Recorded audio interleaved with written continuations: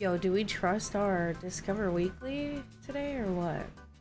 Hello everyone, how are you? So sorry for the low energy immediately. I want to eat something because my head hurts. 1 second.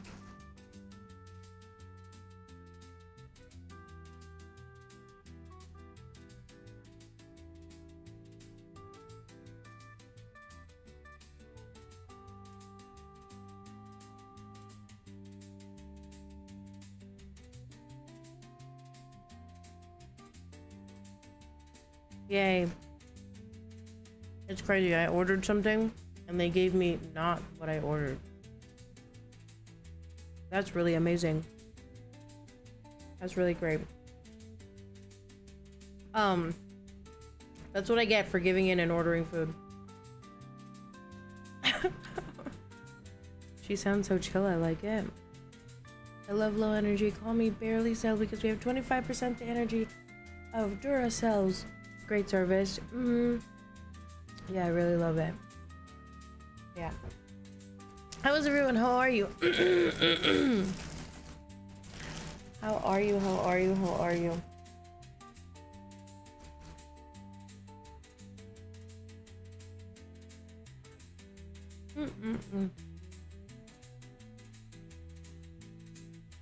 Been better. I'm okay. Oh, I'm so glad you're okay.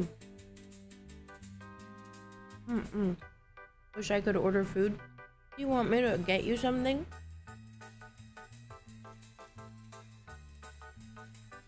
Hi, muted by the way. No. I gave in. I'm eating struggle meals right now like I'm 12. Well, I worked yesterday, so I was like, yeah, I deserve to order something. Hi, Trago, how are you? Went for a beer with former colleague and we talked shit about work. Ooh, that's amazing. Bro is out of beans is crazy.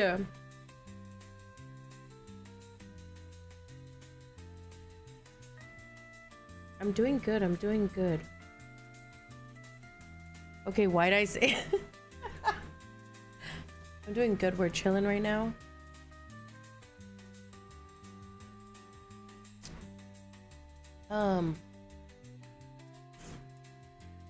No, you're allowed to. You're allowed to. I ate my beans. I ran out of bread, and for my burger, I used potato waffles. Ooh, is that good?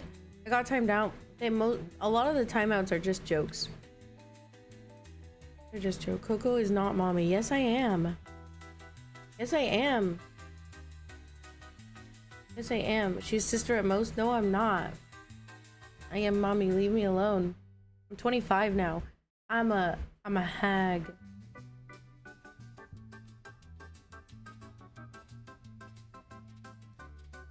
I'm a hag. Ban her again? Don't ban me. What do you mean?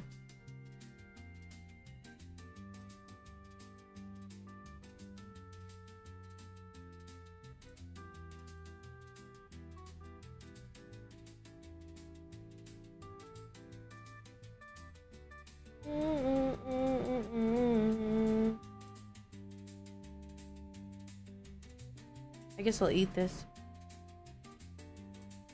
Elder Goblin. You should read the PDC with this voice. With this voice? As in just tired? Okay, hold on. Chad, don't be picking on our collective niece. Not our collective niece.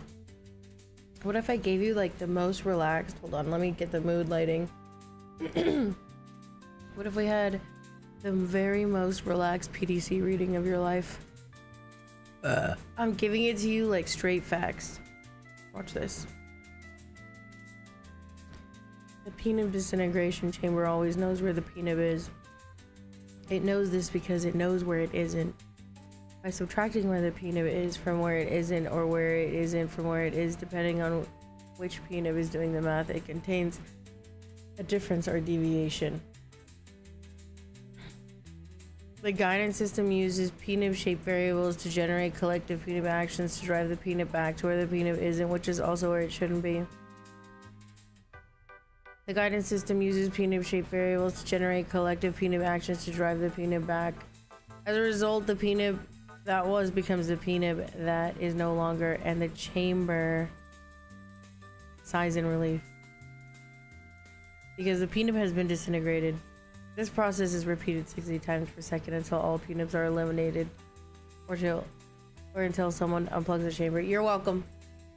It feels like she's reading a report on her paper. That's funny. Is the music too loud? I don't think it is. You sound like a teacher who has to explain something for the 100th time.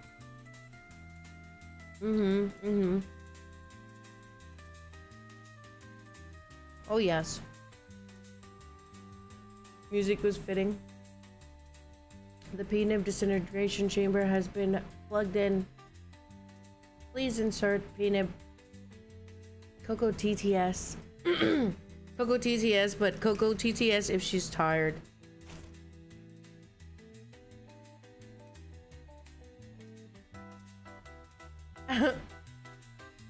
You zone out, that's okay.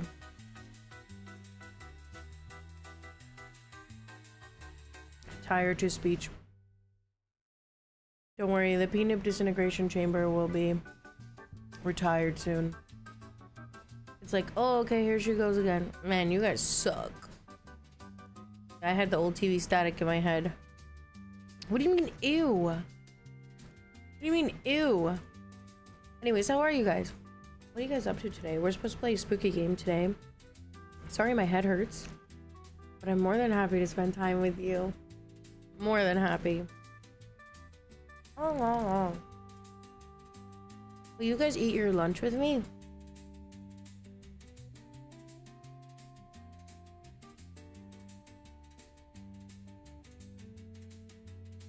You just ate lunch? What'd you have?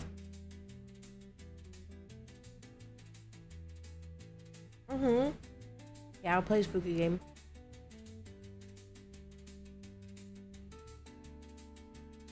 I'm not eating for the rest of the day. Are you fasting?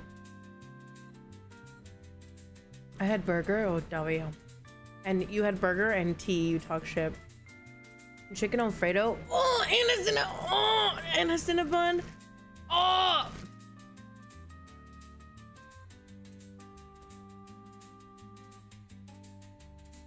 She hates you. Theoretically dinner, but technically breakfast.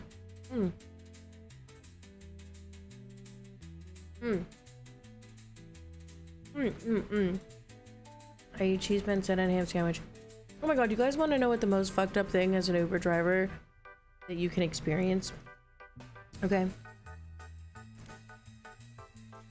Yes or no?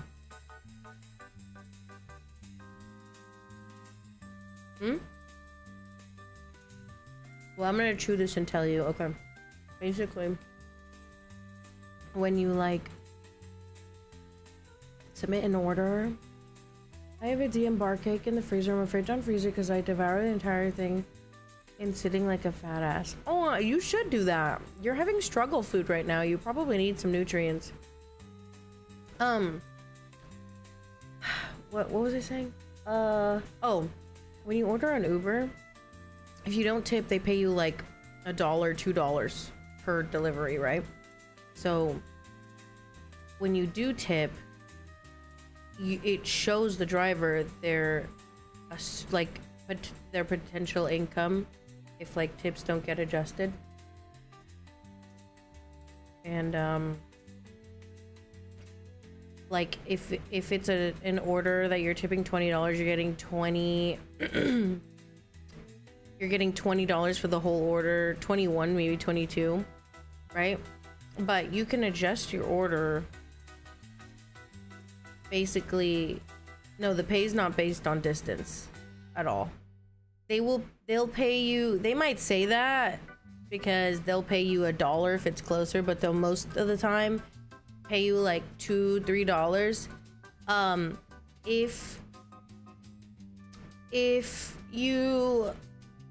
If you live far and no one's picking up your order because you didn't tip, then the base pay will sometimes go up to like $10. I've seen somebody's order sit there for so long that they paid me $17 to deliver it with no tip, by the way. So if you don't tip, your order will probably sit there for a really long time and no one will pick it up, and that's when they start paying more. That's when Uber starts paying more. So they can tip $1 for 40, so they can pay like $2 for a $40 meal that's 60 miles away, and then you could tip nothing, or you can tip 10%, right? But whatever you decide to pick, like let's say it's an order that's like 5 seconds away from me, and it's like, oh, it's paying $20 because they're tipping really well. I go do it. You can adjust your tip, so even after I deliver it and do it completely right and perfect, you can remove your $20, so I only get paid the $1. And that's how you scam people into picking up your order sooner, but also fuck me. Isn't that crazy? You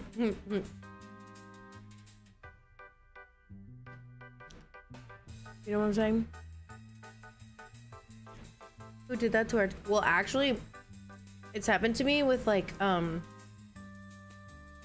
it's happened to me with like an order that was like 20 miles away. Yeah, so the drivers see the pick or see the tip when they pick up your order. So if you don't adjust your tip, they get paid what they were told. Thanks for the info. Yeah, you guys should all know. You should all know.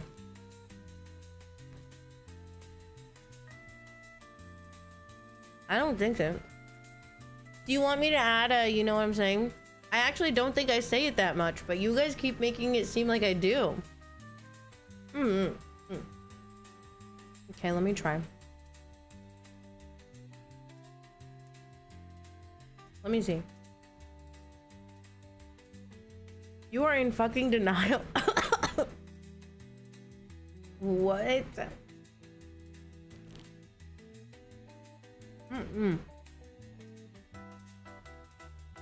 One time I took an order that was really far away, and when I got there they had to remake the food because I'd been there for so long, and it was paying like 17 bucks, and I was like, I bet you this is all the base fare. There's no tip, because what do you mean it's been here so long you have to remake the food? I would never do this. Estoy aquí con los cocos. Hi, Doomer Dante, ¿cómo estás? Buenos días. Let me set up a counter for you. It's gonna be YK, you know? Hi, MDK, my lovely MDK. Thank you so much. I appreciate you.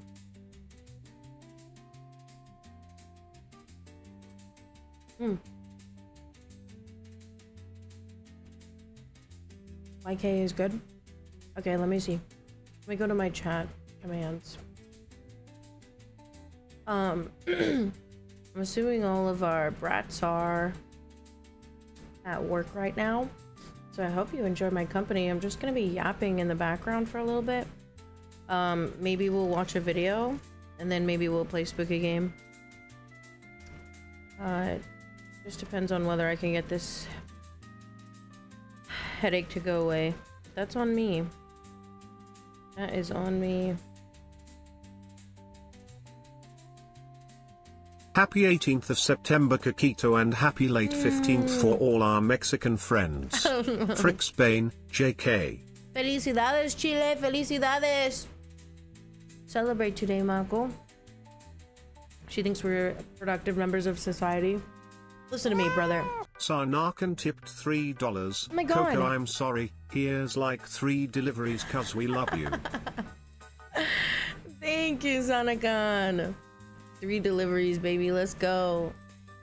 My family at a restaurant would not put DoorDash Uber together until it was paid for, because we had so many drivers no-show and we would lose the product. We never partnered with any of those services because they charge restaurants. They do. They do charge restaurants a ton of shit. And you know what the problem is? Eden, the only people that suffer from that are mom and pop shops, and the drivers, because if you don't make the food until it's paid for or until the driver gets there, basically then whatever the driver thought they would make, like this is how I calculate it, right? I will go out, assume I'm spending 5 to 10 minutes waiting for food, and then calculate the drive, and then try and make sure that I keep it within the realm of making $20 an hour. Most of the time it's not like that. Sometimes I'll make $3 an hour, but listen, it's okay because this is the life I chose, right? But if a restaurant doesn't start the food until I get there, I'm leaving. I'm not even joking. If the restaurant's like, yeah, we're starting it right now, and I say, okay, how long? They'll tell me 10 minutes. After 10 minutes is up, I ask them one more time, you know, how long you think? And then if they say 10 more minutes, I leave, because I'm not about to spend an hour there and make less than minimum wage. I already make less than minimum wage streaming. Well, thanks to like events and donathons and subathons. That's not true sometimes, but it's like if I'm making $6 an hour streaming on the regular, like regularly, without a donathon, or you know, without like our top 5 donors and gifters, and relying on their hard work, then it really is like most streamers make like less than minimum wage. I'm not about to make less than minimum wage at the job that I'm choosing to work on my free time. You know what I'm saying? Like, I'm gonna leave, and then that order will get passed to someone else. What was I gonna say? Oh, I'm making a command. We had issues with people who placed orders having no idea what the menu was, and they would say things like buffalo sauce, but not whether it was high or mild. Fuck, I said it! Wait, did I say it again? No way I say it that much. Alright, hold on, let me make a counter. I need this food to give me energy, because when I speak louder, my head hurts. I didn't say it. I say it a ton? No way. I think I'm just misunderstood, ooh. I think I'm just misunderstood, ooh. Hold on.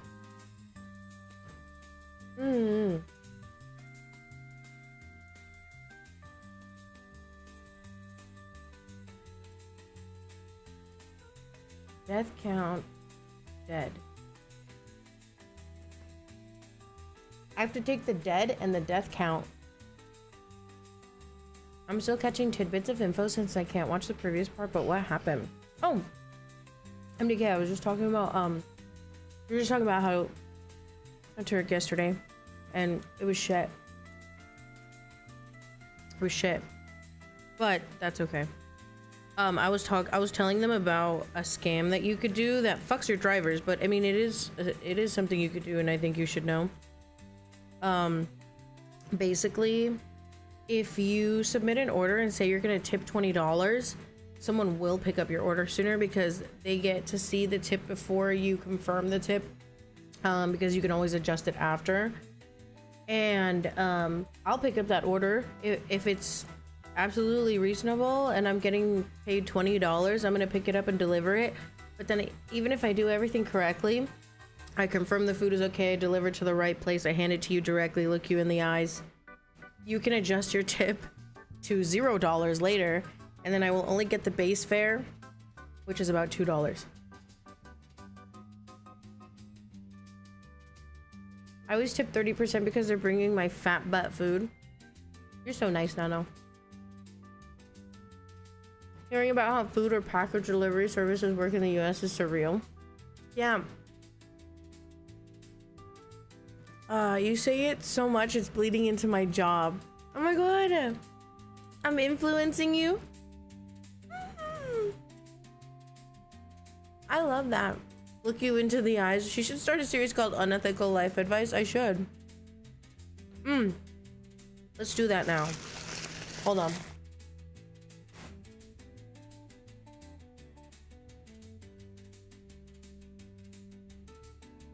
What's another unethical? She made it. She's an influencer. Wait, I was reading somebody's message. Oh, Eden. It's like the cadence of the voice. Don't force yourself to be louder. I like this cadence. Oh, good. I'm glad. We had some days that were so busy. We put all our phones on hold just so we could get through the orders. We already had 1 hour wait times on those days. We would tell people and they would still show up in 15 minutes. I always tip 0 because I don't believe in it. You should get paid a living wage. Well, you're kind of feeding into the issue here. I will always tip because I believe tipping is stupid, but it is unfortunately the society that we live in. So until that's changed, I am going to tip them. Like, it is what it is. I'm not gonna tip them 0. That's unfortunately the world we live in. I won't be tipping someone who gets paid a living wage. Like, I'm not gonna tip my Starbucks barista. They get paid hourly. You know? It will only be changed if you don't tip. That's not true. That is not true. Your insurance won't cover it, you know what I'm saying? Stop. Did anyone fake a tip for you lately? Yeah, but it's fine. It's only happened to me twice, and both times it was ass. I've also had somebody claim I didn't deliver their food, and when I tell you that I am so anal about doing things correctly, like, I'm that dumbass that will be outside calling you over and over, like, hey, this is where your pin is at and your address is incorrect on here. You want to tell me where you're at? Otherwise, I'm taking your food. I don't know what to tell you. I will call and call and call and call and call and call and call until you tell me where to deliver it if it's incorrect. And if you don't, I'm taking your food. Because don't try and scam me and say, just leave it there. Just leave it there. No, because if I deliver to the incorrect address and I take a photo and Uber Eats sees that, and then you say you never got it, that's on me. I would never tip at a place where I didn't get some sort of service. Exactly. Do not work jobs that rely on tips. You're relying on a business practice and don't believe in. There's plenty of restaurants here that refuse tips.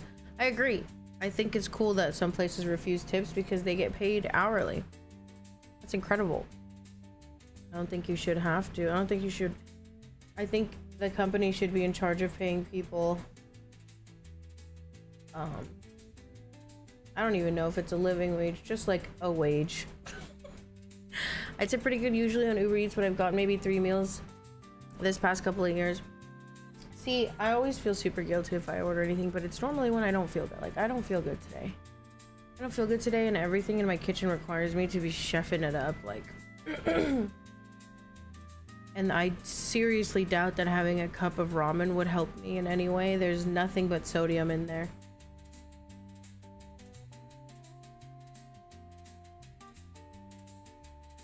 Yeah, you definitely do just fuck over the working man. Alright, I'm adding the new command. It's gonna be YK. So YK is going to be... Can somebody type the word all in one?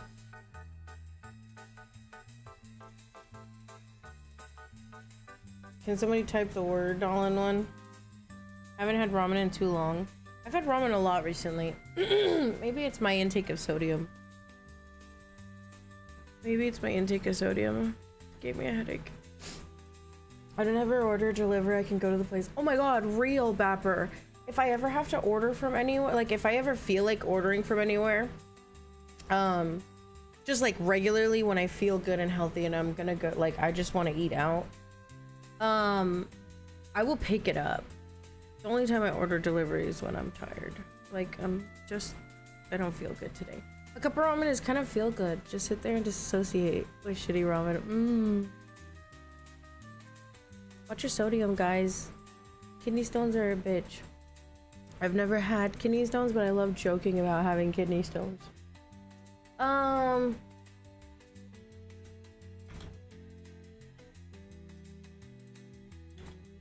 again.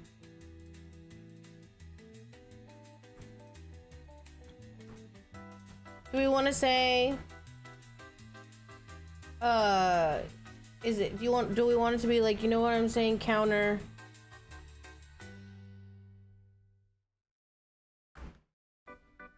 Do we just want to be, you know what I'm saying, times whatever?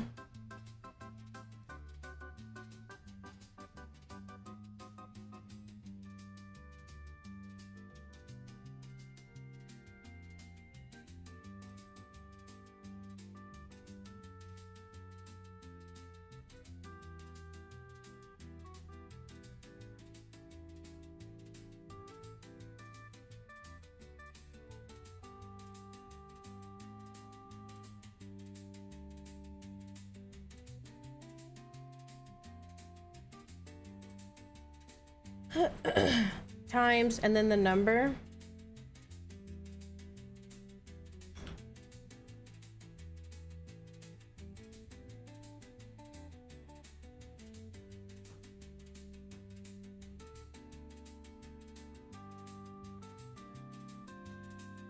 Okay.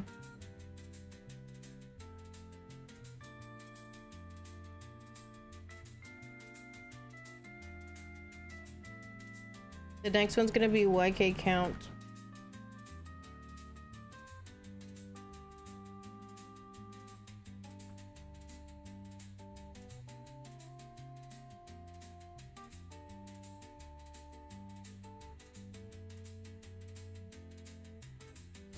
Okay. Sorry. Okay, go ahead and do exclamation YK.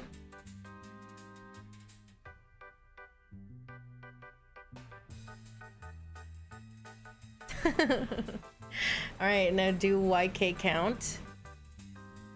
Like one word.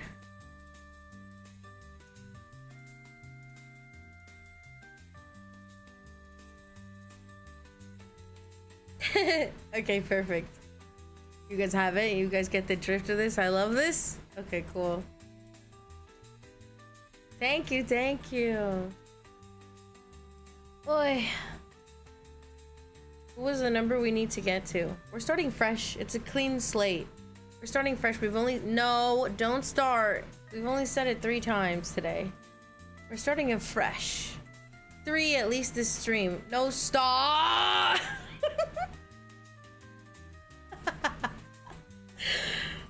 Alright, 4 times. 4 is too much for this stream? Just wait. You gotta give me a freebie. You gotta give me a freebie when I say it next. I finished the inspo board for the hair, which is super cool. I'm really happy about that. Shut up, Bapper. Kidney stones piss rocks to deflect the peanut disintegration chamber? Exactly. Go clean, you mean it. No more until we hear 2 more. I feel like per hour is dumb. You know, it always has to be multiples of 5. No, it doesn't. It doesn't. I don't say it in multiples of 5. Who the fuck said that? Crabward. I love Crabward. Crabward always says some interesting shit. Yes, princess. Thank you, Pepper. You doing any reacts the long way? I'm thinking about it. I'm thinking about it. Hello, Legend. How are you? Are you at work today? I'm not paying my goth mommy role players monthly. That's way too much. Crab can get unhinged, but we love unhinged here. Exactly. Well, here's my thing, right? Okay, you can either go about this in one of 2 ways, right? You either watch a streamer who's like, it's my stream, and I'll say what I want. I don't care who I offend. Or you watch streamers who are like, we're not saying anything even remotely controversial. Or there's like a metric shit ton in the middle who are like, my humor varies on both sides. Like, there are things I absolutely won't allow, and there are things that I'm like, that's not too bad. I feel like The extremes are okay. Like, I love watching someone that I know is completely and totally say so. Or completely and totally, like, you know what I mean? But I think I forgot what I was saying, you guys. I'm all over the place. I don't know why I started talking about that. Oh, I feel like we're a little unhinged, but not really. But I have variety. I love his ant colony. What are you talking about? And then there's KoKo who will rage bait apologetically. Oh my gosh, that is my brand. I do rage bait and then say sorry. She's approaching 30 and the mind fog slowly increases. God forbid she have a headache. She's approaching 30 now that I'm 25. She's approaching 30. My brain has solidified, and we'll see how long it takes me to actually, like, come to my brand to come to terms with my adulthood. Energy vampire energy. I didn't post it. I posted the Bill Warts video. Oh, I want to see. Does nobody like it? KoKo all over, entirely flooding our screen and stream. Exactly. Would you guys like it if it felt like I was talking to just you? I think that's cute. Is that too saturated? Hello. It's just me and you. I know you're at work, but just keep at it. You're doing so good. Nobody likes their job. It's a little bright for the vibes. What the fuck does that mean? A little bright for the vibes. Let me see. Oh, it is a little bright, isn't it?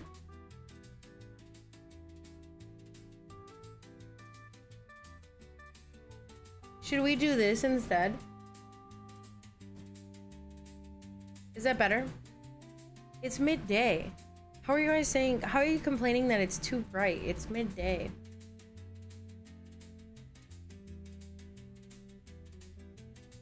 Ugh. What can we say? It's so bright it's hard to see your glow. Is it? This is peak chill? Okay, perfect. KoKo forgot about time zones. Fuck, Azor, you're so right. She can't comprehend time zones. Alright, I get it. Okay, I get it. I was saying something.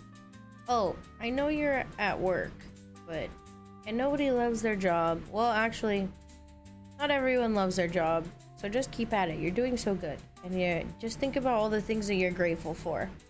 A lot of the times when I get really sad, I just sit there and think about what I'm grateful for.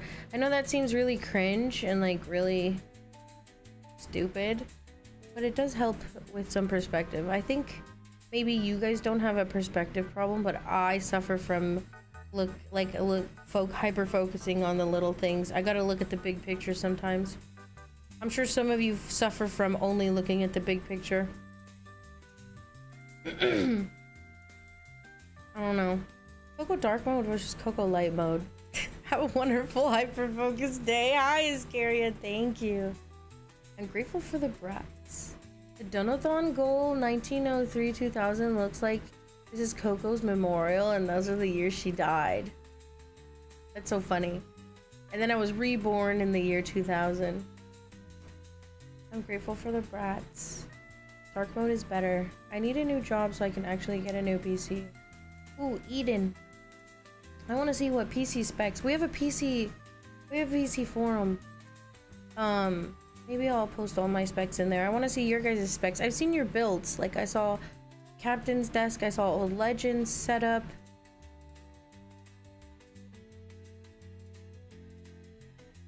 It's good, KoKo. We're always learning.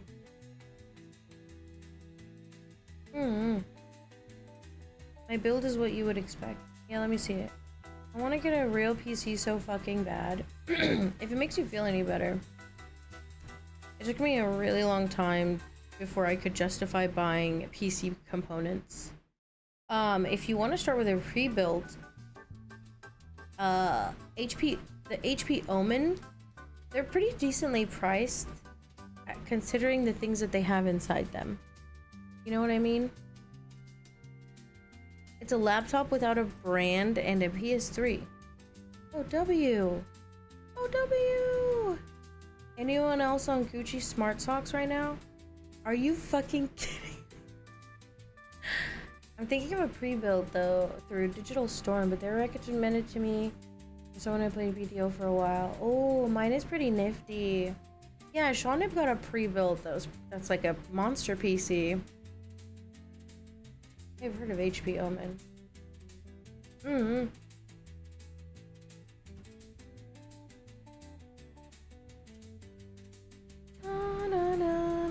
Got a pre-built through NZXT. It's not bad, but definitely needs upgrades. Ooh, I wanted to do that actually, because I'm not entirely good with I know nothing about liquid cooling. You know what I'm saying? But they have like some all-in-ones that just look very cool. That I feel like if they could install it, that would be cool. Because I'm not gonna do that. Wait, did I do it? Did I say that?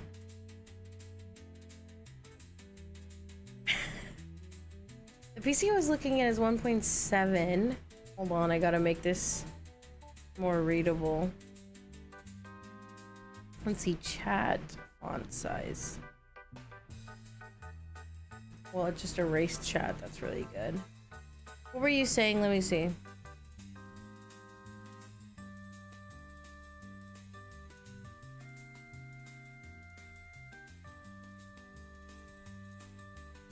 The PC I was looking at was like 1.7K, but it had a 50, 60, 32 gigabytes of RAM, 2 TB. Whoa! That's amazing. Choose the specs. It's just the same some company built it for me. Oh, you chose the specs? Oh, that's amazing.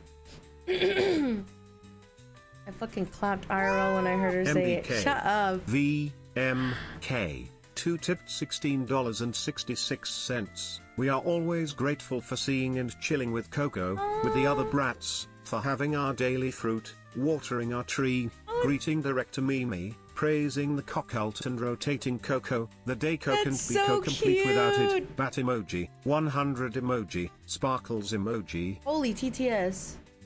Thank you, MDK. Thank you. That's so cute. I love that. I love that. That was a good TTS. Timed that perfectly with Mimi showing up. She actually didn't. Okay, no more no commands until she says another. Okay. Wait, did she? I don't... It's funny because I'll hear her through my microphone when she's behind me.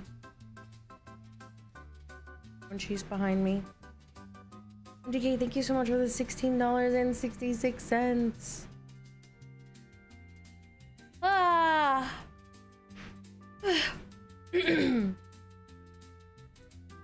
I know you work very hard for your money, so I appreciate it. You guys, I applied to a couple places. Is it really stupid for me to be like, I want to get a job so I can get my 2.0 sooner? I'm like, I really just want to make like a couple grand really fast and then quit, so that I can so I can get my dream model. I know that sounds really dumb, but like, I don't want a full-time job. I want to stream. I want to stream and live my little life doing gig jobs because I'm happy. My mom's like, you should get a job so you're not so financially like constrained, and I'm like, yeah, but it's either get a job and then get depressed that I don't have any time to do fun stuff, because I'm also a student. Don't forget that I'm also a student, so I won't have any time to do fun stuff, or be financially constrained and be able to have time for fun stuff. You know what I'm saying? It's either job or us. Is that my ultimate? Dang it! I said it. I caught myself. I am just a girl. Well, I have been. Okay. I have been looking for jobs that allow the allow like schedule flexibility. That's for sure. Because if I could do that, that would be great. I wouldn't need you guys to donate or sub or anything ever for any VTubing activities. I'd just be able to afford my model and afford all the assets and all that stuff myself.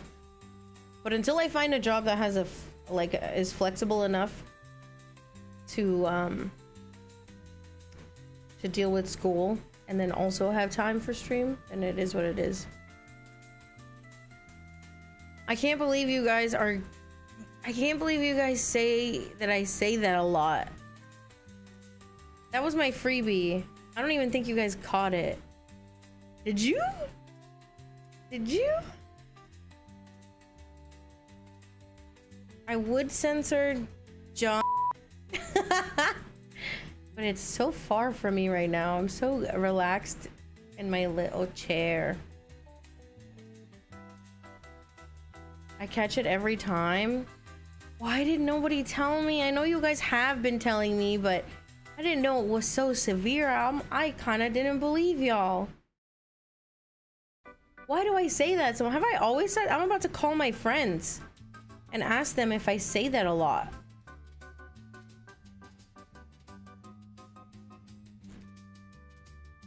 She's too chill to be politically correct. I think I could be politically correct. If I practice. We just kind of repeat it when you say it. That's interesting. It's a common phrase. You don't have to freak out. I'm gonna freak out if I want to freak out. Okay? This is my stream. I'll freak out if I want to freak out.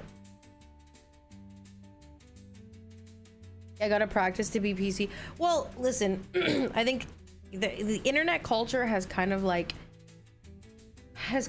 trained you guys to think that not being hateful is being politically correct. Like not saying the N-word or saying an F slur or all this stuff means that you're being politically correct, because the internet is just a quite insane, intense place. But in reality, being politically correct is just saying things in the most understandable way possible. You know what I'm saying? Like, what's the X word? My fault, queen. You know what I'm saying? Like, people will be like, instead of me saying that's fucking stupid, the politically correct way would be to say, I don't agree with your ideas. You know what I'm saying? Like, ugh. It's like the least offensive, most sheltered way of saying things. That's what being politically correct is. It's like corporate speak.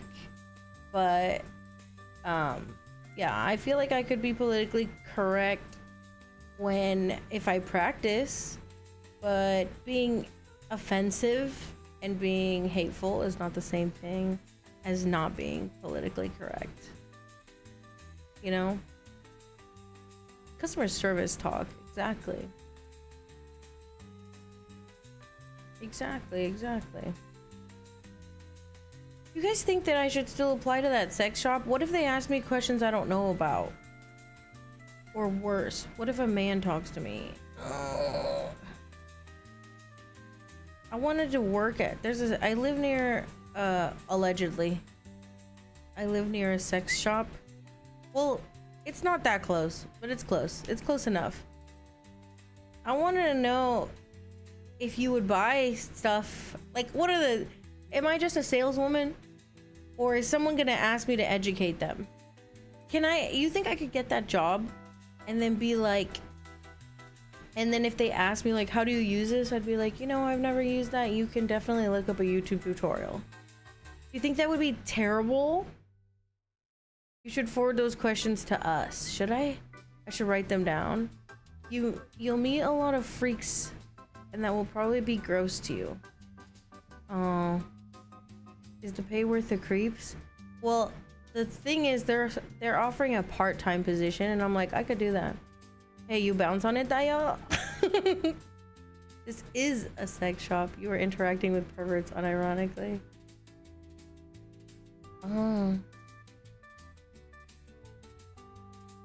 Oh. Yeah, I don't know. Will there be that many creeps? Good luck with that, bro. Thanks, Kakoven. I don't know if I'll do it. I kind of want to, but I'm also really scared. You know what I'm saying? What if somebody tries to return something used and then they get mad at me? Am I allowed to air the place out or no? Because I'm willing to whip out my gun at any point and just be like, you better fucking take that shit back to your car. Take that shit-stained toy back to your house with you at gunpoint. There is a strict no return policy. You know, at Starbucks, we weren't allowed to fill up your personal water bottles after COVID, but pre-COVID, we were allowed to, which is like, what a world. What a world. I could have just brought my hydro flask to Starbucks and they could fill it up, and now they can't. I think they're usually only problematic in terms of dealing with inconvenient people if they operate super late in a reclusive spot. Like those cabin cinemas. Yeah, you guys think I should... You know, I think there's a big difference between getting a job in a bathhouse in the United States and getting a job in a bathhouse in Japan. I used to work not far from a sex shop. It was always empty. Oh, I want that. I want that. Listen, I'm not trying to look for a free ride. I just need them to be flexible with their hours. I don't care if I'm lifting and throwing stuff 50 yards. As long as they can respect my stream schedule. I'm pursuing my dream. Big difference. Blue, I'm actually killing you. Sorry, I had to. It goes from small to your mom. Ow! I shouldn't scream laugh. My head hurts. Ow. Do pussies have sizes? Yeah, it goes from small to your mom. I'm gonna... And then Blue asks why I always pin his YouTube messages. He's like, please stop liking my messages. No, I won't.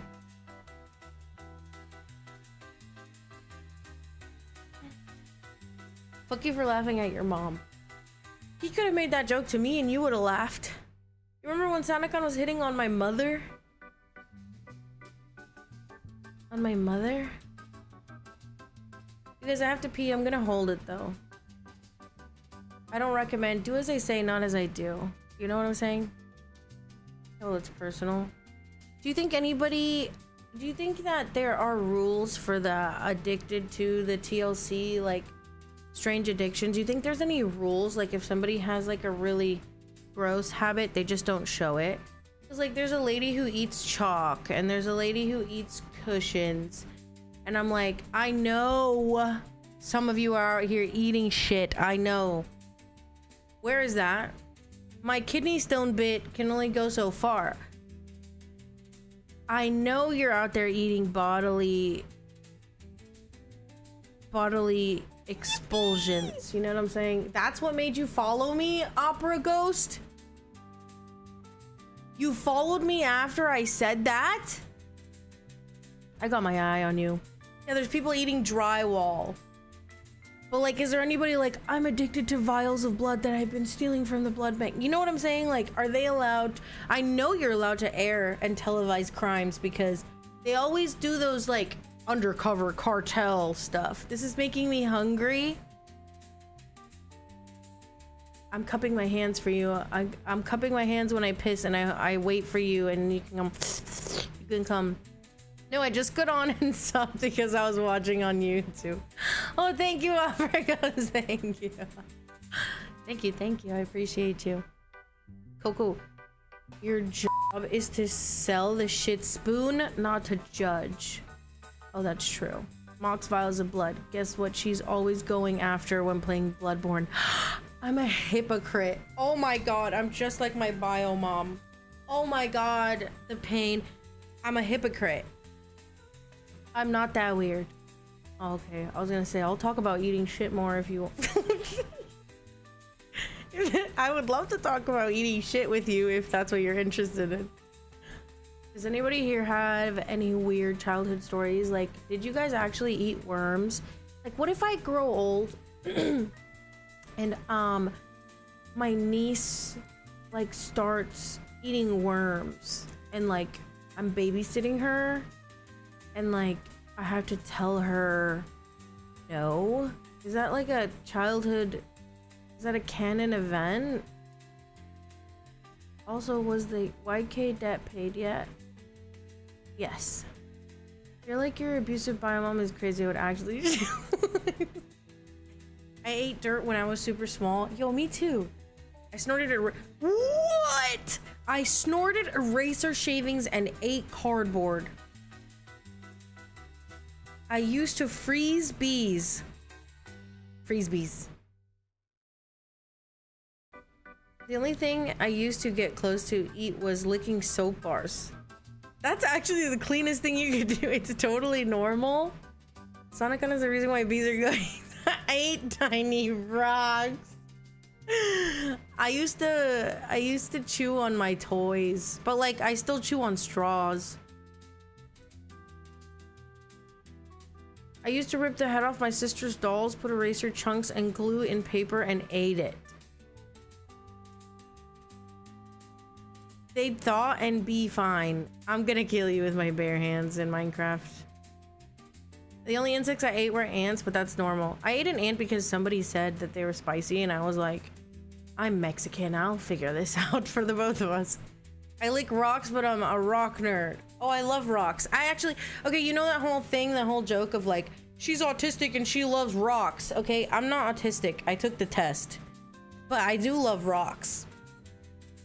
I love rocks. You get me a smooth rock. Give me a perfectly round rock. Give me a flat rock. Give me a rock perfectly square shape. I'm keeping them all. I feel like those older AI videos, like the rock eating video. Yo, I actually like watching those. I think something's wrong with my head because they're like, here's a video, an AI video of someone eating glass with like ASMR glass sounds, and I'm like, this was made for me. I actually love this. You know what I'm saying? I'm autistic and rocks are tough. Bees too, that's completely normal. Sometimes drown in honey. If you eat raw honey, you're gonna eat a bee occasionally. Staring at rock, big rock, tiny rock, rocks. Stopping in, we watching AI KoKo today? Hi, MacGyver, how are you? Why do you watch those? They just appear on my feed. Like the glass cutting videos? Yeah, I feel bad because, I mean, actually I don't. If AI is making videos of things that we can't make videos of, like we can't cut glass without water. You know what I'm saying? But AI can. I'm gonna watch it. I like metal more than rocks. I don't, because I was on a medication for a while for my headaches that made water taste like copper. And I don't like the taste of metal. He fucking ate a molten rock and Ruri rocks. Wouldn't it be Rumi rocks? We can cut hot glass without water. Yeah, hot glass. I'm talking about solid glass. Copper, you mean? Exactly, MDK, exactly. Exactly. Geology is interesting. Isn't the Grand Canyon like upside down? Isn't it supposed to be like oldest to newest, but it's like newest to oldest or something like that? Geology is interesting. Also, the oldest rock in the world. Oh wait, no, the oldest rock in the United States, I think, is in the PNW. Carved from water KoKo. Would you like to have a small rock collection? Why didn't you ask me if I can have it? KoKo, we can cut glass. I've done it. Without water. And it's solid already. And you're slicing it with a kitchen knife. We cut glass without water frequently. You just scour the glass beforehand and cut smooth. Wait, actually? I think you might be my favorite VTuber. You're a bat, play Bloodborne, love rocks, and denies that.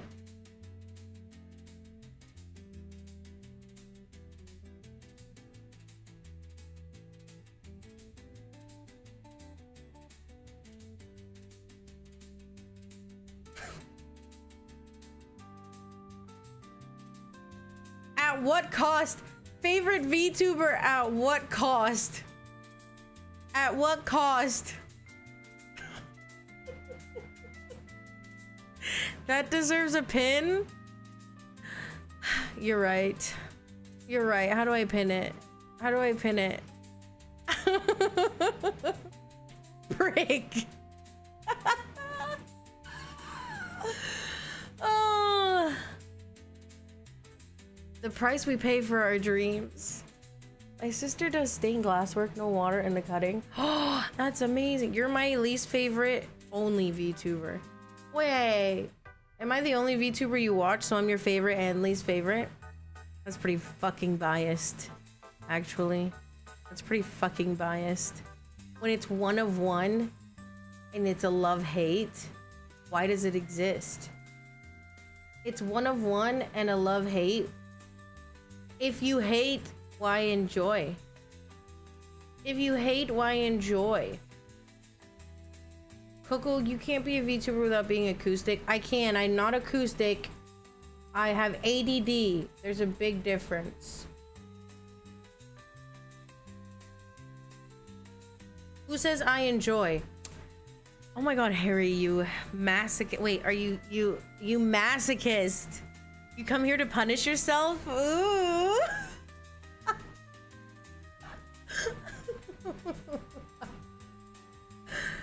Hate watching? Stop. Don't hate watch me. Don't hate watch me. I'm too sensitive. Both biased and based. My sister does stained glass. Oh yeah, I read that. That's so cool that she could do that. I have to look. Is the glass half full? She does the ooh. My head hurts. Ow. Stop making me laugh. I'm gonna go pee. Everybody behave. Everyone behave.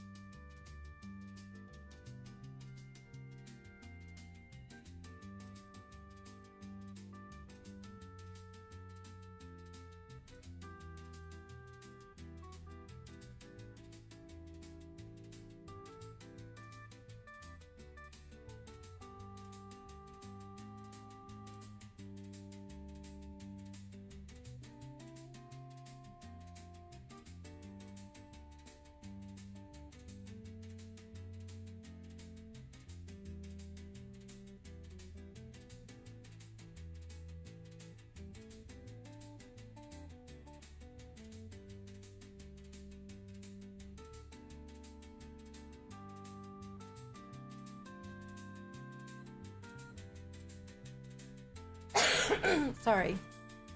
I'm back. She's judging from the toilet bowl. YouTube is being weird. Rip. What happened?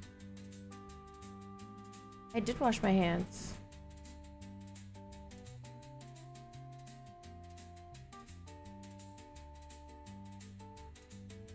Wash your hands. I did wash my hands. It just stopped? Is it back? Pepper, is it back?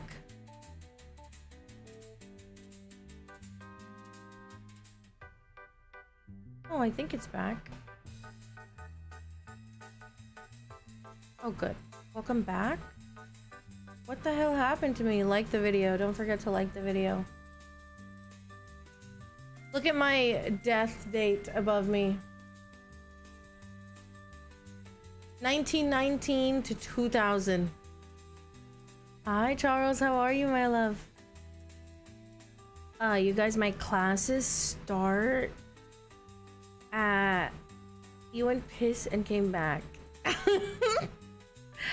My classes start on the 15th, and I'm really sad about it. But it's okay. I cannot not. I cannot not.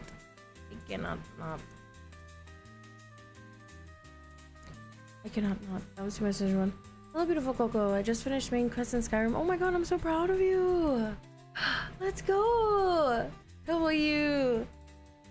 I'm doing okay. I have a headache today, but I took my migraine meds soon enough that I think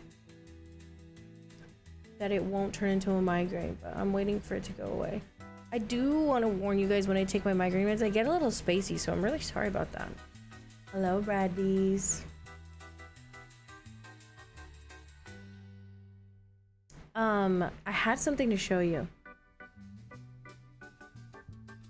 but I think I'm not going to. I don't know if it works. Call her Kevin Spacey. If you call me Kevin, I will leave. I will only allow to be called Kyle because that shit is so funny to me that Kyles have the ability to come with a monster and a hole punched into drywall. My dad's name is Kevin. I'm your dad. What about Kev? Do not call me Kev. Don't give me a nickname. I'm an alpha male. You will address me by my full name. Cows come in as monsters? Yeah. Kelvin? Ew, Kev is so much worse than Kevin. Got it, cock. Does she sell jawbreakers for $1? Coco always packing her Kevlar though, that's true. She can't even say alpha male without laughing. It's because I think of all the betas. Those poor betas.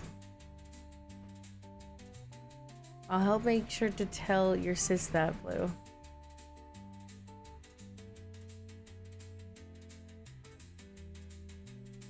Some horizontal Lois may be present. It's Lois.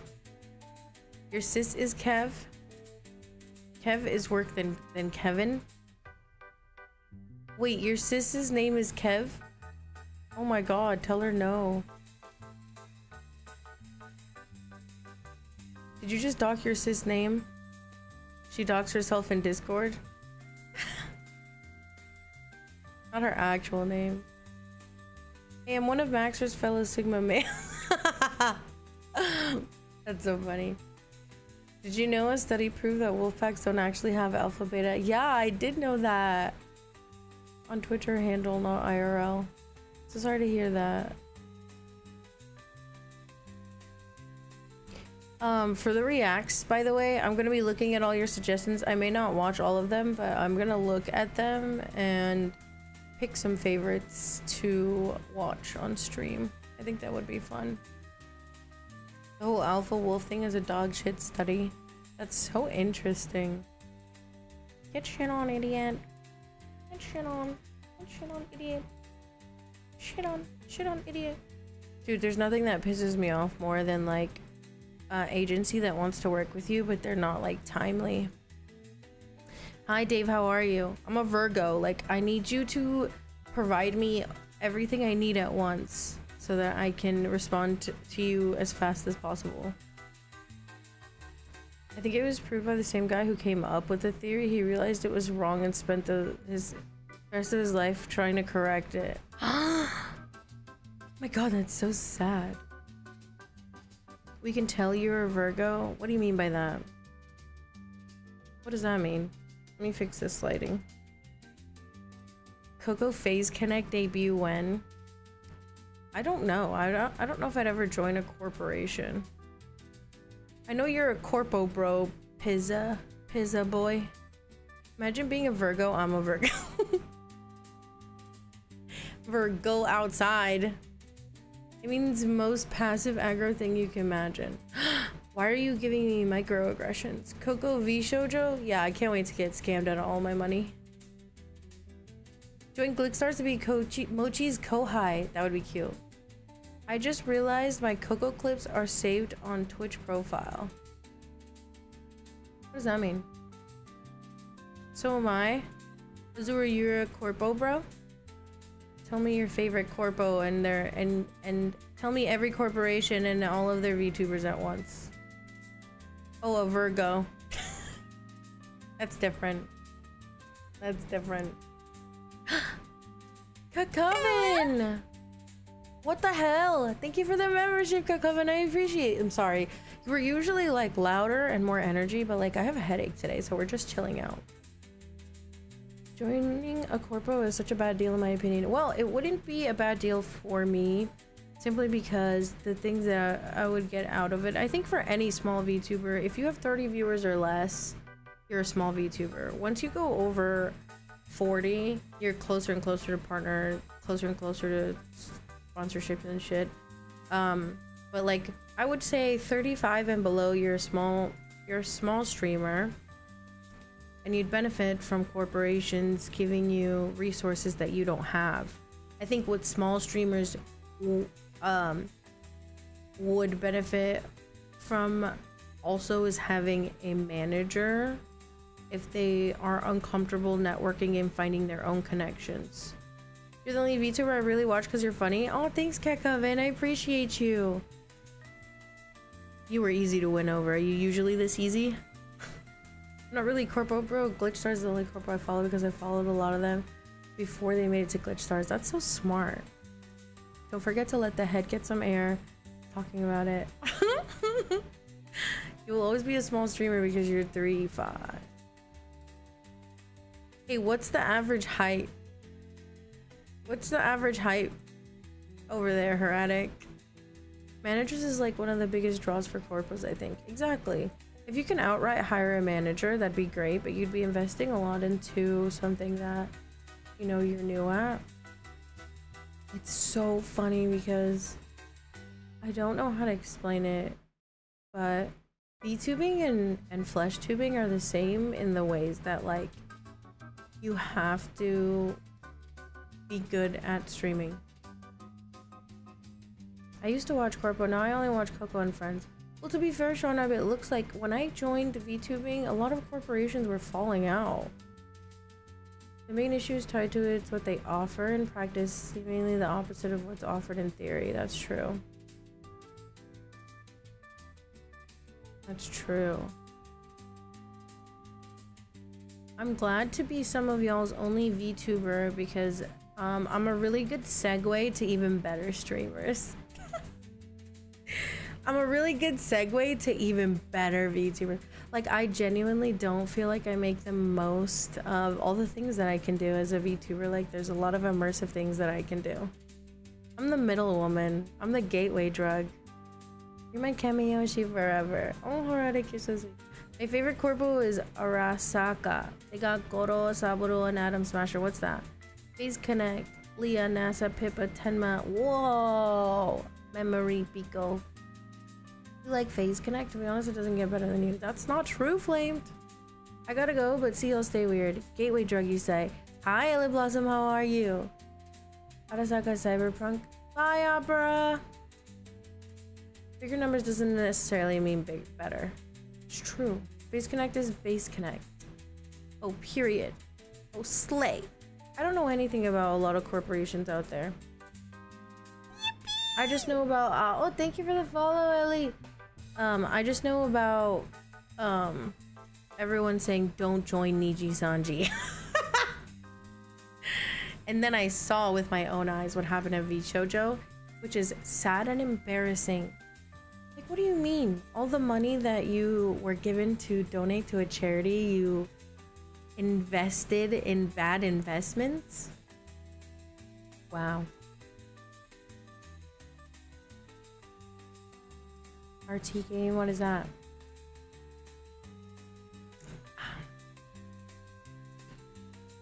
He has models and stuff mainly. He's a guy. I accidentally lost. Oops, I accidentally lost half a milli.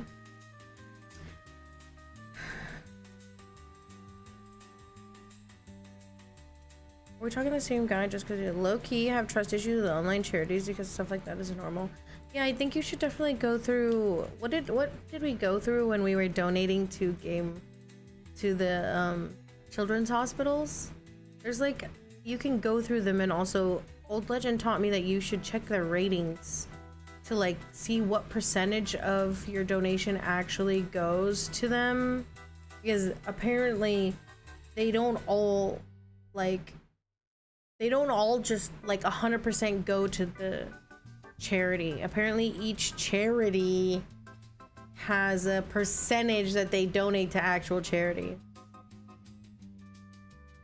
Yeah, the company presentation too.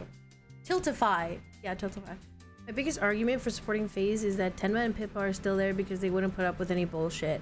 Period. And if, like, I feel like at what point were all the talents in VShojo at what point did they say that's enough? Because I feel like it took them way too long. If you, like, I just don't understand how they put up with that for so long. Months, like 8 months without getting paid is insane. I've seen some with like 10% going to charity only. No, that's insane. My bills are cocoa and food. It took way too long, right? So like, if Tenma and Pippa wouldn't put up with bullshit, I feel like that's a good representation that there isn't any bullshit going on. Unless it's a favoritism kind of thing. Can we get a solid number as to how much money is actually going to the ICE raid funding? I don't know, I'm just a girl. ¿Tú qué dices, wey? ¿Qué dice la migra? Don't be adding la migra in here. ICE, is this true?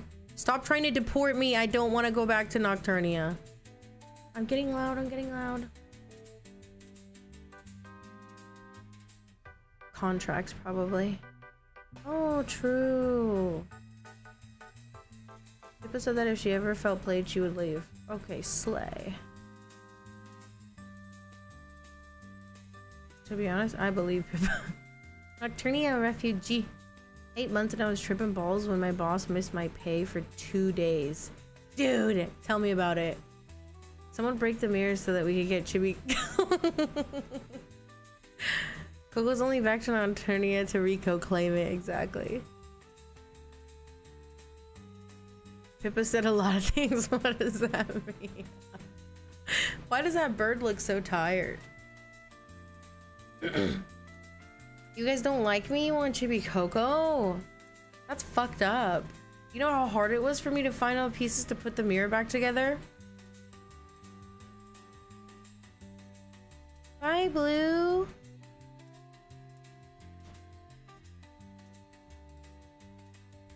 Coco's buying an endgame or an enigma?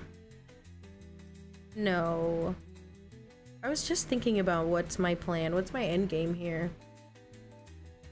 And it's funny because I'm like that girl that's like, I'm just a girl, I'm so young, I just don't, like, I don't have a plan. But also not. What do you do around here, ma'am? We normally play Bloodborne and Terraria, but it is my birthday month, so we've been trying a bunch of new games. So today we're gonna be playing a spooky game if I feel a little bit better, but right now we're just chatting. We usually yap for a bit before games, and maybe we'll watch something together. This weekend, remember, this weekend you have a weekend without me. Bro, my B-day's tomorrow. Yo, happy birthday! Happy birthday! My main goal is to blow up and then act like I don't know no one. No, listen. No, listen. We could do some reacts. Ha ha hee hee ha ha he he. Today's plan was order 13. It is order 13 still. I was thinking, cause like, what do people do? Just stream forever? I wouldn't mind that, but also that can't be endgame because one day I'm gonna be old. What's the average lifespan of a VTuber? Can someone tell me? Oh, we can ask the robot.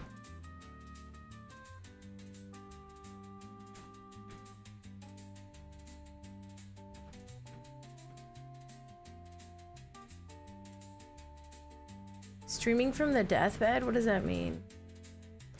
Whoa.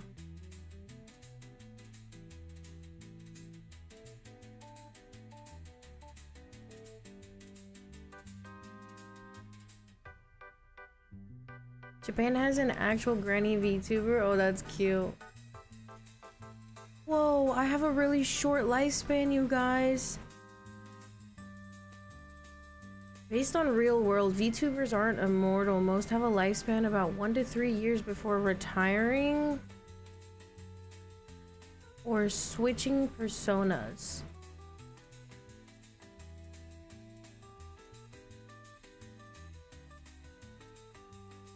Wow.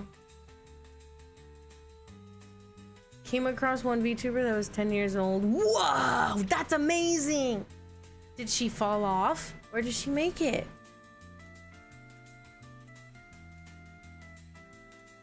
A year and a half.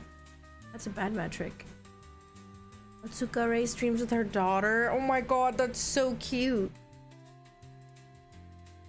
KoKo already laid the 5 plans for when she makes it big. 1. Switch up on her day. 2. Let the money change herself. 3. Forget where she came from. 4. Ignore system injustice. 5. Become a financial advisor. That's true. That's actually verbatim my plan for when I make it big. I'm not even joking. I tweeted that with the glasses. Violet changed persona 3 times in about a year. She didn't die though. I wouldn't call it. Depends what you want out of your life. Is switching a persona synonymous with model update? I'm actually not sure. VTuber deaths. Yeah, I wouldn't call it VTuber death. She future-proofed her changes. Now she's good for the next 9 years. Wait, how did she future-proof? That's so cool. When the streams are done and the curtains close, I alone will stand on the atrium. Limelight's cold. Mic unplugged, but my loyalty is bigger than my need for entertainment.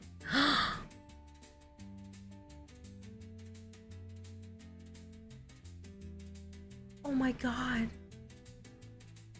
Did you hear that poetry? Oh my god. Her daughter's like 6 and she also has a VTuber. That's really cute. I think the refreshes come with new models or updated ones. Nothing wrong with changing personas, to be honest. Can't be the same forever. That's true. That is true. Ellie Blossoms, are you a VTuber? You have a VTuber name.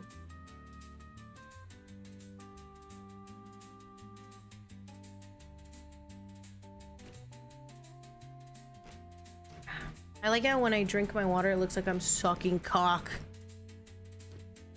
But I'm definitely not. Instead of a VTuber graduation, if I ever became a VTuber, I'd do an execution stream. Wait, Danger, you're onto something. Danger, I am going to hydrate. Okay, hold on. Danger, I'm stealing your idea. I retired my poem. What do you mean? Danger, I'm stealing that. Shut your poetry having ass up, nerd. Tell Coco she has a shower to remove on or something. Saba is on her 3rd persona. I definitely wouldn't call that VTuber death. Exactly. Sameko Saba. Hey, Babo. I regret my statement. Just a retired editor. Oh, a retired editor? That's amazing. I hope you're enjoying being free from your editing works. MDK immediately redeemed hydrate. Coco summoning the ET comes up with the Tula.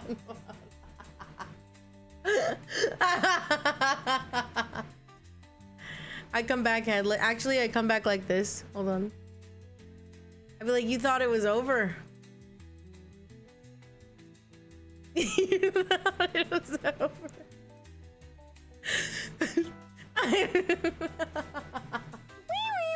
K.A. Coven super chatted $5. I'm a head out now and go play a game, but he'll try to pop in more of your streams. Hope your head feels better soon, bro. Victory hand emoji. Thank you, K.A. Coven. You're so sweet. Thank you, thank you. I appreciate you for hanging out with me. Have fun with your games, and I'll see you back on Monday. We stream back on Monday. Coco funking dead. French royalty looking at. I'm pretty sure Nyanas did an execution video. That is so funny. I want to do that. I heard you needed head. Coco will prank us into redeeming bald, and instead of the wig coming off, the entire head boost. right. So no head. Where am I? What if you had a clock? It's 12. It's 1. It's 2. It's 3. It's 4. It's 5. It's 6. It's 7. It's 8. It's 9. It's 10. It's 11. Ding dong, ding dong, ding. It's 12. My sides are hurting. I'm sorry I was late for work. My clock is fucked up. It's gonna be the new BRB screen. I just noticed that if it weren't for ears and horns, your head would be very circular. It is very circular. I have a perfectly round head because I was flipped over. I was flipped over many a time as a child, okay? I was flipped. I had appropriate tummy time. Hello everyone, welcome to the stream. I've been decapitated. Look at my long ass neck. I've been decapitated.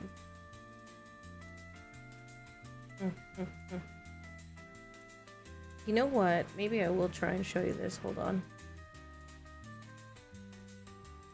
Since I'm already like this.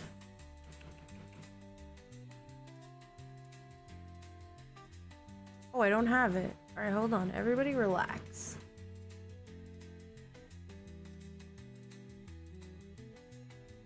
I'm doing something. I'm doing something. I'm doing something. I'm doing something.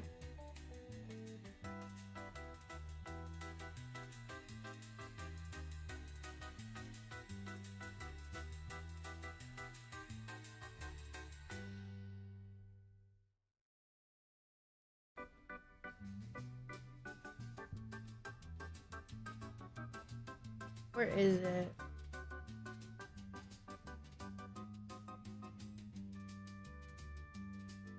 Hold on.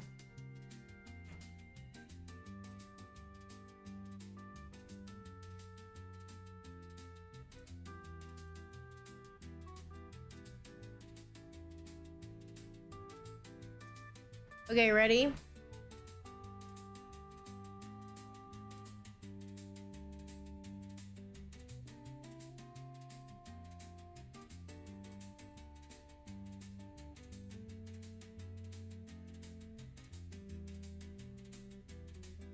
So I was thinking for Halloween, look at this. You're not ready.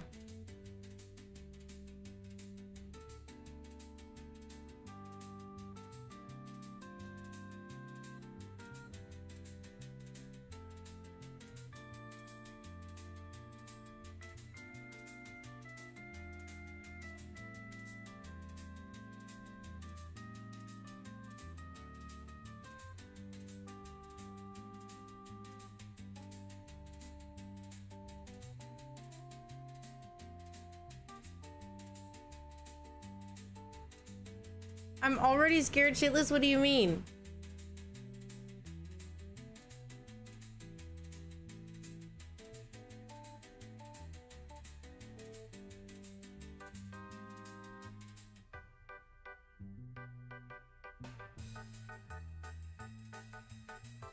How do we feel about this for Halloween? Hi, Jinx. Is this Jinx? It is Jinx! It is Jinx! How do we feel about it? What in the Borderlands is this? Do we like it?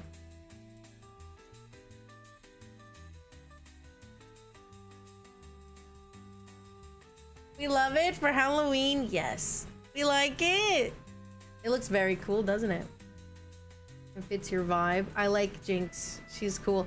It is a little wonky, but I think it's cool. Like, look at this. This was made by Kyoki Studio, by the way. This was made by Kyoki Studio, and for Halloween, I'm sure that you can fix it to be like more suited to you, but I think it's cool. I think it's sick as fuck. Vix is a skinny bitch, so no dies. She is a skinny bitch. She look like me for real. Except I have big badonka honka donkers right here. Obviously.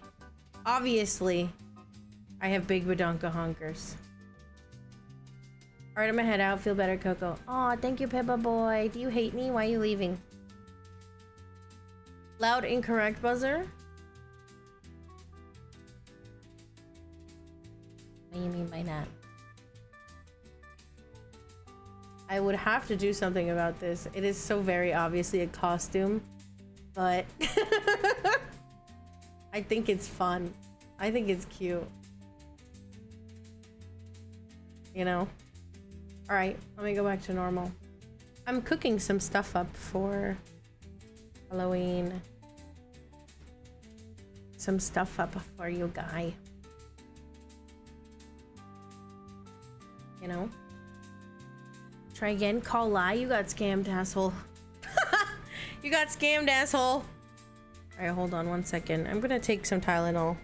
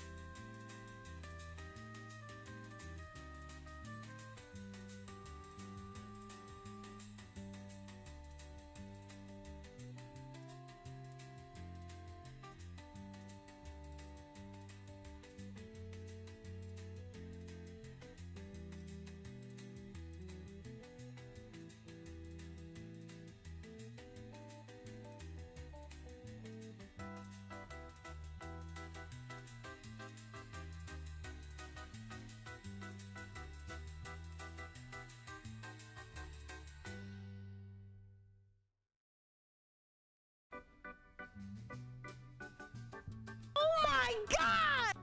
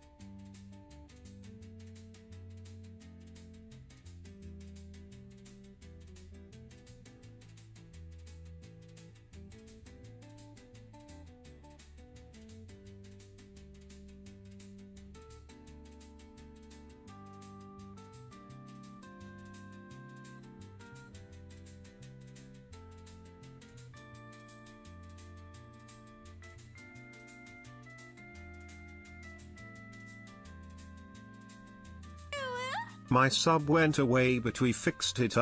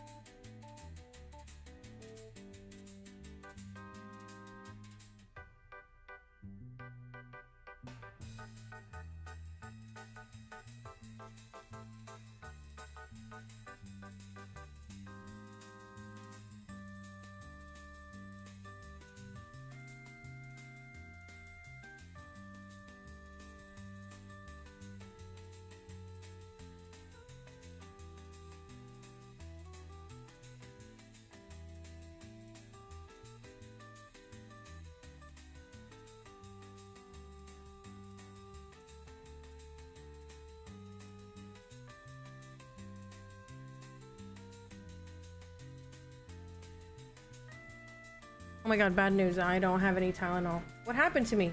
Oh! Hello, hello, hello! Oh. Bad news, I couldn't find any. Hello, welcome in. Hello, my sub went away, but we fixed it. Hi, Kiki! Thank you for the 9-month sub. Thank you for bringing your raiders. Hello, raiders, welcome. My name is KOKOKURUMI. I am your local brat. We normally play Terraria and Bloodborne around here, but it is my birthday month. So we are just kind of doing whatever we want. Welcome in everyone. Kiki, how are you? How was your stream? How was your stream? Sorry for the low energy. We are recovering from a headache today. Everyone act normal. Kiki, I'm so glad you're back to streaming. How are you? I'm so glad. Hi, Iggy. How are you, Iggy?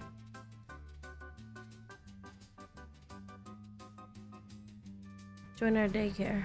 Did I miss her? Did I miss her? Did she leave? Iggy with that. I'm alright. Kiki, oh no, my poor girl. I hope your headache is okay. Oh, thank you. I'm so glad I didn't miss you. Today, Kiki says stream for the first time. That's so cute. They're gonna get food. Oh, that's so cute. I love that. I hope that you and your sister had a wonderful time. Go get some food. Go get some rest. Take care of yourself. And drink a lot of water. Which is what I'm gonna be doing. Let me know how your dinner went, Kiki. Kiki, me, you, and Charles need to have a little like trio artist stream where we just like hang out and draw. Drink some water. Oh, sorry, oil up. Oil up. That would be so fun. You like this music? It's copper plate. Happy lyrics, Soki. Thank you, thank you. Boy. I'm really happy that you are back and happy and healthy and getting food. That makes me happy. I told you, Coco, if you draw a pretty fridge, you could have all Coco on a slideshow in the background. It would be peak. That would be cute. The only problem I have with that is that I don't know if I could draw a fridge. But I will try just for you. I'll try just for you. That's a good idea. I will probably draw a box. What if I draw a rectangle? And it looked like shit. And it looked like shit. How hard is it to draw a fridge? I almost made a your mom joke. That's why you get artists to get a long box. A long box with a handle. A long box with a handle. Yeah.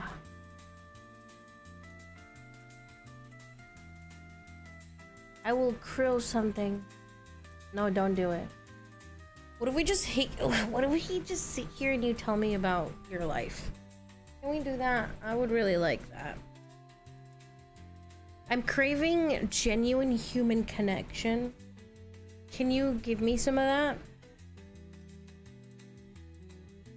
Life is life. We're at Coco's birthday year on the Dono Goal.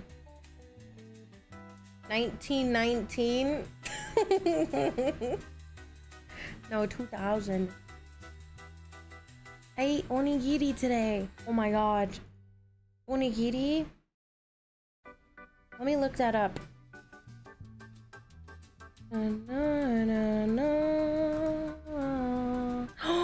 This looks so yummy. I want some miso.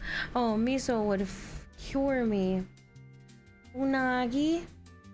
Only one. Have a double giri. Onigiri. Two igiri. Coco's birthday is 2000. Indeed it is. I'm having asado tomorrow. Oh, that sounds so nice. Hi, Iggy. Experiencing what it's like to have divorced parents for the first time. Oh my god, Eli. Listen. I'm really sorry about the divide in your family home. I promise you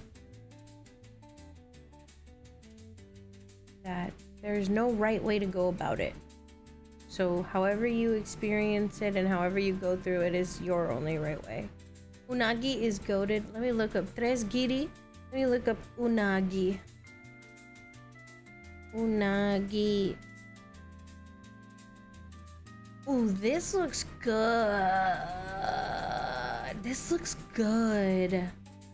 Whoa. Is this... Oh my god, this looks so good. Is everybody able to get sushi where they live? Because I know if I was in Mexico, it would be hard for me to find a sushi place.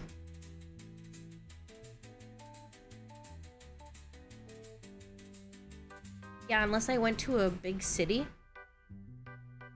Unless I went to a big city like Ciudad de Mexico or like Mérida in Yucatan, or like even El Centro in Jalisco, I feel like maybe not excessively, so yeah.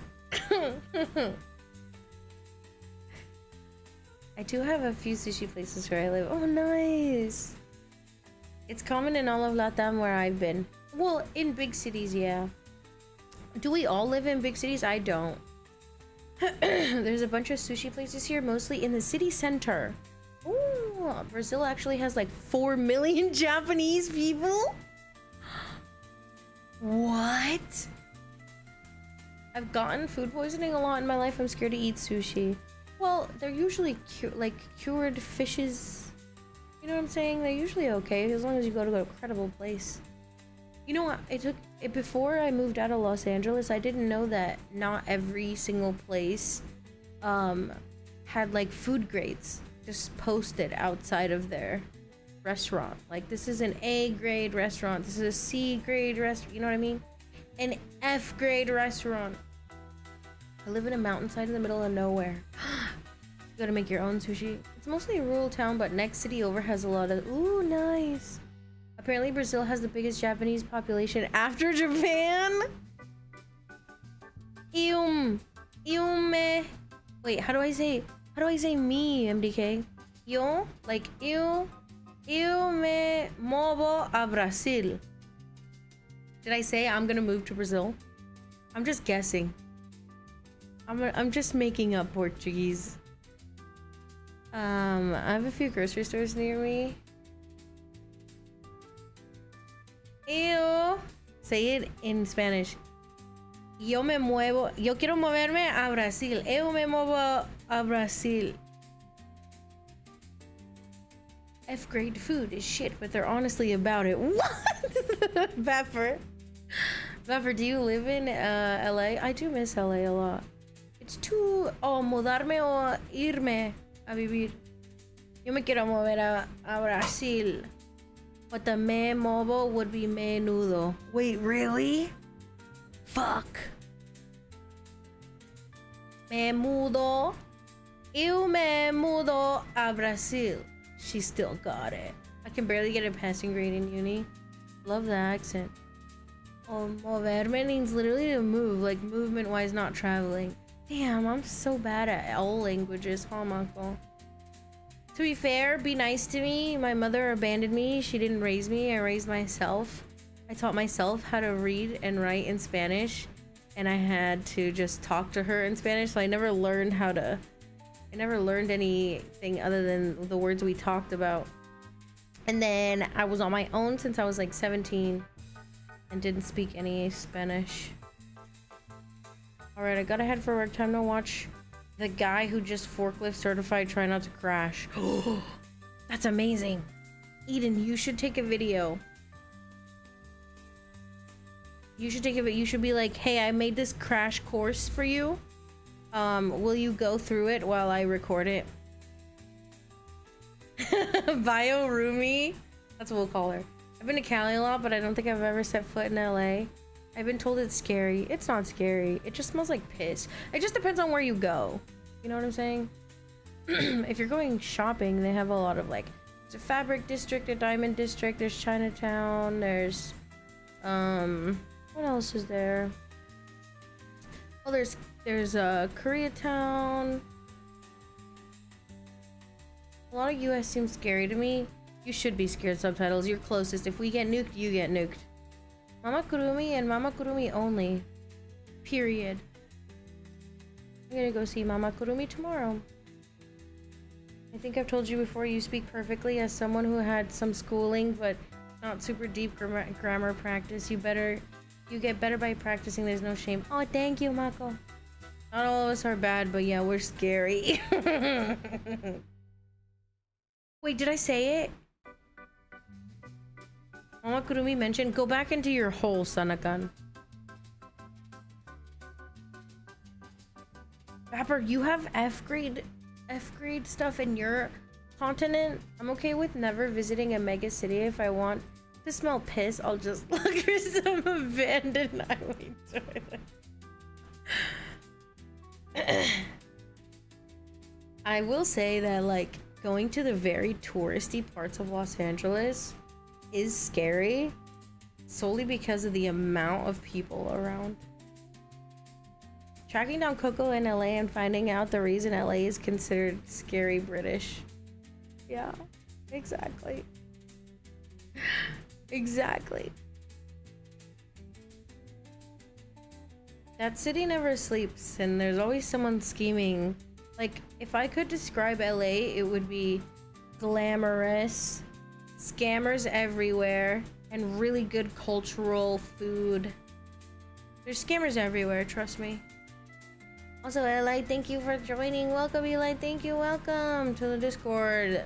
When I was younger, I thought about how I'm not, I thought about it, but now I'm good. Not to mention travel costs were ridiculous. True. You know where I want to travel? I actually want to visit the Netherlands one day. It's KoKo scheming. It's me. I'm the scammer. Crime rate dropped by like 90% since I left LA.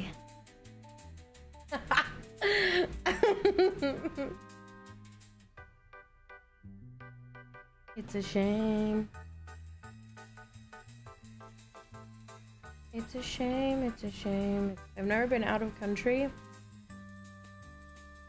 What? Where? The US? You want to see the tulip fields? I do. The Netherlands is cool, but big cities there will scare the shit out of you. Wait, why? KoKo streaming straight out of her vacay in Monaco. KoKo can't wait for it to be real. Oh, for real. I've never been to Monaco. I also want to go to Puerto Rico. Isn't it a territory? I feel like I should visit all US territories. You know? Because Dutch are tall and you'll be like in the land of giants.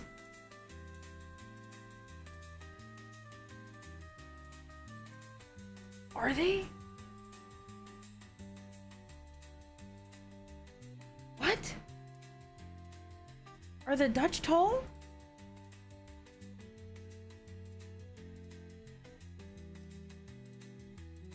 Okay, but like how tall are we talking? Super, super tall? What the fuck? Wait, really?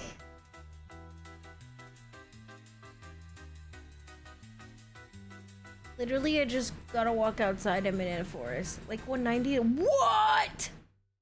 190 is normal? Will I find what about the women? Are they 160, 162? Or no? 6 foot is average. Women are tall. Women are tall too? Wait, are we being dead ass? I heard they can reach the clouds. Shut up. What if but will they give me uppies? Do a quick search. All right, hold on. All right, hold up.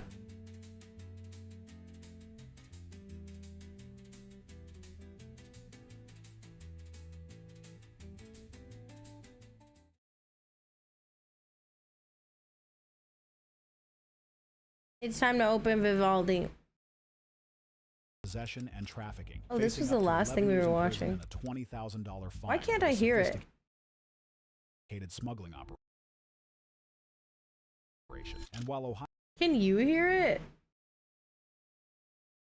officers were prying open drug-stuffed lumber, cops in Key West were What the fucky?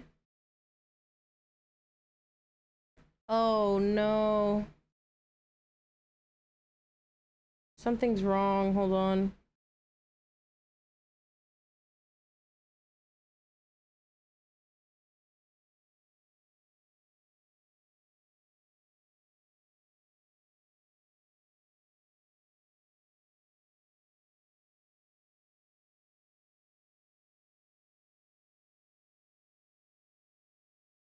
Oh, there we go. watching a New Year's I Eve fixed traffic it.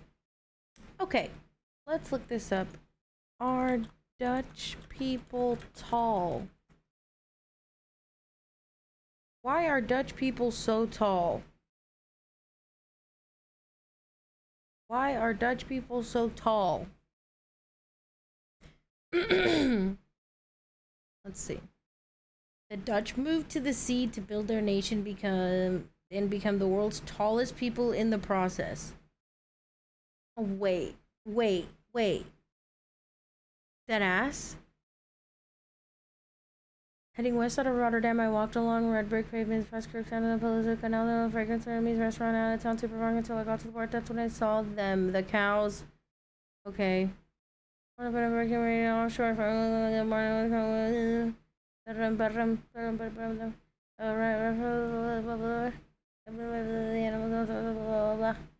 since opening last year, I believe a land of giants and the loftiest. The average height of a Dutch man is 182 centimeters. A Dutch woman is 168. Mommy. By comparison, their American counterpart is 177 and 163. Hey, I'm not that far from this. Hi, Nikki. How are you?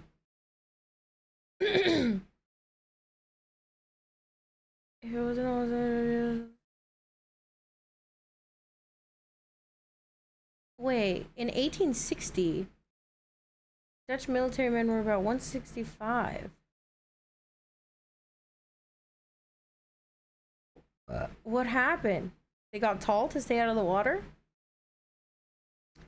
Since then, however, it's remarkable growing in reversal 60 years ago. Men shot up by 20 centimeters. Have grown to 6 centimeters. That's fast.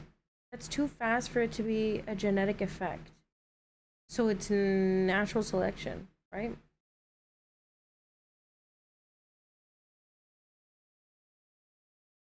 Although she believes natural selection played in part, indeed, most couples in the Netherlands have much tall men and average height women. The most fertile American couples, short women and average height men. Oh!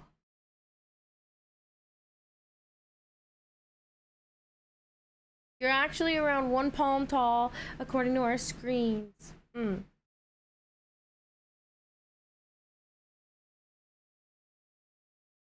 168 is 5'6". I don't know how these women are 5'6". Yeah, but how is the average man 6 foot? You know what I'm saying? Like, the average man in the United States is like 5'10", 5'8". Okay? And women are like 5'2", 5'4". 5'9"? Yeah, that's what I'm saying. Average is 6 foot. What are they good at basketball? What's happening in the Netherlands? Environmental factors have sent that Dutch story. What Are they eating better food?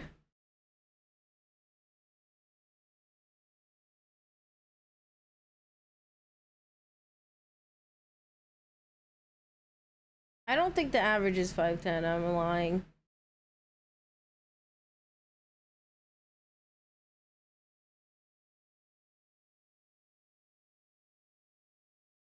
Why do they look like tiny little people in this? They have to be tall in case of floods? There's no way! There's no way that's why. I'm done with this video. Let's watch the most disturbing body cam footage. Are you guys ready or not? Somebody might die. Y'all gonna have to kill me. Y'all better run the record. Y'all gonna have to kill me. I welcome in Void. 13 spine-tingling moments caught on body cam.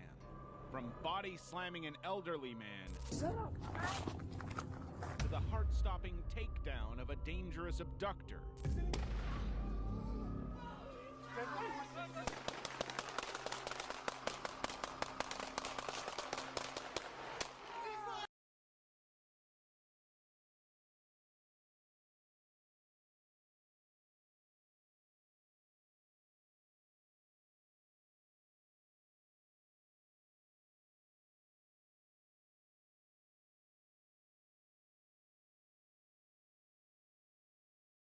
Never mind.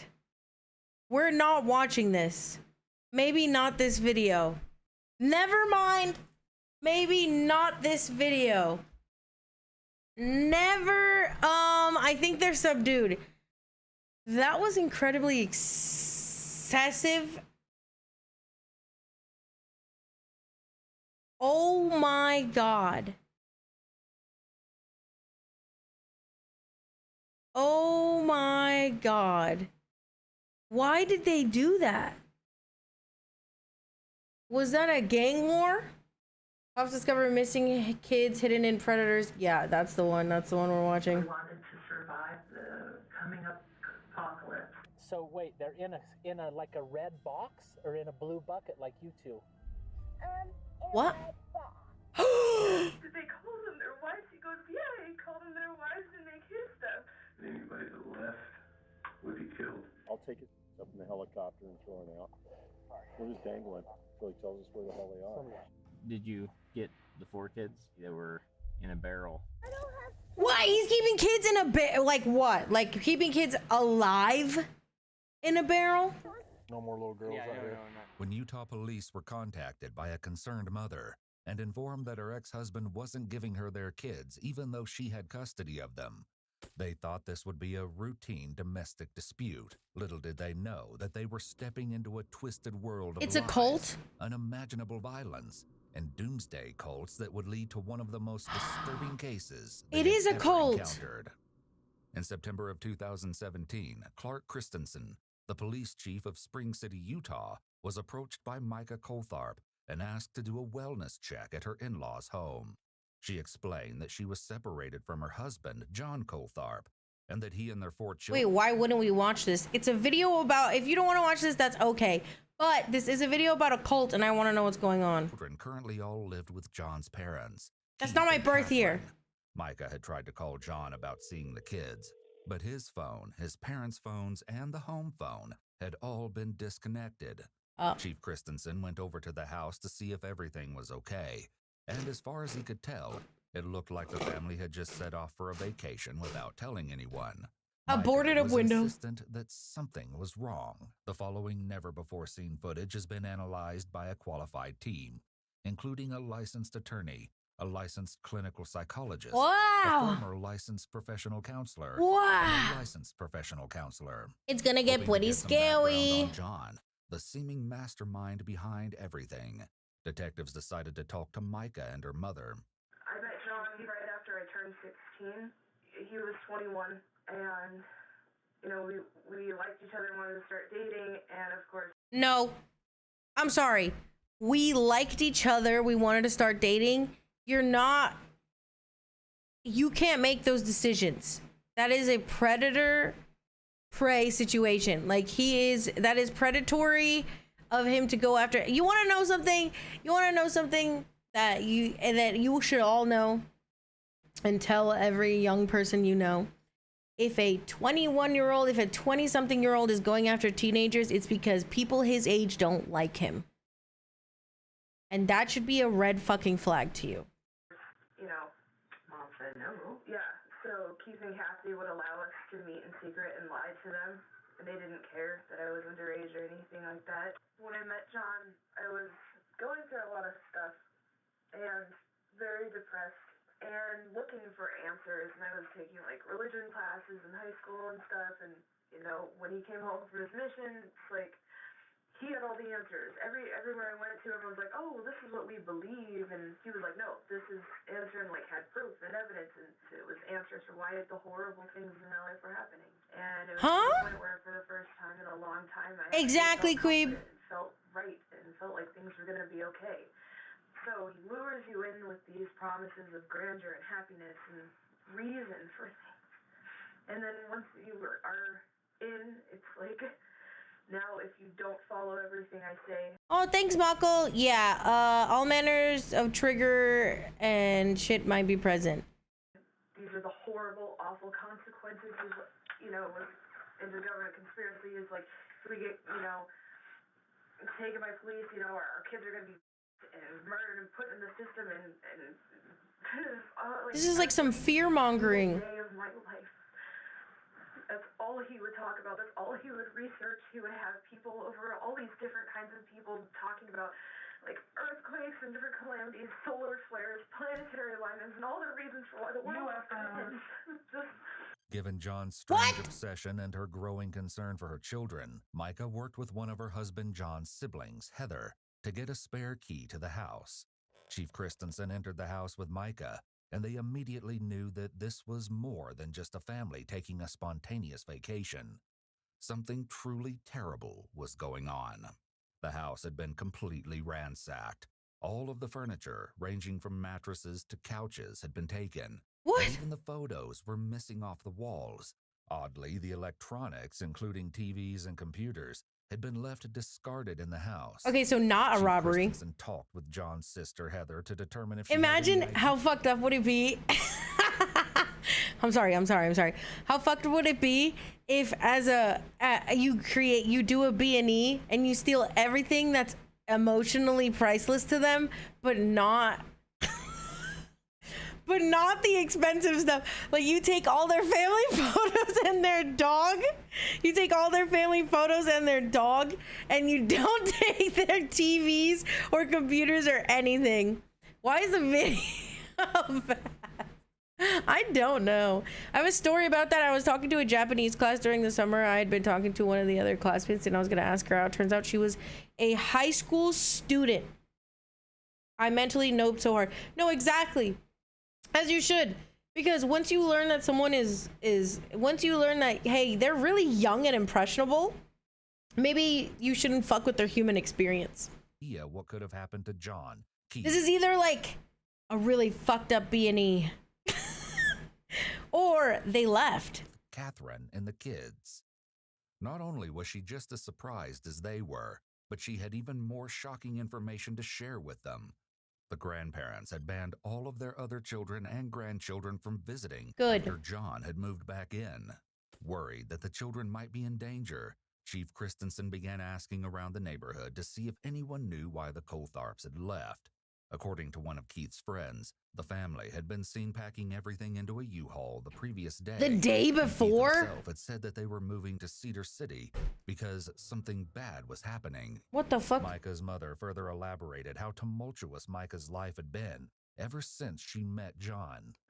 Yo, John sucks. And he knows it because he's got such a freaking cocky attitude that he comes to get what he wants out of it. His social skills lack in a big way. Number one sign that he's a predator, his social skills lack. He can only communicate In with the children. words of KOKOKURUMI, if you hate someone, go into their place and steal all their pictures plus negatives, all small heirlooms and keepsakes and their pets, because they are the only things they can't replace. And that's real. If you want to be petty, do a B&E, but don't take anything worth like monetary value. Take like emotional stuff. Mind control. She was I'm not condoning any crime. when she was 18, and he performed the baptism. It was a shock to us. We chose not to disown her, but to accept her and her choices and see how far it went. And we forbid political conversation and religious conversation in our home. But one day they walked in and they were both in full-length black coats, black clothes, black overalls. She was pregnant. And they walked in and John started talking about black helicopters, mercenaries, taking over and shooting everybody, all this wacko stuff and creating all this stuff in his head. And we're just like, oh my God. And then he said he had lost his job. He couldn't make enough money to support a family. And they informed us they were moving here. And I couldn't say anything about it. She was 19 years old. We came out here and I even drove out with them. They packed a giant U-Haul and I drove his car. And he drove us into an apartment he rented over the internet. And we pulled into this low-class, unkept neighborhood into an apartment that had been occupied by college students who had spilled beer and peed all over the floor, never been cleaned. And John walked in, and Micah was a few months pregnant, sick as a dog, and he looked at her and he's like, you know, better start cleaning. I was angry, and I knew what I was in for right then and there. She wouldn't listen to me until a couple years ago. She just got a driver's license 2 years ago. That's how much he's kept her back. Oh my God. She barely finished high school. He talked her into giving up her college education and her graduate school and everything. I mean, how difficult is it though to like convince a kid to not go to school? I mean, like, no, I'm not defending this guy, but like, if somebody was like, don't go to school, I'd be like, okay. I'd be like, you know what, you're right. Shamed her out of or done something to take her, you know, away from public eye. Doesn't allow his children in public. He doesn't want them getting people's germs. He doesn't want them getting people's opinions. No, that's manipulative and weird. But not particularly surprising. It's the grandiosity, sense of entitlement, and exploitative nature of people with antisocial personality disorder that often leads to them treating others, particularly their romantic partners, as their property, rather than a human being with individual rights and autonomy. It also makes sense that he would try to hinder any accomplishments, like a driver's license or schooling, as these would provide her with independence from him. Exactly. And expose her to a world outside it's all about John control. and his delusions. With no way to contact or find them, Micah was terrified that her kids might be in some sort of danger. So Chief Christensen advised her to get a lawyer and a divorce, as currently she and John were still married, and he had every right to go somewhere with his kids. He took them. After a tumultuous process, Micah was finally granted a divorce and given full custody of the children on November 27th, over a month after John had disappeared with them. Unfortunately, now it was time for the hard part, finding John and getting the kids from him. In the time it took Micah to get a divorce, a few neighbors had spotted John going back to his parents' house to pick things up before disappearing again. Knowing that John had to show up again eventually, Chief Christensen began sitting outside of the Coltharps' home, waiting for his chance to speak with John. Around midnight on December 1st, John finally showed up at his parents' house again. However, this time, he wasn't alone. With him was Samuel Schaefer, a close friend of his. When Chief Christensen approached the two men and asked why they were there, they told him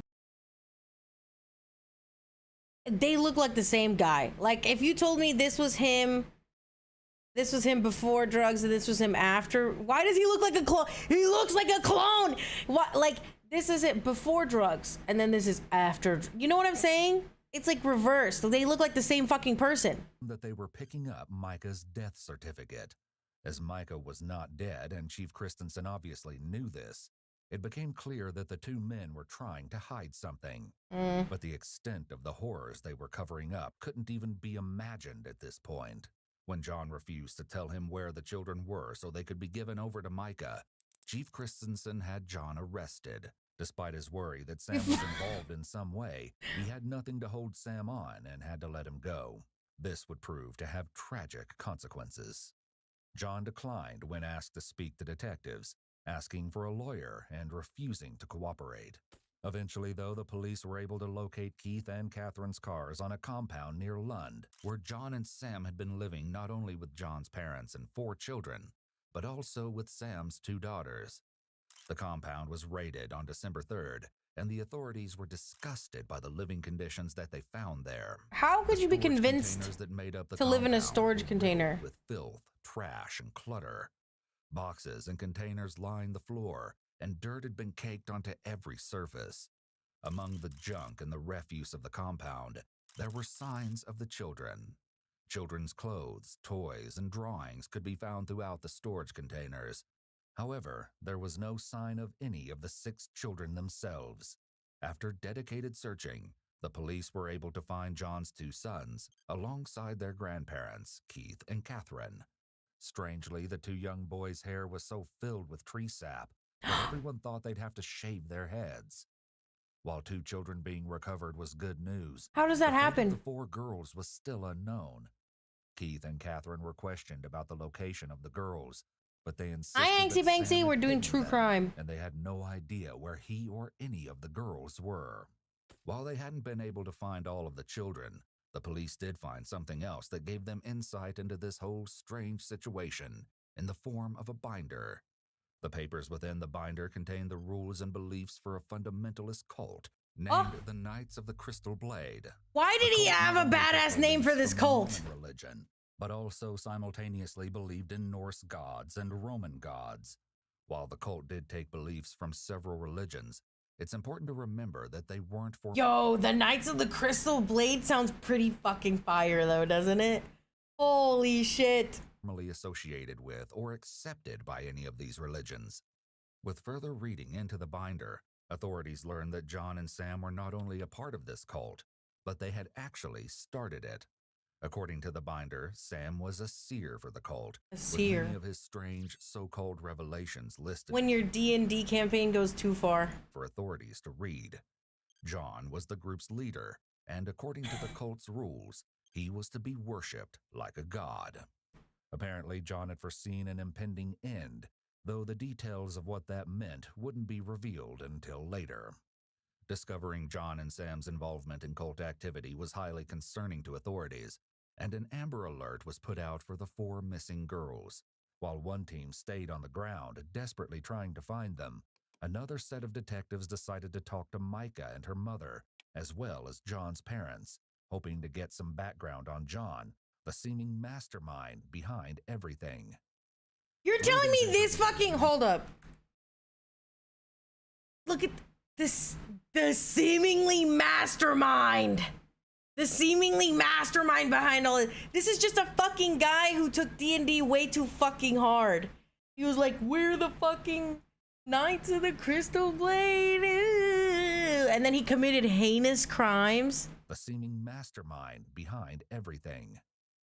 Through these interviews, the investigators soon discovered that all this talk about the coming apocalypse was a chilling cover for something far more horrifying than anything they could have imagined. So how did John get custody of the children, or how did he get physical possession of the children? Did he steal them? So we lived in an apartment that Me had too. upstairs and a downstairs, and how we broke it down was he lived upstairs, I lived downstairs, and the kids go freely between the two, and he worked during the day and I worked at night. So the second he got home from work, Yeah. Sean have just said, I can smell him. Wait. I'm sorry. Hold on. So obviously, I'm worried about these kids, because how did he take them? broke it down was he lived upstairs, I lived downstairs, and the kids go freely between the two, and he worked during the day and I worked at night. So the second he got home from work, I left. So there was always someone there with the kids, and we decided, okay, we'll just co-parent. And I wanted a divorce. He said, no, we have to wait. Let's wait till, at least the new year, and then we can have a whole, fiscal year, and then it won't be all messed up on taxes. And I was like, all right, fine, because I couldn't afford it anyway. I didn't have a dime in my The divorce? $40,000 of debt, the majority of which was spent on survival gear, anything he wanted. What? What year was that? It's been this year. Okay. This year? And where were you living? Where's your apartment? Provo. Provo? Okay. So. Is that where you live now? This happened in Provo? You're telling me a religious culty area basically manifested a religious culty psycho? No way. Different apartment. Okay. The reason reason I don't live there anymore is because end of May, he came to me and told me that he was fired and that his company was going out of business. After he went missing, I talked to his boss and he goes, oh, no, he quit. We begged him to stay. He said he had a family emergency. So he came to me and he goes, I've lost my job. We can't afford the apartment anymore without my income. I have decided I no longer want to be a member of this society. I am no longer working. I'm going to live off my parents' Social Security. What? So I've already called the landlord. We have to be out in a couple weeks. I'm taking the... Okay. Backpedal. This cult was literally just his parents, his friend, and his kid. I don't even know if you can constitute that as a cult. Is that an actual cult? Like, you can actually call that as a cult? Like, you could say that's a cult? And then bro said he's fucking spending money on survival gear and computer parts. And he said, I'm gonna live off my parents' Social Security. What kind of parents are like, yeah, do that? I think you could call it a cult. You can? How many members do you need before you could call it a cult? Kids to Sanpete, and you're gonna come with me. And I said, I don't have a job down there. There are no jobs. Someone has to take care of the kids. He goes, you don't need to worry about that. My parents are gonna pay for it. We'll live off our food storage. I'm like, the kids need clothes. They need food that is nutritious. They need all these things. They have to have a future. We can't just give up everything. And he's like, well, then you're on your ass. I was working 65 hours a week. So I was working so much to make money and take food and clothes down there on the weekends, and that's the only time I got to see them. I was working at a place called Elevate Health Sciences, and he didn't care because the world was going to end. So prior to that, did they go to any public schools? No, he You don't have to write KoKo. Yeah, but we have like 250 members. I agree with homeschooling to a point because they were young, and it got to the point where John wouldn't allow the kids to socialize with any of the neighborhood kids or even with the cousins. That is such a red flag. No, he's not a germaphobe. You're saying he lived in filth? He lived in a filthy storage bin. But he's a germaphobe, and that made sense to you?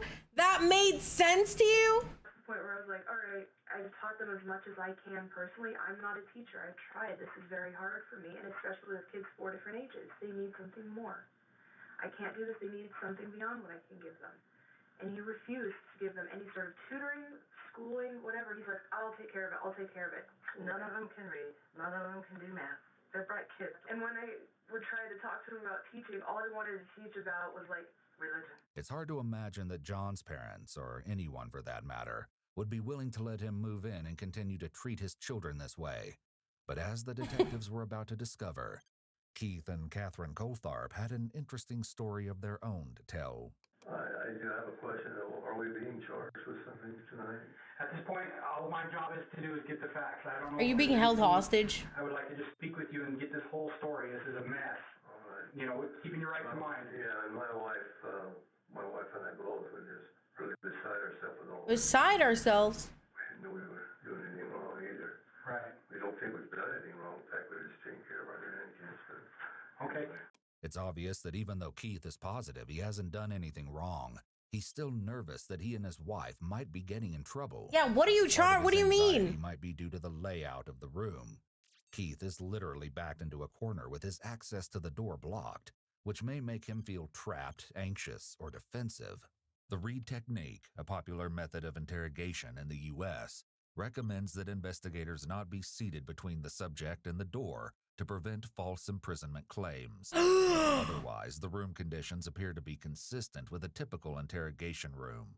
Stark and minimal. Oh my God! There's no barrier for Keith to hide behind, such as a table, so the detective is able to observe all his movements. Just like her husband, Catherine is insistent that they haven't done anything wrong. However, further questioning will prove that this might not be the whole truth. After both parents have been read their Miranda rights, detectives work with them to get a timeline on the family fleeing to the compound. I guess for quite a while, myself and my husband had been, looking at the world events and everything, and, we read the scriptures and saw the prophecies of the end times. All right, hold on, let me read it. Actual documents from the expert from Knights of the Crystal Blade. Dude, fuck, that's such a cool name if they just weren't fucking assholes. That's such a cool name. Servants of God, a body of men who exude a positive and cheerful energy, coupled with perfect confidence in God. This is, what does this mean? What does this mean? What does it mean? This is so, yeah, it would have been so cool if he wasn't so fucking cringe.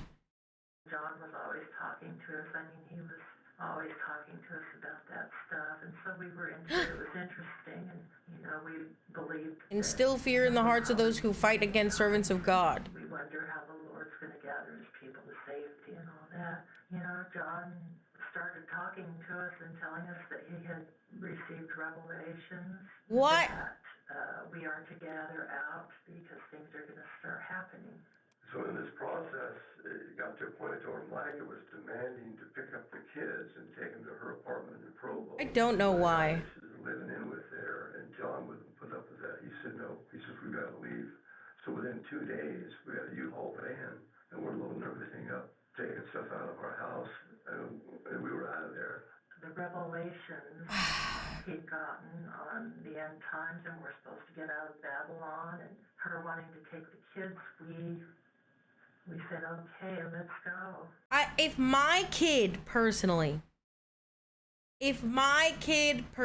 was like, I've received a message from God, and the world is gonna end on this day, we have to pack all our shit and go, I'd be like, okay, and then I drive them to a fucking facility. Because what do you mean? You think your child is receiving DMs from the Lord? They just believed him. And we didn't think it was illegal to take the kids since he had them. At the compound, officers continue to look for the missing children, but their endeavors have hit a dead end. John continued to refuse to cooperate with authorities, leaving the officers with no choice but to rely solely on tips from the Amber Alert. Additionally, they're banking on any insights gleaned from Catherine and Keith's interviews, hoping they might offer a hint or clue to the whereabouts of Sam and the missing girls. I think he could. Well, that's a good point. I think he could. He's surrounded by one other person that's around his age and, you know, viability, right? And then the only other people around him are old and children. That's some little man syndrome shit, where like everybody around you is less than you or like less powerful than you. What? Now have a better exactly. If he had gone to a psych ward, maybe he could have become a VTuber instead. Idea of why and when the family packed up and moved to the compound. They've also gained a lot more insight into John as a person. First of all, it seems likely that John described Micah in a very negative light to his parents in order to elicit their help. He may have wanted them to see him as the victim in the situation, so they would be sympathetic toward him. Ew. Yet, as Keith is about to admit, John didn't just rescue his parents from the supposed apocalypse because he loved them. He got a commitment from us before we left that we were going to support him and support this whole thing with regard to the United So by support him, what does that mean to you? He was in charge. We had to vote to allow him to be in charge. But financially, who was paying for it all? Me. You He were? took all my money. He had you make a commitment to support him financially and support his costs? Yeah. By doing that, did you close your bank accounts and stuff too, or? No, in fact, I left all the credit open that I had. In fact, I was almost dead. It was really upsetting all this whole thing, but so what he did is he had me stop making mortgage payments. What? Stop paying the bills and run all my credit cards all the way up. He bought a Chevy Suburban from that place in Cedar City, Black, Bradshaw. Yeah, and it's a 2016 Suburban. So what was his reasoning for needing that vehicle? Do missionary work, proselyting. Oh, that's why you need a fucking brand new car? By John to financially support the cult, which is indicative of John's manipulative and parasitic tendencies. It's possible that he's using these so-called revelations and prophecies as a way of convincing his parents to support him financially as they fled off the grid with him and the kids. What the fuck? This would also explain why he wanted Micah out of the picture so badly. He likely knew his days of manipulating and controlling her were long over, so he needed to get financial support and run with the kids as fast as possible.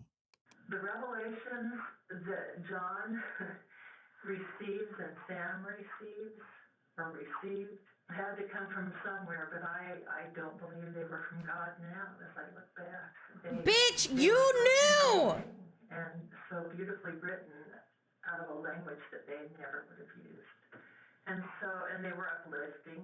They had ChatGPT write it. Extensively, John is familiar enough with the Bible that it was likely easy for him to manipulate his words into sounding biblical enough to fool his parents. As Catherine is starting to realize, everything her son has told her seems to just be a ruse in order to get her and her husband's money. Yeah, they were full of shit. Not the only reason he wanted to it go came to from college. somewhere. And that true reason is more disturbing than anyone can imagine. On December 4th, just a day after the compound raid and the Amber Alert is issued for the missing girls, officers received a pivotal tip. A concerned caller reported a suspicious man in the Lund area. At the scene, our cult is not like this. The person. It was Sam Schaefer. With none of the girls in sight and Sam walking... It's this guy and his cult and his fucking skinwalker friend. In the same vicinity as the trailer where John's parents were found, officers apprehend him immediately. As one of the officers drives him to the commander center for further questioning, Sam asks a question that makes his stomach churn. Did you get the 4 kids? We're 6. The 2 girls that were in a barrel. Alive? Wrapped up so they'd be warm. In a barrel? After dodging any questions about the missing girls, Sam suddenly inquired if the officers had found them. What truly sent shivers down the spine was his nonchalant remark that they were warm in a barrel. The officer immediately informs the other officers via police radio. But this was only the beginning of an unsettling twist in the story. It was in the back of the junkyard. What? With the red storage bins. Where at? Back of the junkyard in the red storage bins. Couple of... Here on the property? How are they supposed to breathe? This is real. This actually happened. Did you find the girl in the barrel? Shut the... Property behind? It's a property that's back behind to the right a little bit. It's got red containers on it. Red containers. What color's the barrel? Blue. It's a blue barrel. He's saying, I'm going to pick his stuff up from where we're at. I can't imagine it'd still be in it. So is this by the North Connex boxes? That junkyard, yeah. Back in the junkyard. It's the back of the left of the junkyard. I doubt they're still in there. I just was scared. How far back? Maybe, I'm a bad estimator distance, maybe 40 yards or something. As he rushes to rescue the little girls, Sam's nonchalant attitude about this entire situation continues to baffle the officer. If they're still there, they're going to need water. And, no matter where they've been, they need water. Food. As the officer and his team reach the junkyard, what they witness sends a wave of dread over them. There's garbage everywhere. I left them in a blue barrel. Yeah, they're dead. Hey, hi. Are you... What's the matter? Who's gone? Where's your sister? What's her name? You're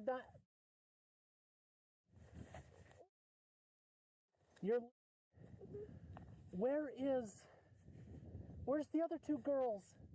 They're in the storage container. Which one? The red one. One of these? No. A storage container very far away. Very far away? Cedar, one of you 15. Is it that one? Who's in here? Correction, I need command. Oh, those kids are just in there. They're going, hi.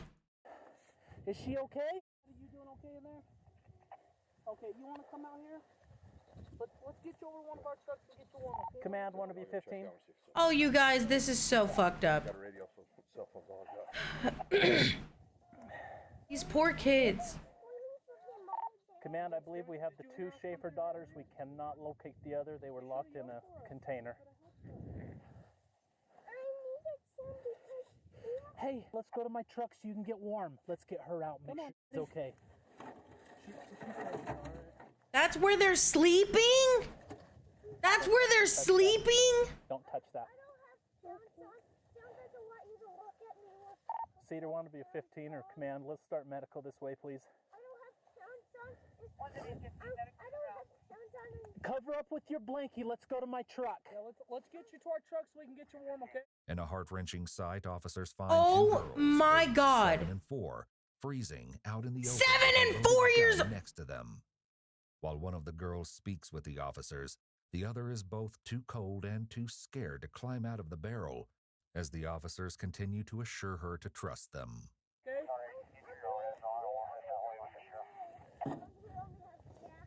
What's that? I'm about 1,000 yards north of where you buzzed me earlier. Out here, kind of a junkyard. I'm away from my truck. I can't turn my lights on.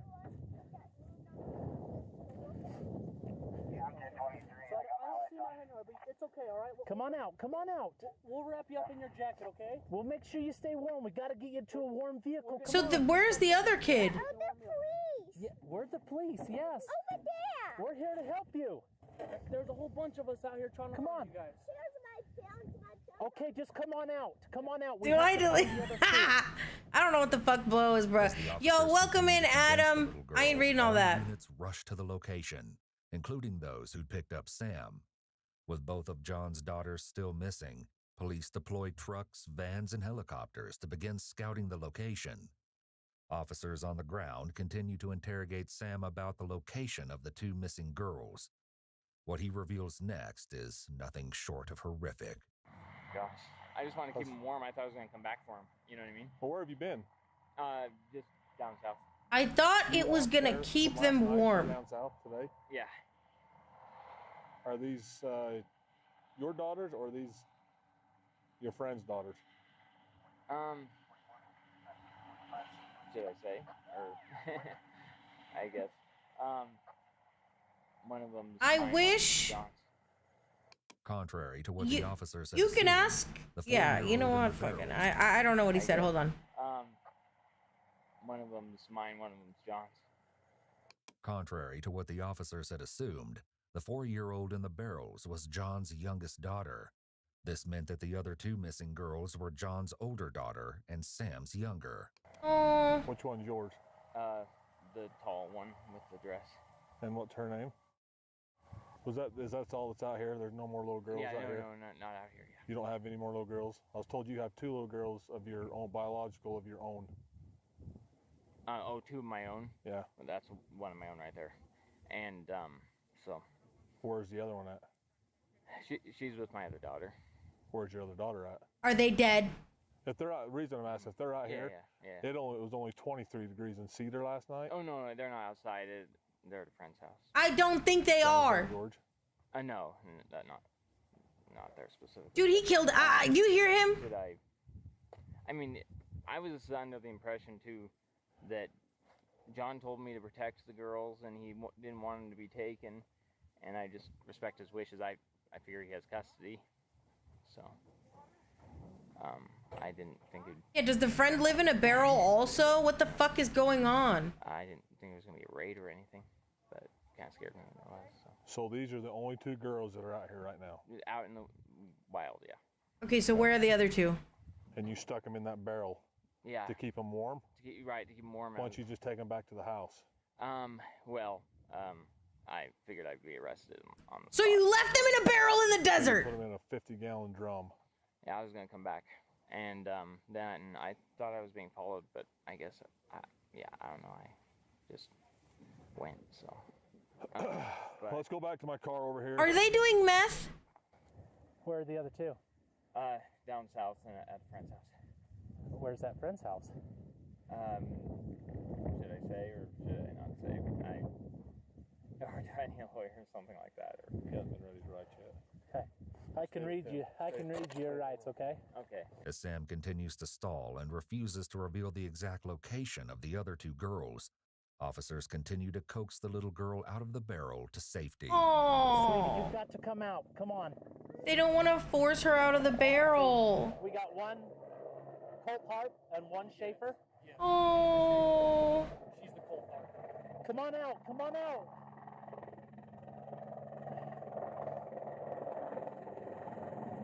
Oh, she's so brave. She's so brave. All right, come here, grab her. Let's go. Come on. Watch the gun. Watch the gun. Watch the gun. I got it. There's a loaded gun by these two kids, by the way, 4 and 7 years old. In one of the Was he like, what was he thinking? You're okay, don't be scared. I'm gonna take you to a warm vehicle. With the girls safe in the police truck and paramedics on the way, authorities regroup to discuss the next plan of action. While this is happening, an officer continues to circle back and forth between Sam and the little girl seated in his truck. Get a little drink, sweet. Can you drink out of a bottle? Go ahead, you take it. You take it and get a little drink. Oh. Okay. We'll get you some food as soon as we can, okay? I don't have any food, okay? Soon. You want some more? I'm gonna leave this with you, okay? All right, don't be scared, okay? We're here to help you, okay? All right. Oh my god, this is fucking awful. This is fucking terrible. There is no cult in their right mind. What testament was like, hey, you're gonna get arrested, put your kids in a barrel in the desert with a loaded gun next to them. They can fend for themselves. Well, I mean, I think I know what that means. Let me backtrack a little bit too, because you're not officially under arrest. You are being detained while we further our investigation. Okay. Maybe that'll help clear things up for you. Yeah. Thanks for clearing that up. Yo, I think this guy is stupid because he's not officially under arrest. He's being detained until they get enough evidence to arrest him. It's that simple. If you're being detained, they're gonna find a reason to arrest you. He just confessed to putting those two girls in a barrel and leaving them out. He's gonna get arrested for child endangerment at minimum. At minimum, he's gonna get arrested for child endangerment. It's not his fault, the cloning process. Yeah, when bro was cloned off the other dude, he lost some shit on the way there. I just wanted to know if if the arrest sticks, even if I say something or it doesn't matter because I broke the law without knowing I broke the law. What do you mean you broke the law without knowing you broke the law? Always mitigating and exigent circumstances and everything. Look, I don't want this guy to get away, but shut the fuck up. If you're trying to get away with it, shut up and get a lawyer. I do want to know where the other kids are. I know you do, yeah. Theater 315 out of fuel. I still whether you took. Wait, when somebody asks me a question, I'm gonna do the same thing. Hey, I just want to know where the subway is. Yeah, I know you do. I want to know where the other kids are. Yeah, I know you do. Yeah. What? Them knowingly or unknowingly. Right. I still want to respect John's wishes, but we have to find you what? Like John's wishes is he no longer the he has zero rights to these kids. Zero. Why is that? He doesn't have custody. Father, that's it. I thought I just took him and that was. No, 100% legend. You could have been misled. Okay. Nah, he can keep talking. Exactly. Secure that sentence, my boy. We have to find him. Okay. Knights of the Crystal Blade goes to jail this episode. Talk to the lawyer. And that is your choice. That is your right. I've read you your rights. And then I'm officially under arrest, though, if I say that, right? I don't think you're officially under arrest, but you are being detained. Okay. Sounds good. During the course of this investigation. Okay. I can't place you under arrest because I don't know what charges you're looking at. Right, okay. I'm here to find 4 kids. 2 in particular. Right, okay. I understand. So if you wish to talk to an attorney without any further questions, that's your right. If you want to talk to me, that's your right. You're free to do so. Yeah, okay. Yeah, I think I'll ask him some questions. Okay. Bro. With Sam lawyering up and refusing to give any information, the officer rushes back to check on the girls. That's how I know those two. He killed those 2 kids. Arrest him! Something so twisted that it put him turns under the jail. entire Arrest him. situation on its head. Hello? Hello? Bruh. Okay, I've got 2 kids, 2 little girls. They said the other ones are in a red Connex. The suspect lawyered up, but he told me that he took the other girls down south somewhere where they're safe. Under the ground, in a graveyard. He put them in a coffin where they're safe. Or locked away. With the conflicting information. Did YouTube chat on stream die? No, it's there. There's all the reason Wait, did to it? believe the girls. Could you tell us where the other 2 girls are? a box really far away from us. Really far away? Did you go in a car? Are you okay, sweetie? She's freezing. She's freezing. When the doors open, then I get cold. No. No, you just walked? They're close.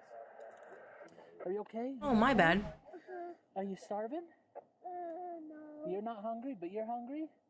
I'm hungry, but I'm not starving, but I am hungry. Okay, we're trying to round you up some food. Do you still have water left?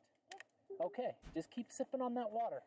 We're going to try to find you a little blanket to wrap you up. I have this coat with a blue X on it. You have a coat with a blue X? Okay, okay, listen to me. Listen to me. When your dad left you in the blue barrel, did you see where he put the other girls? Yeah. Where? He walked all the way to the right backstage, very far away, and he put his girls there. He did? Oh, I feel bad because it's like she's like he put them in a box very far away, but everything is probably far to her because she's just a little. She's just little. She's just little. She got tiny legs. Far away. Is your dad Samuel? Yeah. That's your dad? Okay. Okay. Okay, I'm going to close the door so you can keep warming up. Presuming that the red box may not be as far away, authorities set out on foot to look for it. They told me a red box. Check those. I didn't check this one. But the girls specifically said a red box, and they walked there. They did not drive a car. But they said very far away. They said very far away? But you're talking little teen 4-year-old. You're talking a 4-year-old. So if there's any way we can start searching, maybe over by those trees, I don't even know. By this time, 2 helicopters, an ambulance, and 20 law enforcement How? officers are desperately looking for the How did it girls. get so dark? And the one man who knows exactly where they are isn't willing to talk without a deal, even if their lives A are at deal? stake. However, his statement alone isn't enough to invoke his right to silence, and so law enforcement can continue questioning him. We're not joining the Crystal Blade! Some of the officers are unable to hide their frustration.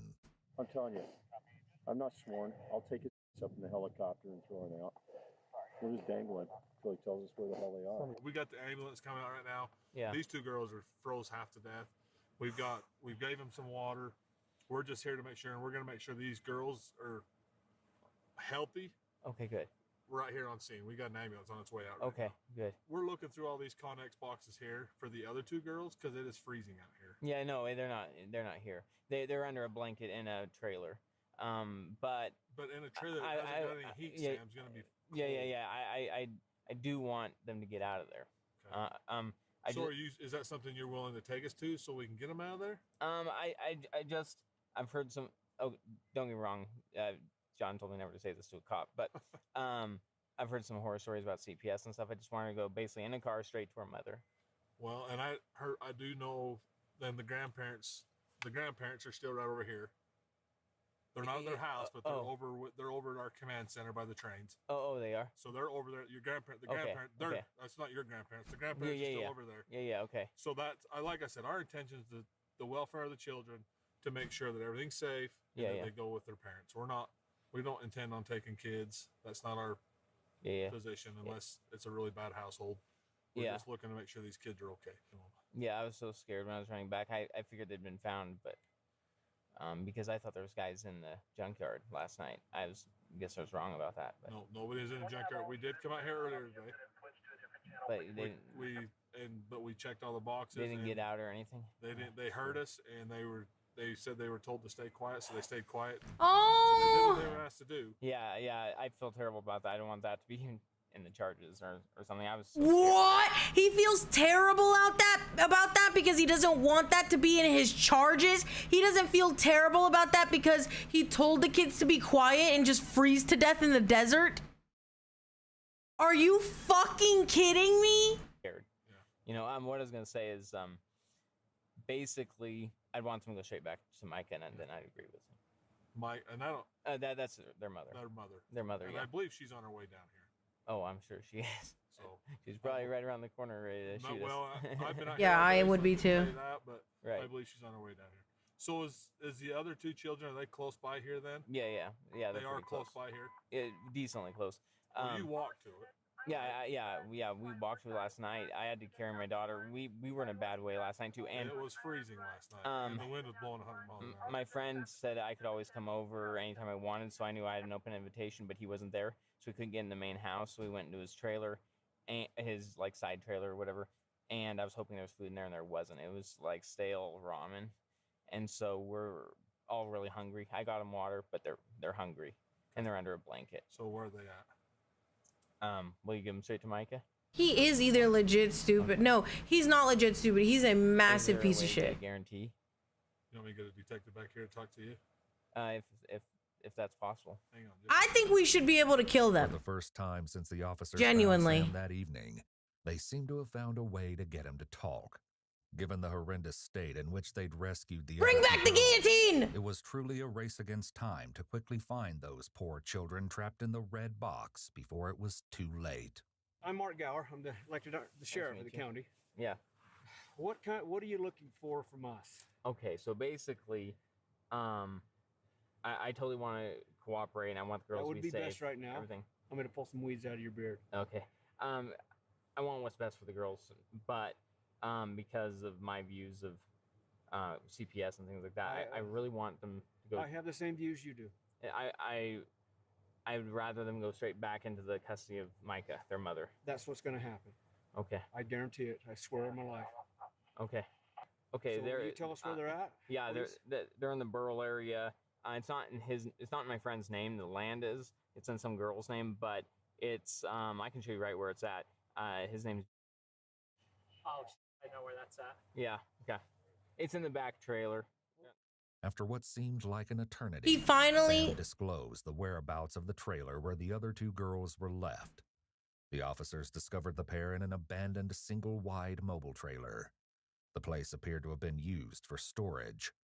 Both girls, John's 8-year-old and Sam's 5-year-old, were discovered freezing, famished, and severely dehydrated. Hayato-san! All 4 girls were now safe. Oh, they've been exposed. They're alive! Okay, if you're just tuning in, hi, welcome. We're just watching a video on a cult called, listen to this, Knights of the Crystal Blade. To hours of sub-freezing temperatures and starvation. Are you hungry? You just want to see your dad? Okay. You want your mommy? Okay. Are you guys thirsty? You thirsty? Are you thirsty, sweetie? Cold? Are you... They're freezing! This isn't the girl's real name, but why would such a young child lie about their name? The answer will become shockingly apparent as the case unfolds. This is not my cult. That's a good name. Here we go. You guys want some water? Here you go, sweetie. Are you guys hungry or anything? Here, I'll open it up for you. Hey. This gets worse. Stuffed animal. Do you guys want to play with that? That's my friend, Mr. Panda. Are you feeling okay, sweetie? We were in Yeah. our room. Your room? It's really cold in there, though.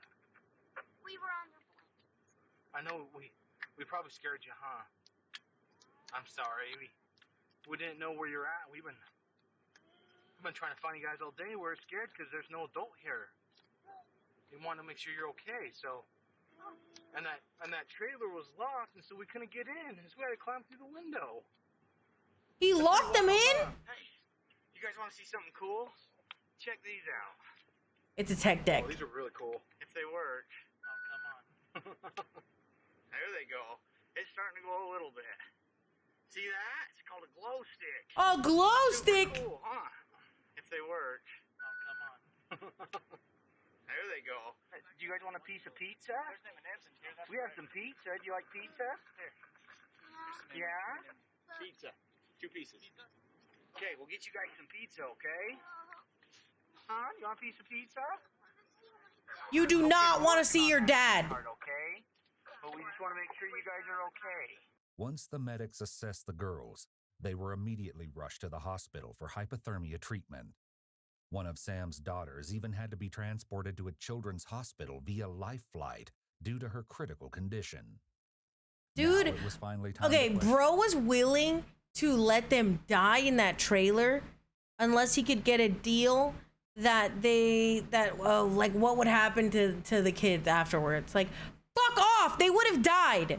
Sam Schaefer and get to the bottom of this unbelievable case. As shocking as everything was that had already happened, the true horror of what occurred on that compound has yet to be revealed.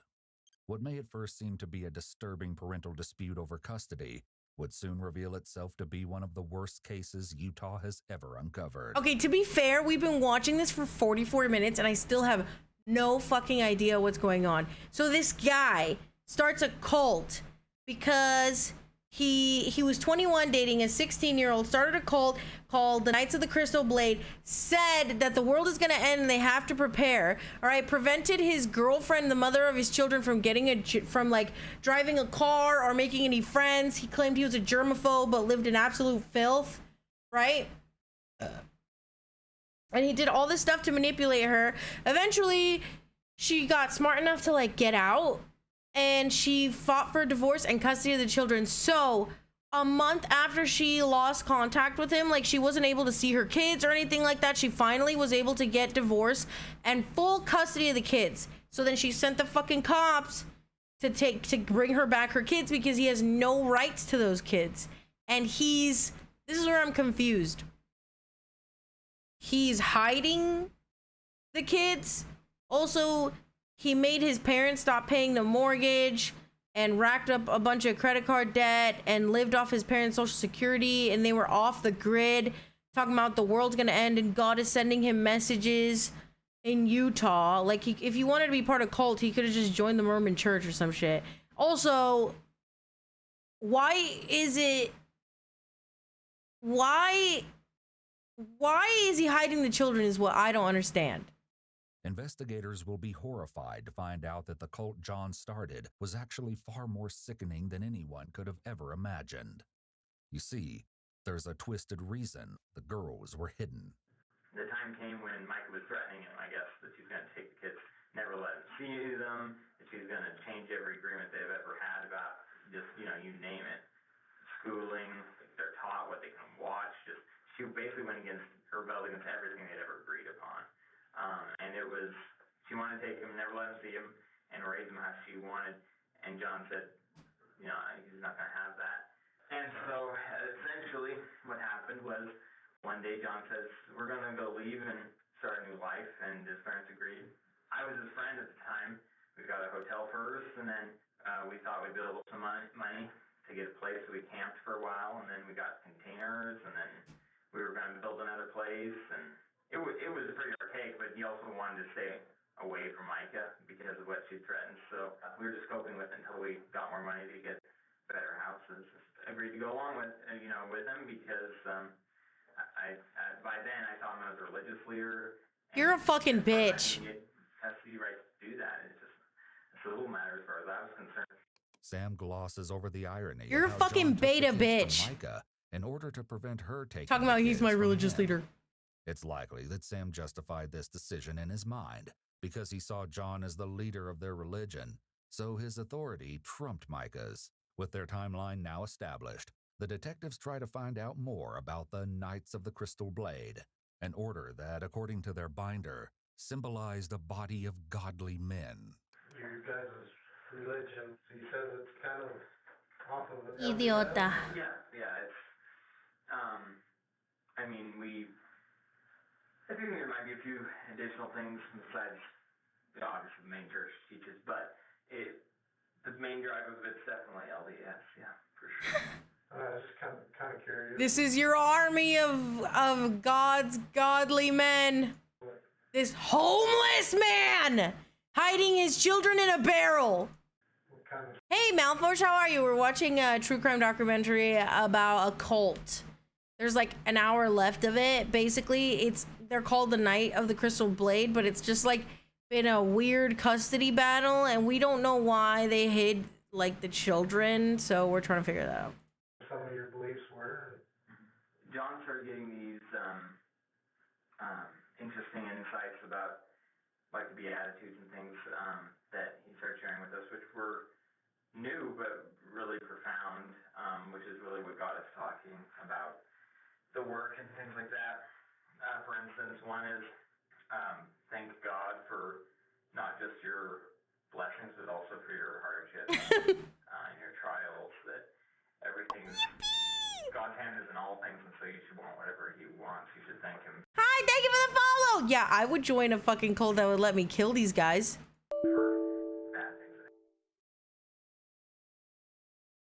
What was that?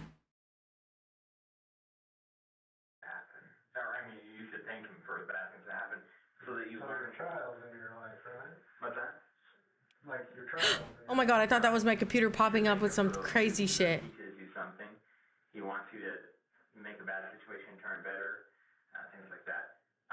There's also one we believe that most will see God as a high and mighty person. The fucking Knights of the fucking Crystal Blade, they've hacked into my fucking computer. That God actually looks at us very humbly. He knows that if he was in our circumstances, he makes many of the same mistakes, and he looks on us from like a parent, knowing what you're going through. How do you believe, or what do you think about the polygamy part of the FLDS? Is that something you... We believe in the Old Testament.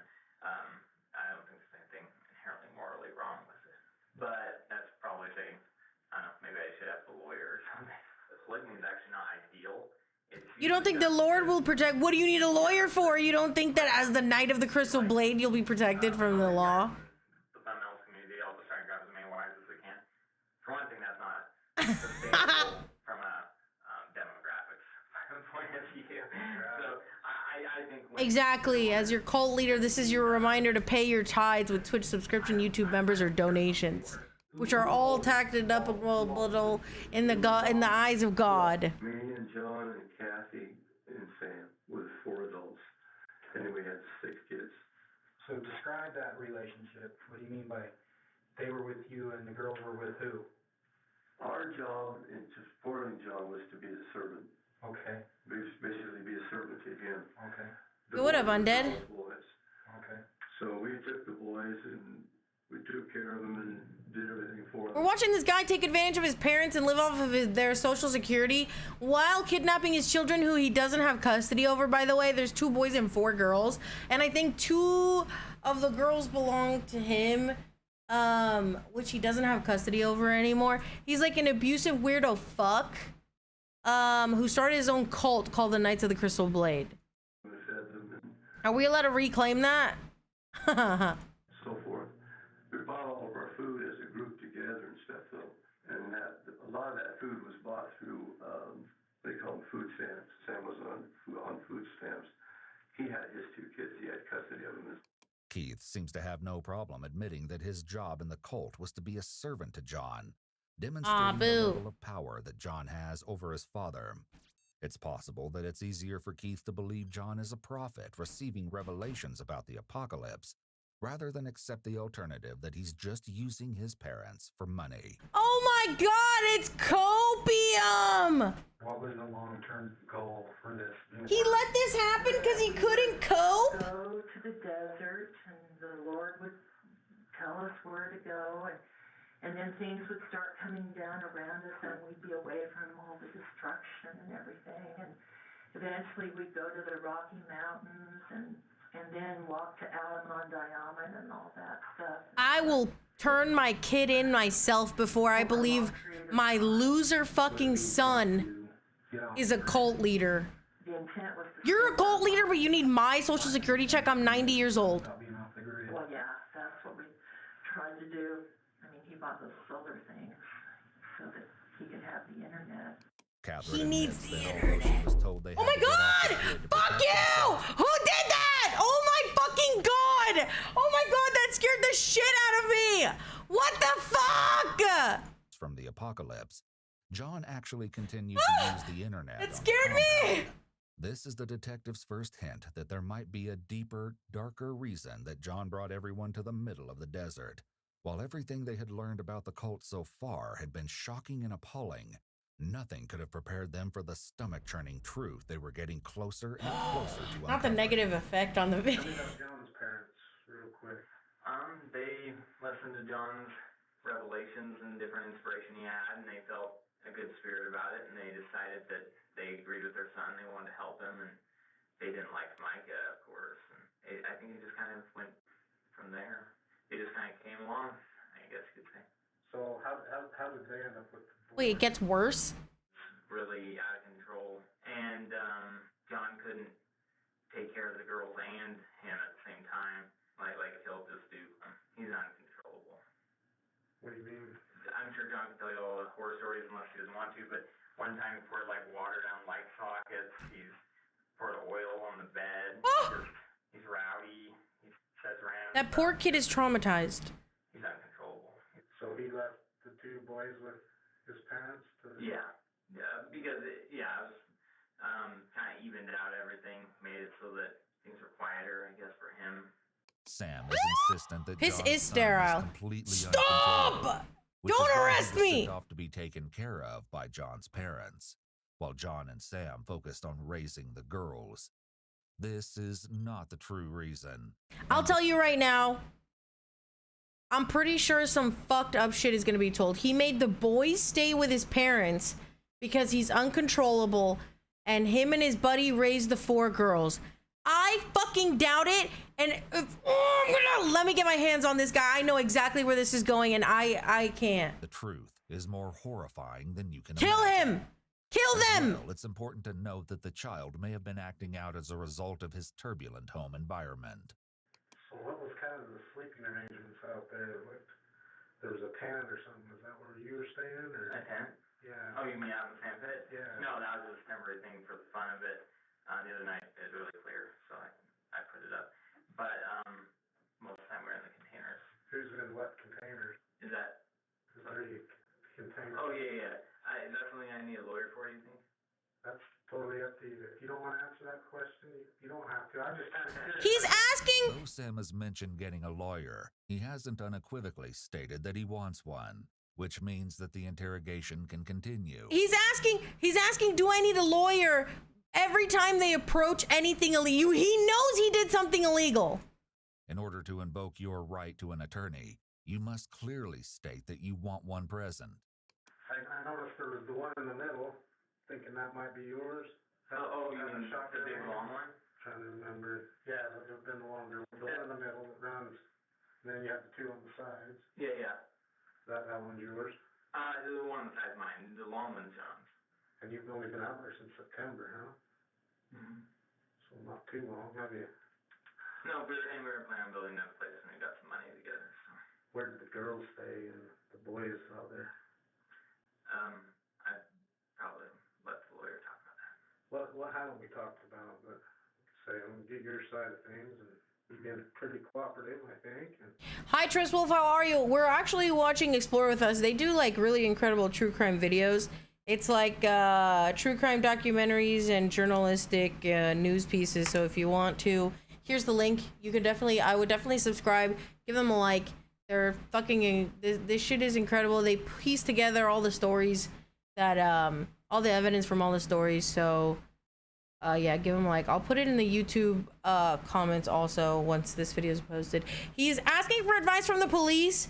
They might not lie to you, but they will answer in the most convenient way. Exactly. You're saying, should I get a lawyer? That's completely up to you. You should state things like, I want a lawyer.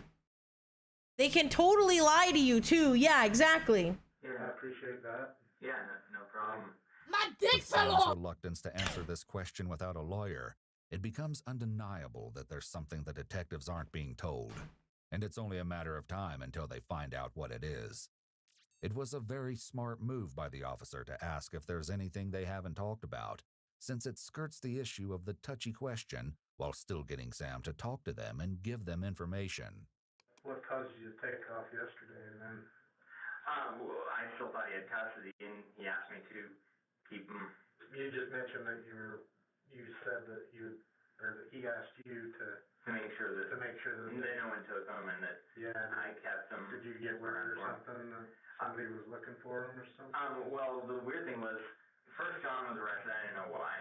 Then the concert was at our place, and I decided to go with the kids because John asked me to, but I didn't know why on that either.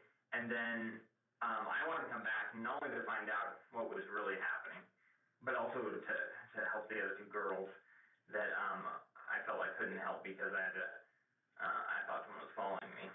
But let me put it this way. I knew I had to come back to help them if they needed help. I thought they'd been gotten, I thought they'd been picked up by the police. I didn't think there was a problem, but I wanted to make sure I couldn't live with myself if something happened to them. So I started running back for that, number one. Number two, I just want to know what the heck's going on. Why are the cops involved? I didn't know. And when I was taken in today, he says, he's told me John doesn't have any legal custody. And I said, this is the first time I've heard of it. Just like with Keith and Catherine, Sam is insistent that they couldn't have done anything wrong by taking and hiding the girls, because as far as he was concerned, John had full custody of them. He also conveniently leaves out an important detail about John's arrest at the Coltharps' home. So when they left on Friday, it was John and Sam and who that left? When they left Saturday? Yeah, well, when they left Friday, you said they went to your old place? Oh, they took the girls with them. So all 4 girls were with them when they left? All 4 girls were with them in the Suburban? Suburban. However, Police Chief Clark Christensen was told by John that the girls weren't with him, and he refused to say where they were. Not only did Sam purposefully deceive the police when he hid from Clark during John's arrest, but he's continuing to be deceitful in his interview by not mentioning that he and John had the girls with them. So where were the girls at that you were going back to help? What? The ones in the blue barrel. Tell me about that. What happened there? I didn't know where to go or what to do at first. So I thought, I'm just going to keep the girls warm. So I wrapped them in the foam and put them in the bucket. And I was going to come back for them maybe 10 minutes later. I didn't know where I was going. But then when I started taking the other 2 girls first, every time I looked behind me, I saw this dark figure. I was going to come right back for them, but someone kept following me. Maybe it was paranoia or what. You think? What are you so fucking paranoid about other than the fact that you're fucking crazy? What are you so fucking paranoid about? That you're like, somebody's following me. It's because you're doing something wrong. It's because you're doing something wrong. Also, I'll be right back. I'm gonna grab some more water and I'll be right back. Okay, everybody, this is your reminder to go get some water. My head feels a lot better, so I'm just gonna keep on drinking my water. I'll be right back.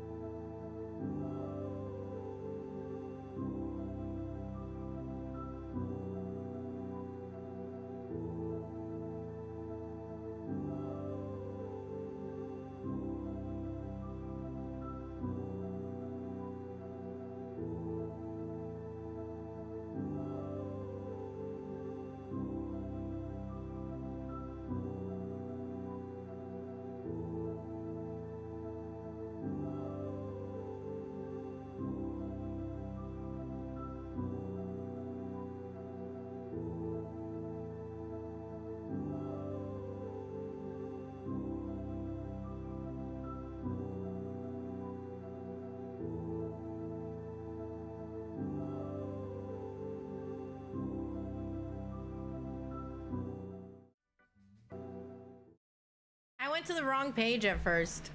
All right, are we ready, you guys? I think a static image has burned into my screen. How do I get that to go away? Does it just go away?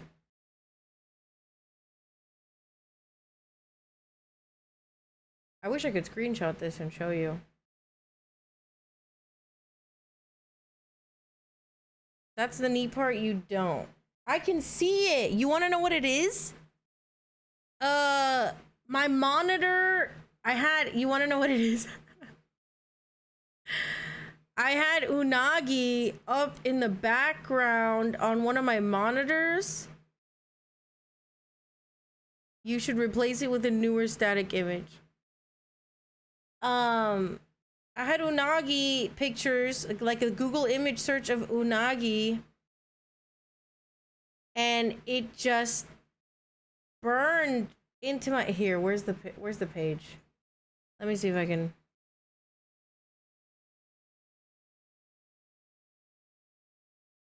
This is what's burned onto my monitor. Hold on.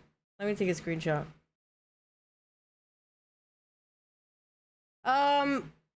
How do I get rid of it? Because it's burned onto my monitor. You could take a photo. I'm taking a screenshot. I think it goes away if you eat. What do you mean get an app for it? What does that mean? What do you mean burned? Like, I just changed. I was like, oh, you know what? Let me exit that. And I can see the box outline here. Let me show you. Let me show you.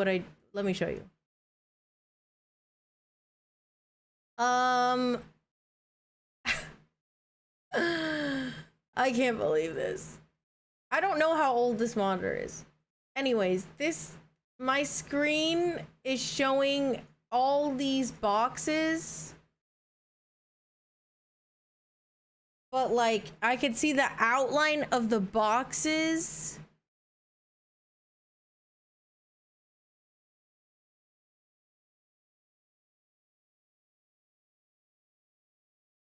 This image has been up since we mentioned Unagi. Just don't dox yourself.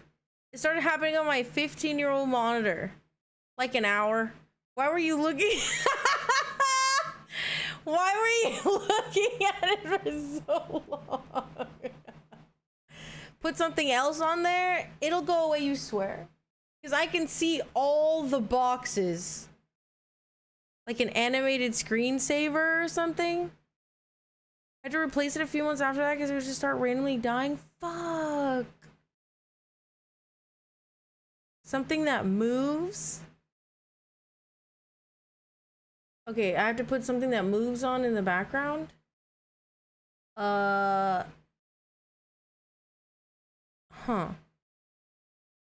I'm leaving this up for an hour so it burns onto your screen. I'm gonna leave it up for 1 hour so it burns onto your screen. Unagi does Unagi does sound really good right now. Burns into my eyes. What if I just KoKo, we could just turn off our screen? I'm gonna put on we don't own a 15-year-old monitor. What does that mean? What if I put on baby sensory video on in the background? With no audio. Do you think that's fine? You think that'll be, oh, I can't. You think that'll be good?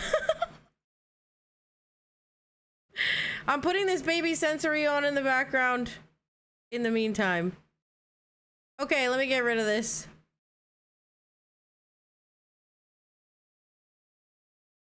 Return. I was being followed for a good few miles.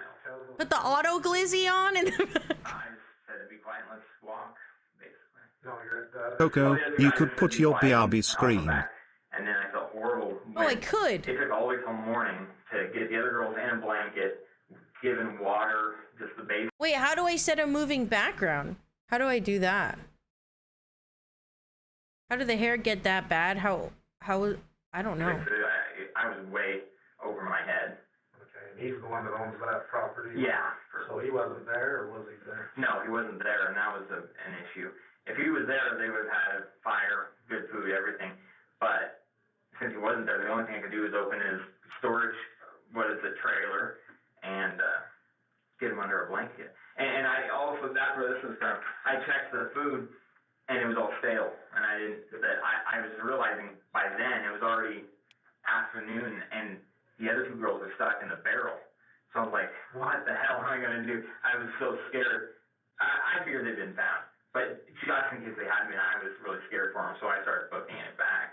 And that's when I got You're scared because you're doing something it certainly illegal! Is odd that despite being too nervous to even describe the sleeping arrangements at the compound, Sam is more than happy to casually talk about stuffing two girls into barrels, one of which was his own daughter. He shows zero empathy for what it must have been like for the girls to be trapped in such a small space for so long. You fucking with no asshole. food or access to a bathroom.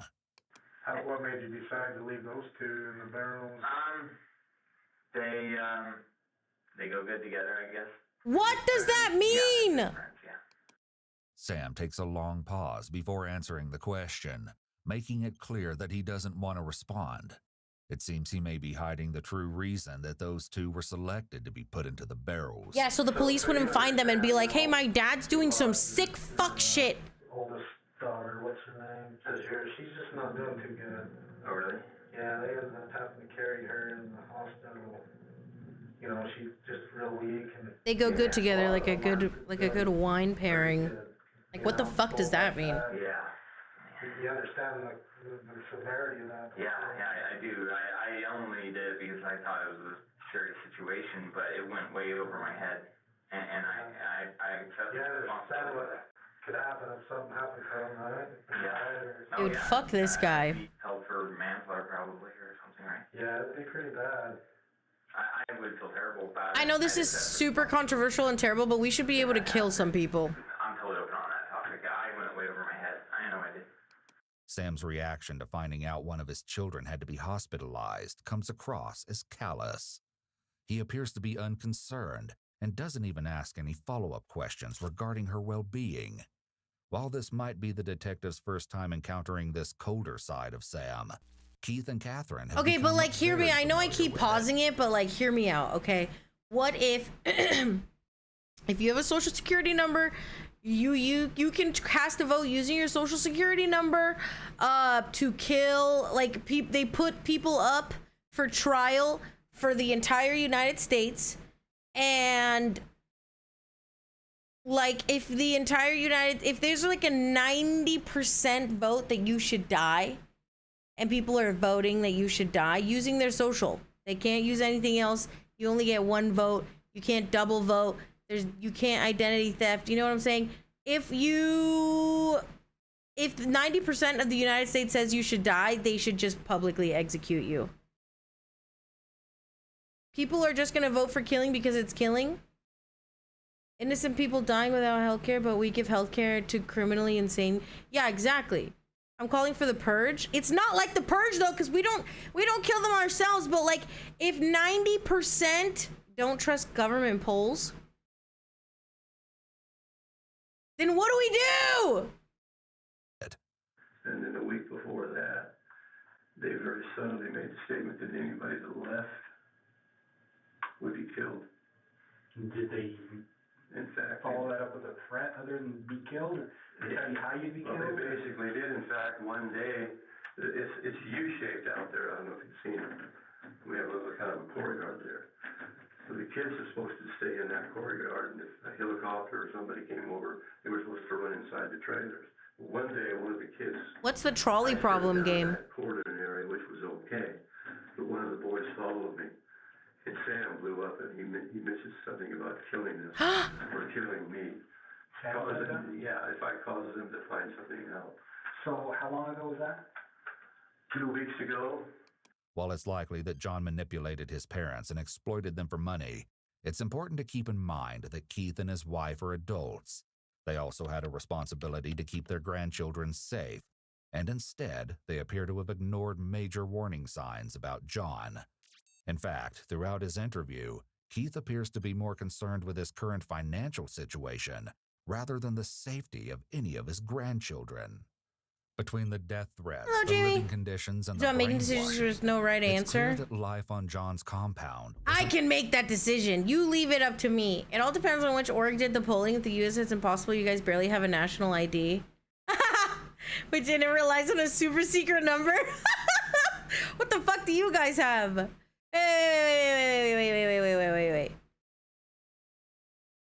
You have a trolley and a track.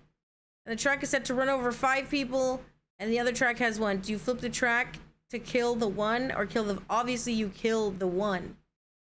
What the fuck? Now, if you're like, that one person on the trolley is my niece, I'm killing 5 people to keep her. Like, what are you talking about? A nightmare. But unfortunately, the cult had an even deeper secret. One that Micah finally... You're driving your car and there's an old man and a young kid on the road. What do you hit first? The old man? He's had his time. How are these supposed to be hard? Warns the detectives about. Like, I'm glad you're going back there, and he turns around and goes, oh, I hit the brakes? Oh.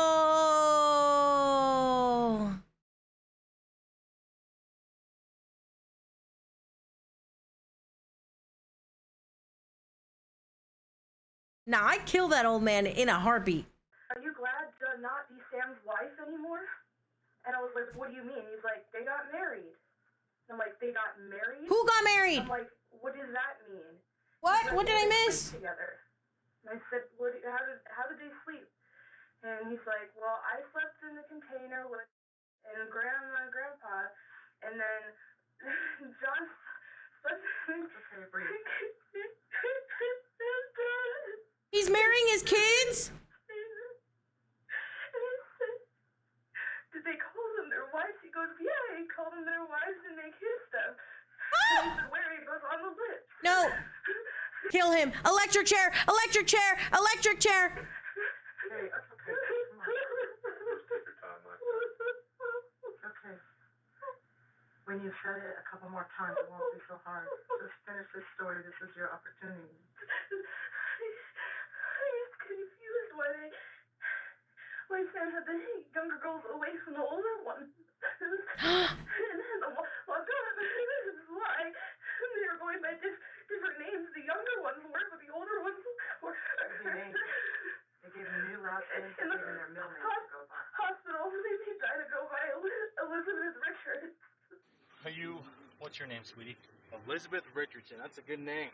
With this dark revelation, several missing pieces of the puzzle finally slot into place. You guys are fucking sick fucks. You live off the grid because you want to marry each other's underage 7-year-old fucking children? I would execute you point blank, no questions asked. I would go to jail for it. I do not condone violence, but I think about it. It explains why Sam was nervous to talk about the sleeping Kill arrangements them! on the compound.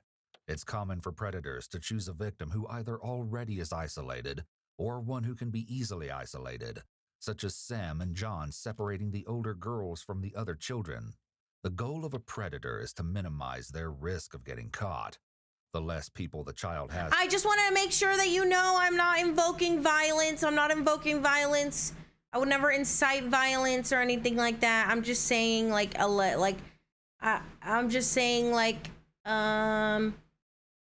just saying if it was me, I'm just saying that in another world, I'm just saying that in Minecraft I would. To talk to, the less likely it is that they'll report.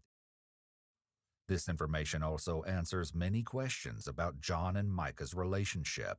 Their disturbing age gap is now clearly evidence that John has a history of pursuing minors. PDC immediately! Additionally, it's also common for predators to have antisocial personality disorder, particularly since it often takes an extreme lack of empathy, failure to abide by lawful behavior, impulsivity, aggressiveness, and lack of remorse. With this new disturbing information in mind, the detectives try to find out just how far his and John's marriage with the children went.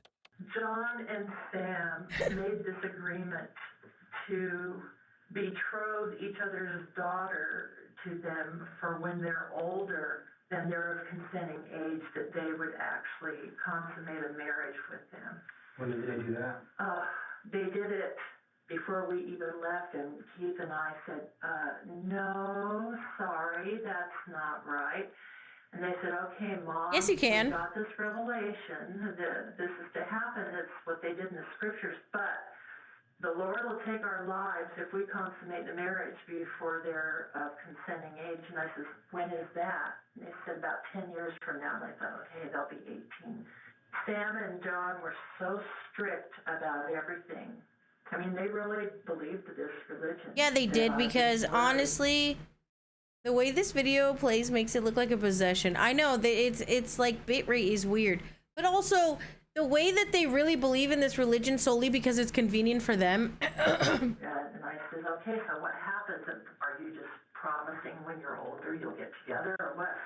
And they said, they'll live with our family and we'll be like a father to them until that age. And I said, okay. Basically, everywhere we went, Sam had in the tent. And John had his daughter in the tent and became a mother. I mean, everything looked right. They were happy. I didn't see anything wrong. And I believed John. I mean, I honestly, if Keith or I would have thought that they were going to do something to those girls, we told them we would shoot them ourselves. But we believed that they believed so strongly in this that they would not do anything to these You're girls. in fucking denial, and you're a terrible parent, and it doesn't surprise me that you raised a psychopath. We weren't comfortable with it, but we accepted it because of all these revelations John was giving. And by then, we were in so deep financially. We said, how are No, we it was convenient. payments on this? It's convenient for her. The grid's gonna fall down. You make him till it goes down, and we thought, well, you know, we weren't comfortable with it, but we thought, okay, well, he's in charge. While Catherine is insistent that she and Keith would have shot John and Sam if anything happened to the girls, if she had truly believed nothing was going to happen, then she wouldn't have felt the need to make the threat in the first place. Yeah, exactly. They controlled each other's daughters. That point blank period. Not with us around. I think they did probably on their own, where they knelt and prayed or something like that, but we weren't. But as far as you know, they Wait, really? Her postures? Or you didn't know that? No, just, see, that's what I kept asking John, what's the difference? If you're married, you consummate a marriage, and you're not. Oh, also, I'm so sorry, Hanksy Panksy. I turned the ads down from 3 minutes every hour to like a minute and a half, I think every 30 minutes or something like that, so that we don't get pre-rolls and you also don't miss too much of the video. Consummate it and ask the girls permission until they're 18. And he said, that's right, but it's like in the Old Testament where you give your daughter and then, you know, they live in your household and stuff until... It's like a pledge. It's a pledge. But the girls started calling themselves wives. No. In the camp. And, so they started calling themselves wives and you didn't think twice. But, God, she deserves jail time too. Fuck her. His whole family goes to jail. While Sam's daughter, then 7 years old, said she was John's wife. But as horrifying as this is, it's only the beginning of the shocking revelations. I still believed John. The girls were happy. I didn't see any signs. The girls are not happy, bro. Fuck you. We never viewed anything inappropriate. Just because you didn't see it. Did you ever see them being affectionate with each other? Everybody was affectionate. We were like a family. So nothing more than usual I mean, we'd all tell each other, I love you, you know, and stuff. But you could say nothing inappropriate. That would make me think that there was anything. I mean, the girls. Nothing inappropriate. Around girls that have been. Right. Have you ever seen with Sam and think that, as a grandmother, as a woman, and think something is just not right? Maybe it's questioning that maybe they're not having, but what they're doing is just not right. Yeah.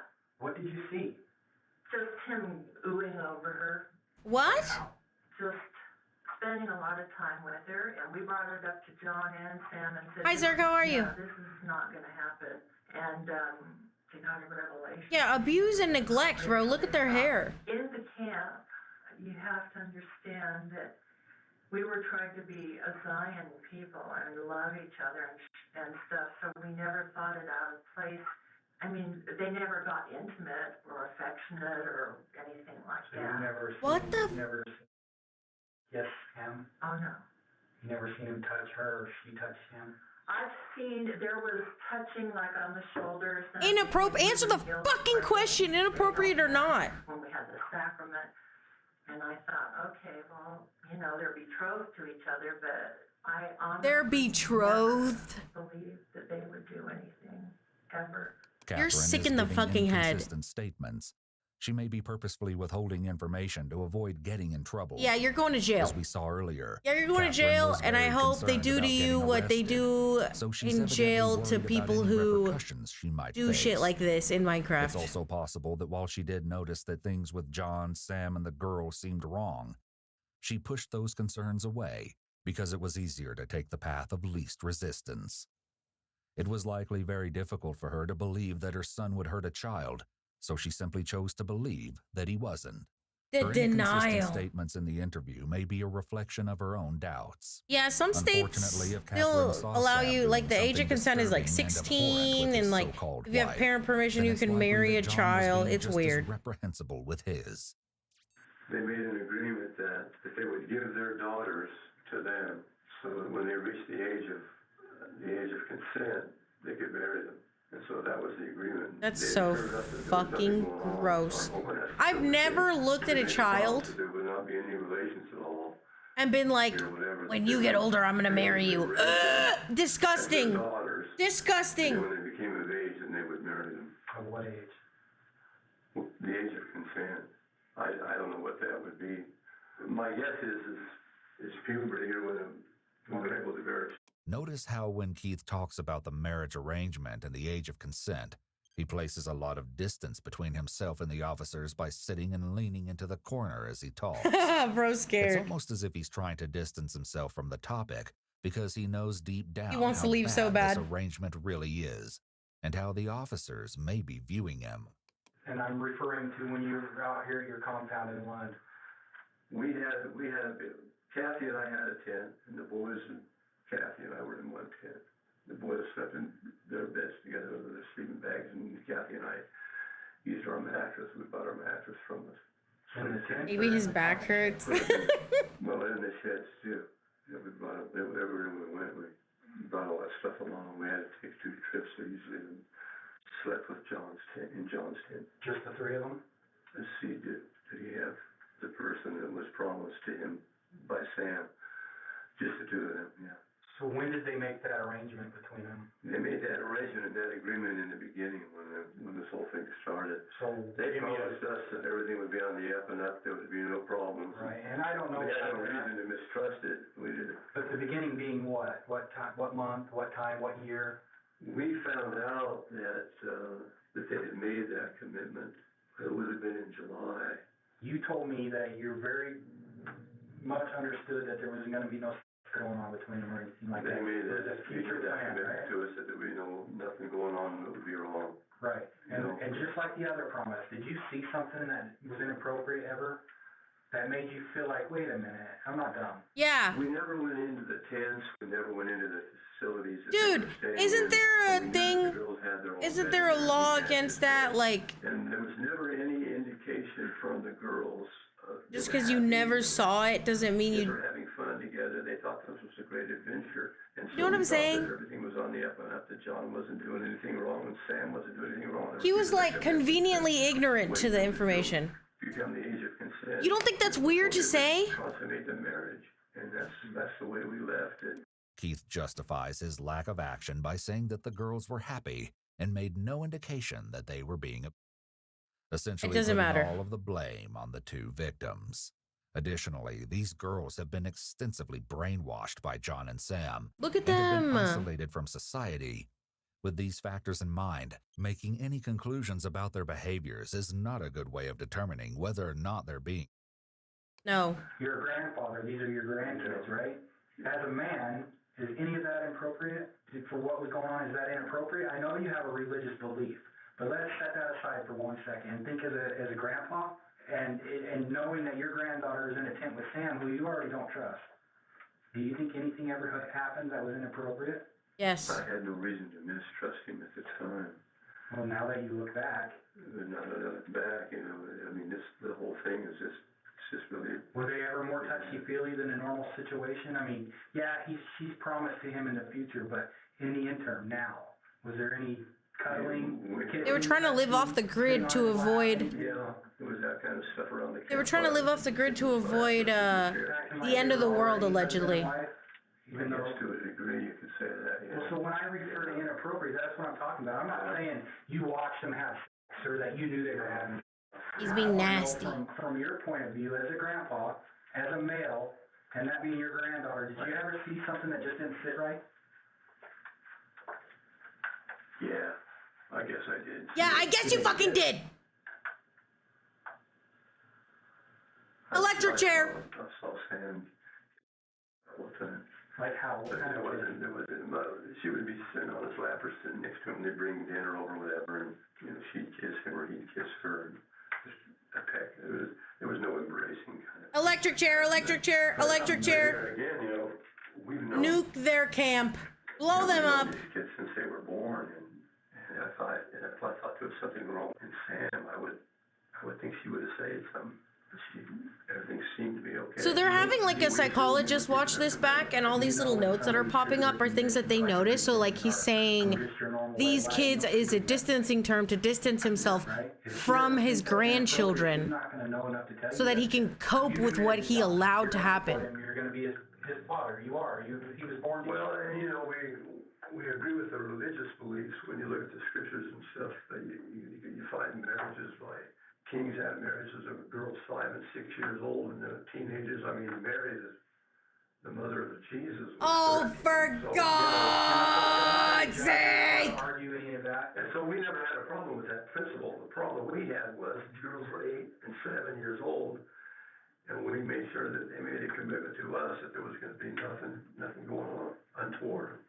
Right. And then we accepted that. The girls seemed to be happy. We didn't see anything. I know the times that I went in to check on the girls, they slept in the bed together. So I don't know. We just never believed that they were in danger. I doubt that, bitch. Period. You didn't believe that because you trusted these guys? Mm-hmm. If Sam and John were both willing to kill anyone who left the compound, is it really so hard to believe that they would be willing to hurt a child? Mm-hmm. So maybe your own son you know better, but do you really think that Sam is the person you thought he was? Probably not. I told you about how the girls were found, right? Yeah. You said it was really cold last night. A big dust storm. 2 of those girls stayed in a barrel out in the field overnight for 24 hours by themselves. In a barrel? Okay. In a plastic barrel. Okay. And that was at the hands of Sam. Yeah. So this guy isn't probably who you thought he was. Of course. Because you didn't think he would hurt them. No. And my son John would not have condoned. Why are you defending your sick fuck PDF file son? I think Sam got scared and he just. At the expense of. Yeah, let's swap daughters and invent a cult. Like literally. Dude, she sucks. Because he left one of his and your granddaughter in the barrel. Yeah. And took the other 2 with him. I have no idea because I never dreamed that Sam would do that. He was second after John in this order to take care of everything. And then we find ourselves left this morning and the granddaughters are gone, his daughters are gone. So why didn't you report it first thing when you noticed it? You said that. You said Keith told you when you called the authorities. Because what was we were scared.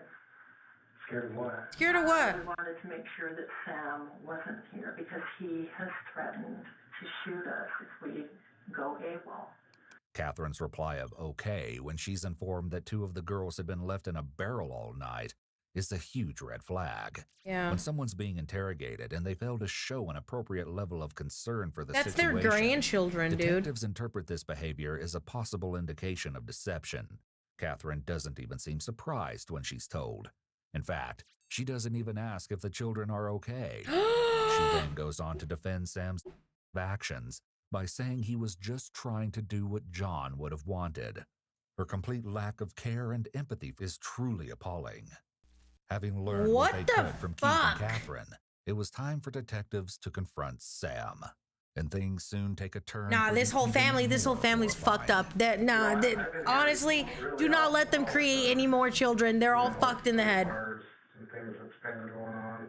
You know, that's one thing, one reason why I wanted to get your side of the story. Yeah, of course. Just things from Mike and things that, I mean, they're way out there. Look at this disgusting, nasty fuck. Look at him. Talks way above and beyond anything we believe. Though Sam says Micah isn't a reliable source, she's actually named in the Knights of the Crystal Blade binder.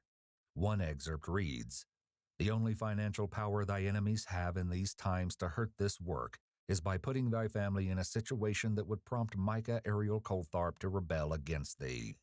I mean, like, we crazy stuff like being pregnant and stuff like that. How could she be pregnant? She's only 8. Well, right. Right. That's what I'm saying. How could she be pregnant? She's only 8. That's ridiculous. Is there stuff there that, I mean, why would she say stuff like that? I don't know to what degree. I should have a lawyer, but that's way off in left field. Yeah. Well, I kind of thought that too. That's why I wanted you to give me your side of things. Well, I also don't know to what degree thinks about certain things, or to what degree exact legal line is, or whatever. It's way over here, though. It's not what she's saying. What about, have you been betrothed to anybody? Do you believe in that? Would you say I need a lawyer to say yes? What is he asking? It's not against the law. Yeah, I was just wondering if that was something. It's way more on that side of it than what Mike is saying. Once again, Sam mentions a lawyer, but he Dude, doesn't unequivocally request one. This guy's And so the actually stupid. interrogation He's continues. actually stupid. He's actually stupid. He's like, should I get a lawyer? Like 7 times. Because John's doing it, and is John doing stuff with the kids that are concerned? I don't think anything like that. Okay, so we do believe in betrothal. I mean, the whole ancient world does. I mean, He's like, I'm in trouble. I'd say that when you get betrothed to somebody, I'll just say this, that you should start to be the one that's the spiritual teacher that starts to care of them, so that they look up to you, that they start to be attached to. I think that's true with any community. Now that he knows the police are aware he was betrothed to an 8-year-old, Sam is starting to scramble for an explanation. They're giving exams. Yeah, that is called grooming. I don't think so. One thing is, just from a medical standpoint, What are you, a not doctor? doing anything down there, but you do check them. What? When they make any kind of agreement, even in the Old Testament. I don't know why she does not have a hymen, but it's either genetic or it got broken somehow early on. But it was before John got her. Just so you know that. When we very first made the agreement, You're fucking disgusting. What are you, TI? Checking your daughter for if her hymen is still intact? This is fucking awful. I did it. Just because she's my daughter, and I just checked quick. You know, I wasn't doing anything down there. I don't know if you have to be a doctor, do that legally. Are you fucking kidding me? This is some medieval whack shit. Just for the reason of checking. How did you know about? Not most guys know even what a hymen is. I never seen one before I checked my girls, but I looked it up online, and so I could tell what it was. Exactly. You know what you fucking did. It may have been a slip of the tongue, but Sam said my girls, insinuating that he checked both girls. Not only is this horrific for a 7-year-old to go through, but his other daughter is only 4 years old. No. I just did my research. It's pretty close up. It's fleshy. You could, I just looked on Wikipedia. You're not a fucking John's perverted doctor. obsession You're with so purity is further disgusting. elaborated in the Knights of the Crystal Blade binder, where he states, "If these laws of purity and purification are obeyed by he who takes her, and she endureth, she shall be appointed unto him by my servant." Yo, this guy Moreover, wants the to live document in is like filled with medieval definitions times of so defiled fucking women bad. and how they can be cleansed by their husbands. His casual discussion with the detective of how he looked for images of hymens online. Yeah, thank God he checked in order to Wikipedia. evaluate his daughter shows that he feels this is all okay and normal. There are also some signs of possible deception throughout his answer, as when he's asked if there would be any sign of on the girls, Samuel responds with, "I don't think so." This is an example of a qualification phrase often used by deceptive individuals. Are you taking notes? This type of non-committal response allows the person to later change their answer if needed. For instance, if signs of on the girls are discovered. And that's why I talk in absolutes, and I might be wrong, but I will always be like, yes, no, yes, no. About examining his daughter, he first says, "You do check them." There is no nuance to this. It's a yes or fucking no. Before swapping to, "We check them," in order to share the blame with John. He finally admits that he was the one who checked his daughter after being directly asked, and he doesn't appear to recognize how inappropriate his behavior was, instead attempting to justify it. Only a Sith deals in absolutes. Yeah, I'm fucking, yeah, exactly. And I'll do it again, and I'll fucking I'll yes no to you to death. The maiden is most pleasing unto me, as I delight in chastity, and it will become the only form of marriage in the millennium when my people are redeemed. Chat, spread them open. I am going to check you for your hymens, and if any of you are impure, I'm gonna put you directly into the penile disintegration chamber. Then it is also expedient that I reveal unto thee the preciousness of virginity also. And then the guy can say, I don't want to go through that, or I do, or... So you're checking to see if there was one... Not my boy. Before she got this betrothed. Right, because then you could say, oh, well, maybe she's not a virgin, so I don't want her. John still wanted to do... Yeah, Saturday I'll be checking your boy hymens. What if we're married? So basically what you do You can be married, but you must be betrothed to me. Daughter. When you become of age. You go to the father, and you which is exactly an agreement that is 30 years old. Price will be, or if there will be one or not. Check the hymen, make sure there is one or not, and then see if you still want to go through with it. He knows that the authorities are going to check his daughter for signs of it, and he may believe that by claiming she never had a hymen in the first place, then he may be protecting John from allegations. You can't say assault on YouTube? Is that's probably something I'd talk to some lawyer about. Can we get a time? Can we get a counter? Can we get a counter for how many times he asked for a lawyer? Can we get that? Because should I? Oh! Right. That's up to you. I was just curious how that works. I mean, how do you trust? I mean, I know you say how do you trust the word of somebody else? You trust John, but how do you know that he told me the truth? Told you the truth about her hymen. It's a good question. Yeah. In my mind, our relationship was wonderful, above board. Sam's reluctance to answer this question is a huge red flag. If the answer were no, he should have no problem saying that. However, if he did check John's daughter, he may be hesitant to admit doing so to avoid getting into trouble. Additionally, Sam uses another qualification phrase while answering the question by stating that, in his mind, his relationship with an 8-year-old child was above board.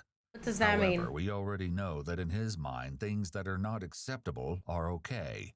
So what other depraved parts of their relationship above board? Might be above board in his mind? You got to get that out there. The first thing you got to do is admit that you did something wrong. So I think that none of the things I did, in my opinion, are wrong. Above board means According to okay. Sam, he was only following his leader John's orders, who said, I reveal unto thee the preciousness of virginity also. For behold, when a righteous man takes unto himself a maiden, then their bond is made eternal by my word, and by their godly love. I know for a fact they wrote this shit. Behold, they wrote this shit to convenience themselves. There's just no fucking way that they started this cult because they truly thought it was going to be the end of the world. They're just a bunch of fucking perverts that met each other online. They were like, I have daughters, you have daughters. Let's switcheroo daughters. Back in the old days, it would have been okay to have a child wife. Why don't we just create the Knights of the fucking Crystal Blade or the Knights of the fucking Shining Order or whatever? You're sick. You're a sick fuck. It doesn't matter how you justify this. You're coping so fucking hard right now. The detective is doing a great job here of appearing to be non-judgmental. This is providing the best opportunity. I could never be a cop. I'm not judging. We listen and we don't judge. For Sam to open up. I'm gonna kill him, actually. and reveal details that he might have kept to himself if the detective. If I was a cop, I'd hold him at gunpoint and be like, "Did you do anything inappropriate with her? Yes or no? And if I think you're lying, I'll shoot you in the face in Minecraft." It's confrontational. But I also think there might be one or two things also like when you came up with. I should talk to a lawyer about because he knows exactly. Yeah, we judge and we barely listen. How about that? It would be against the law. Except for doctors. It's different. Are you a fucking doctor, Mr. Knight? I mean, I think the definitions are already hazy, so I want to know exactly. Yeah, if holy, why not immune to my bullets, Because I really didn't cross the line according to the scriptures or our relationship.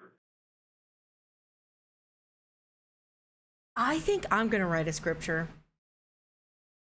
Because I'm gonna say exactly that. I'm gonna be like, I didn't break the law according to the scriptures, and my scriptures are gonna say you absolutely can kill someone if I don't like them.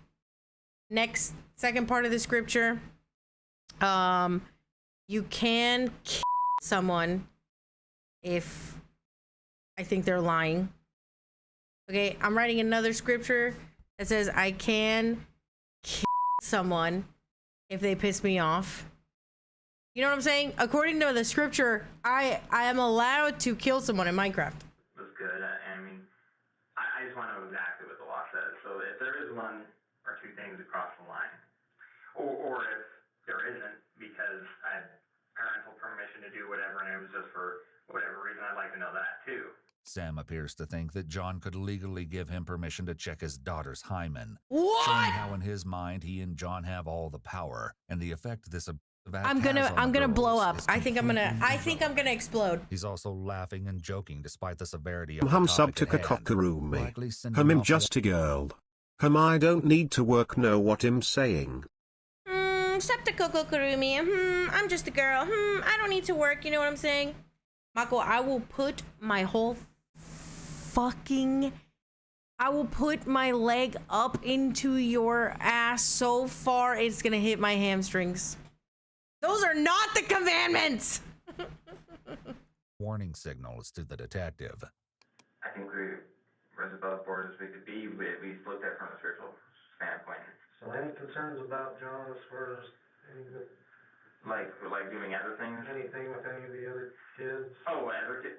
Like that weren't appropriate, you know? Maybe? No. Not that I know of. I trust him. He had a great smile. They're perfectly fine kids, so I did not see a problem. When asked if John may have been inappropriate with any of the children, Sam hesitates and says no before quickly changing his answer to "not that I know of." Again, this should be a very easy yes or no question for him, so it doesn't make sense that he's changing his answer to one that's non-committal. I don't know if I need a lawyer to answer that. Well, I just Wait, is that true, Melforge? Is that how you could tell someone's lying? I wonder I wonder if there's any body language I have because I'm so aggressive. I can grab a lawyer because I don't know the ins and outs of the law. That is like a red flag. We mix all our laundry together, and I'm sure something could be come up with that's not the case. If you know what I'm saying. We mix our laundry together. Oh. We just hang foot. Laundry your DNA might be on some of her. No, that's what I'm saying. Something could be extracted. You guys! Every day at like fucking 4:50, I get throttled every day. If you take Micah's story and then the fact we live together, you can pretty much almost anything. Did it just restart my stream?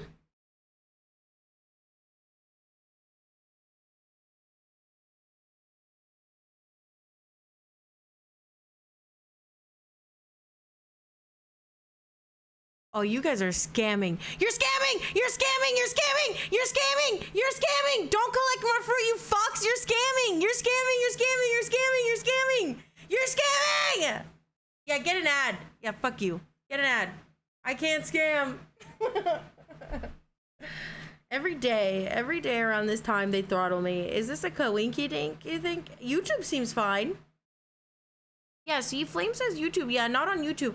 I'm telling you right now, the best viewing experience is watching on YouTube and listening on Twitch. I'm so serious. Yeah, I think that's all I can say without a lawyer. If there's any nitty-gritty details in the law, I don't know, you know what I mean? Yeah, well, that's your right. You don't have to answer questions if you don't want.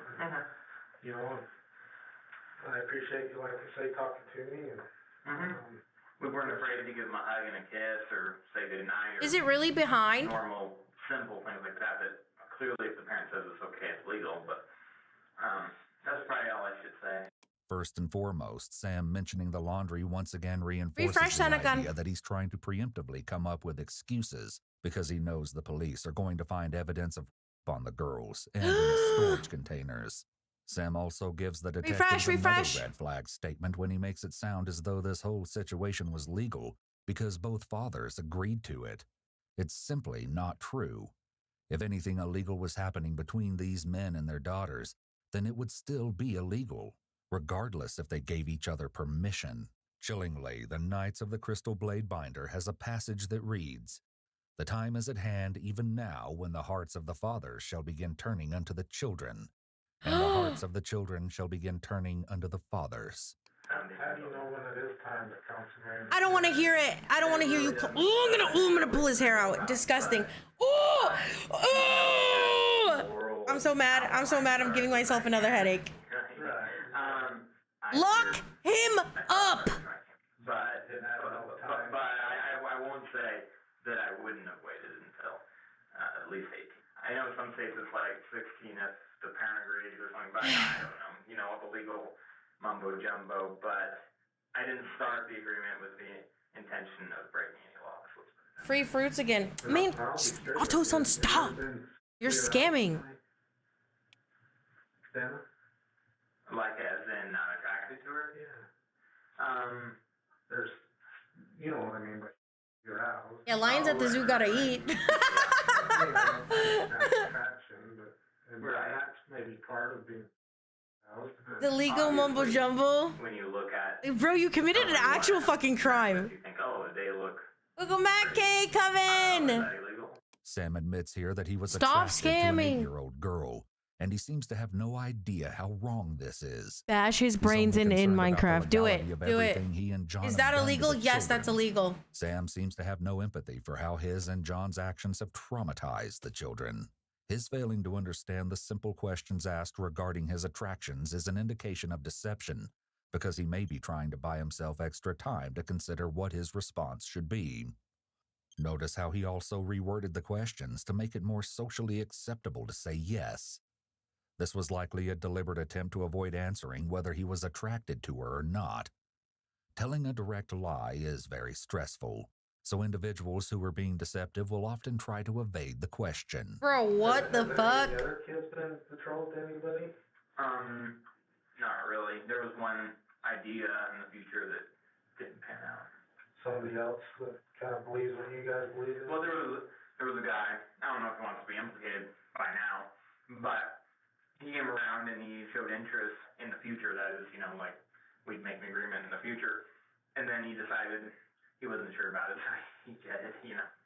The way Sam talks about a guy showing interest and being betrothed to his 4-year-old daughter paints a very disturbing picture. You're fucking gross. While Sam made it sound as though the marriage agreement with this man went nowhere, Amanda! The grisly reality was much more different. Electric chair. Chop off each one of his fingers one by one. Robert Shane Rowe shared that he started chatting with John on Facebook in late 2016 after being particularly interested in John's revelations. Influenced and intrigued by the nature of these revelations, Robert flew to Utah to meet with John and Sam on August 25th, 2017. Wait, I'm so nosy. Hold on. Does this work? Yeah. Can you take a call? We got a lot of revelation about you right after we last talked a couple of days ago, but I haven't been able to get a hold of you. Sorry, I didn't get any calls. I just booked the flight, so I will be coming weird. It's official at this point and paying for... It went straight to voicemail yesterday whenever I tried. I've been having phone problems. And spent 3 days with them. During their interaction, John informed Robert that he was the literal incarnation of John the Beloved. Apparently disappointed by what he called their crazy talk, Robert showed little interest in the church. However, he became disappointed for having spent so much time, effort, and money to travel all the way to hear crazy talk. Oh my God, it's almost like this guy was like, hey, your cult sounds cool. Like, I can't wait to meet up with you guys. I'd like to be a part of it. What? First of all, what? Second of all, he shows up in person. He shows up in person and he's like, oh, you guys are actually so fucking stinky, gross, and awful.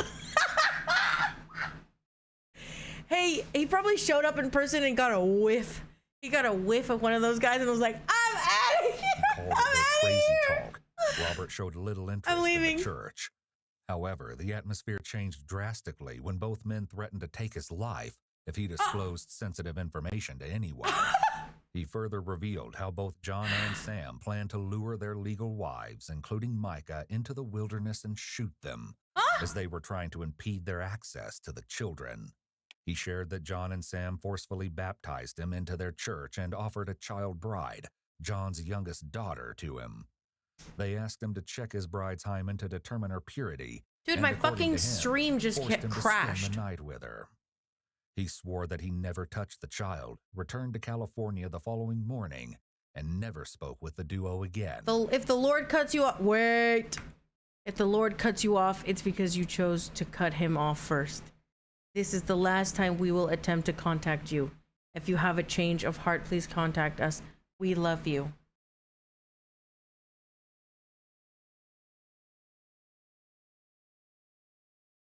I would never.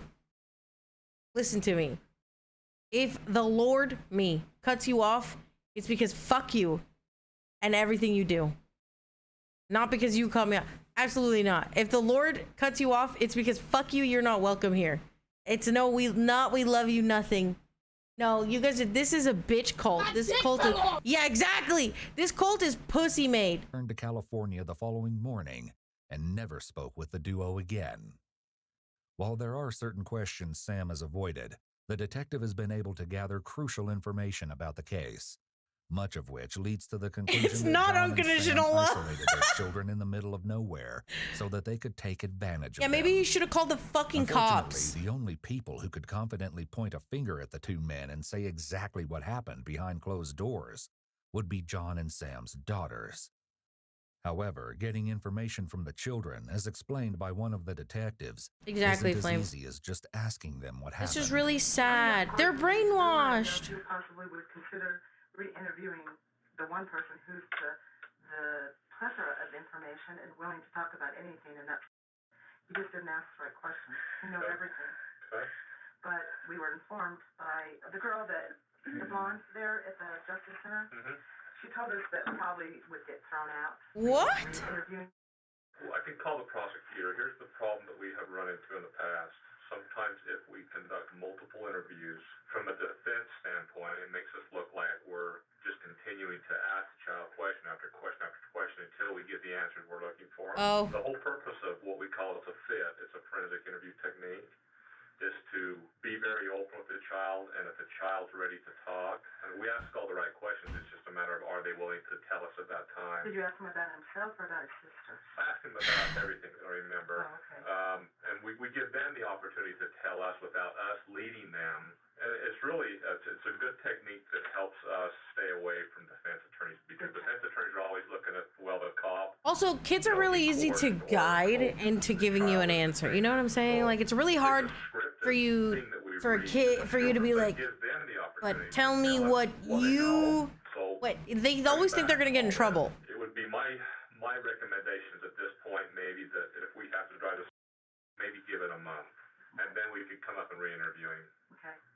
Children tend to be more suggestible than adults, so detectives have to be extra careful with questioning to ensure that they aren't influencing the child.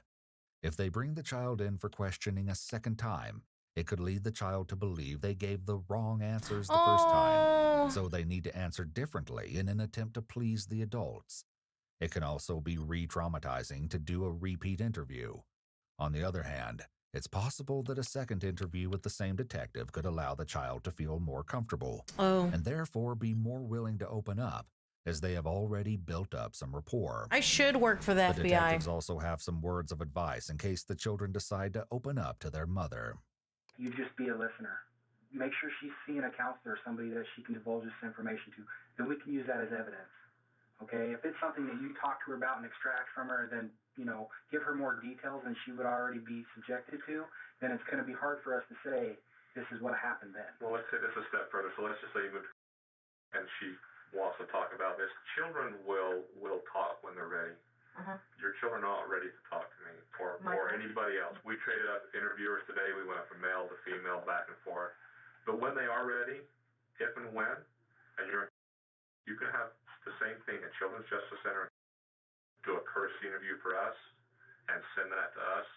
And we have 4 years from yesterday, to continue to build this case. Huh?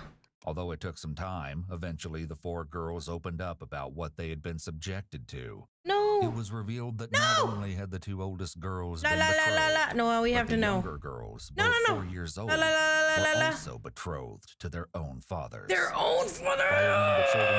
I'm so tired of cults being just like a sick excuse for child abuse and fucking incest. And 1 count of lewdness with a child. John was given similar charges, finding himself facing 1 count of child sodomy, 1 count of child kidnapping, 1 count of child bigamy, and 1 charge of Wait, obstruction. what's bigamy? Hold on.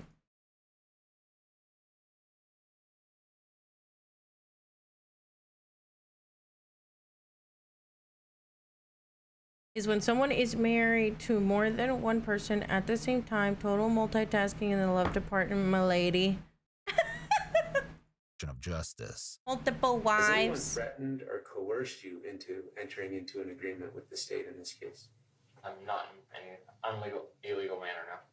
But are you telling me that you are voluntarily entering into that agreement, even if you don't love the terms? Yes. Okay. Sam initially pleaded guilty. However, 2 months later, he tried to withdraw that guilty plea. I'm moving the exclamation. It's going to be exclamation nut now, by the way. He also claimed that while he was ready to confront a mental health issue that was making him act irrationally, he maintained his innocence for the crimes committed against the children. The judge rejected Sam's attempt to withdraw the plea. While Sam was trying to protest his innocence, John was doubling down. According to attorneys, plea negotiations with John were largely going nowhere, as the man was convinced his actions were sanctioned. You're a fucking asshole. John expressed no remorse. Yeah, we for brought Nut back for free. Pain and trauma he caused, instead stating that he was Jacob from the Old Testament and that he had been sent back to Earth to promote child marriages. John eventually told the judge that he wanted to be his own attorney and stated there was a lot of truth in the charges brought against him.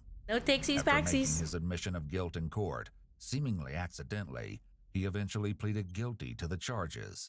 Both John and Sam were eventually sentenced. Ew! Ew! Ew! This guy smells bad. To 26 years to life. Hey, that's me. Shut up, Mal. That's not you. The court also believed Keith and Catherine Coltharp could have prevented this horrible act and protected the girls. As part of That guy hasn't showered in 7 years. their sentences, Keith Coltharp spent 48 hours in the San Pete County Jail, and Catherine Coltharp served 2 weeks of home confinement. They served 36 months. No, you should all go to jail forever. Probation and were asked to pay $25,000 restitution to the mother of the children. Unfortunately, life is still difficult for the children. I feel so bad. According to Micah, her kids are grappling with the trauma they experienced living with their father. I feel so bad. There's no coming back from told that. their mother that Sam would walk them miles into the woods before abandoning them. The children would have to retrace their footsteps to make it back to the compound. Why? Micah also found that her children were so accustomed to the cold that she had to turn down the heat. Oh! This is because the compound, where the children lived for 3 months, had no electricity or running water. Oh my god. They were scared of the dark after spending so much time in it. and her sons had become conditioned to wear diapers to bed No. because it was too cold to go to the bathroom outside at night, and they wet the bed often. No. When they came home, the boys shied away from her girls. Micah later learned that Sam and John had separated the children because they saw their sons as competition. You're disgusting and pathetic. They contacted the girls. When John's 4-year-old daughter was told that her father was being sent to jail, she responded, "Can they just kill him?" Oh, period. Showing the extent of the damage done to these kids. Micah says they're getting a little better every day, and all we can do is hope that one day they're able to fully recover from the nightmare they were put through. Good to see Coco still here. Hi! Okay, you guys, if you want to go show some support. That was a really good video. It was really fucked up, but they did a really great job of explaining what happened so that we know what the fuck is going on out there.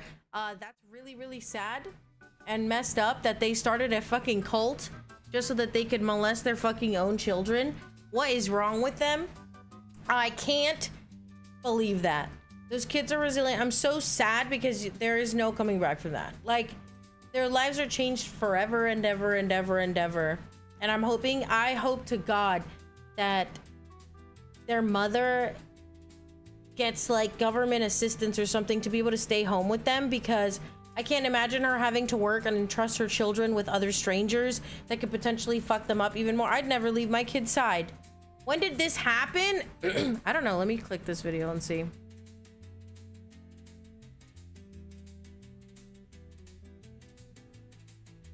Let me see. Na, na, na, na, na. 2018, he was sentenced to 15 years. That's nothing. Sentence him to death. I feel like we should have the death penalty. Am I wrong for that? I don't know. Some people deserve to get the electric chair. Can we get the electric chair back? It's crazy and sad how experiencing this kind of stuff can change their entire mindset for their entire life ahead. Yeah, I'm sure we've all been through things that have changed us completely as a person or made us feel like we weren't ourselves somehow. And it's absolutely sad that they did this to children. You're robbing them of their human experience. You know what I'm saying? Coco's a princess of vengeance. Exactly! Exactly! Anyways, we were gonna play Order 13. Let me see. We're gonna play Order 13.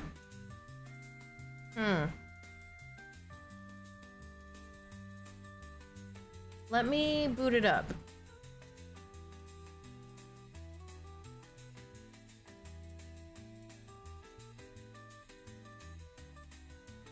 It's unfortunate because things like that happen when you end up spawning. Wait, what?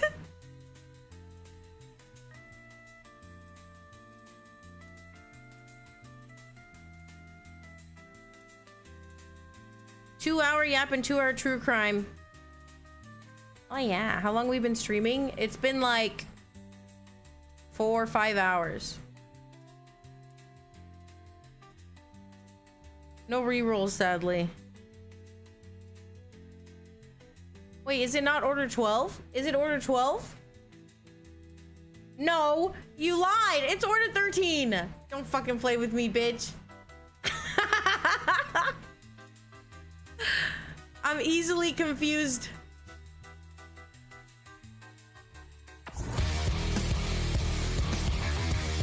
I swear to God, I just felt like I opened up Doom on accident. You guys are assholes. You guys are assholes. You guys are assholes.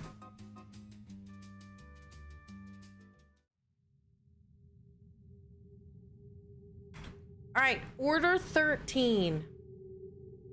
Let's see if we can get this going.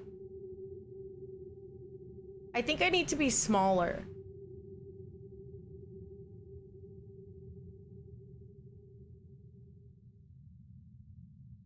I think this is fine. This is probably fine, right?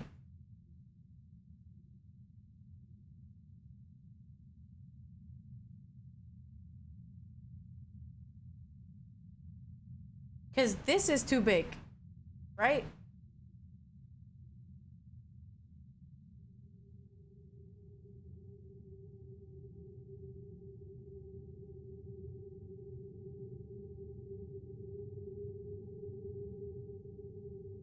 Yeah, that's stupid. We'll do this. This is good. This is good. This is good. Order 13.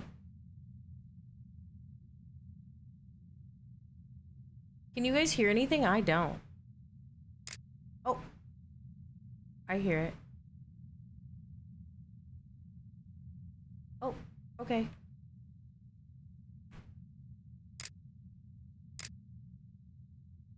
Oh.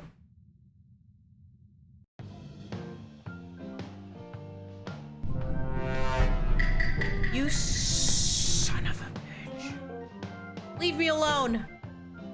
The quota to reach today, $75.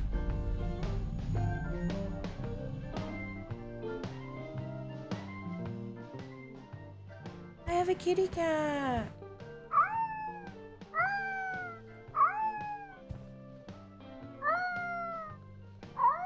Butt scratchy? Tummy scratchy. So cute. Yo, turn this shit off. What the fuck? Bat-to-bat communication. Welcome to your first day at Jolly Box Co. Be sure to check the poster for instructions and have a working day. Print the order, gather item, pack it, ship it.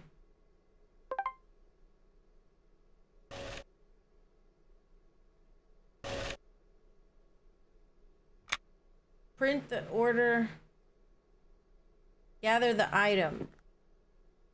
Enter code at object pickup quantity 1.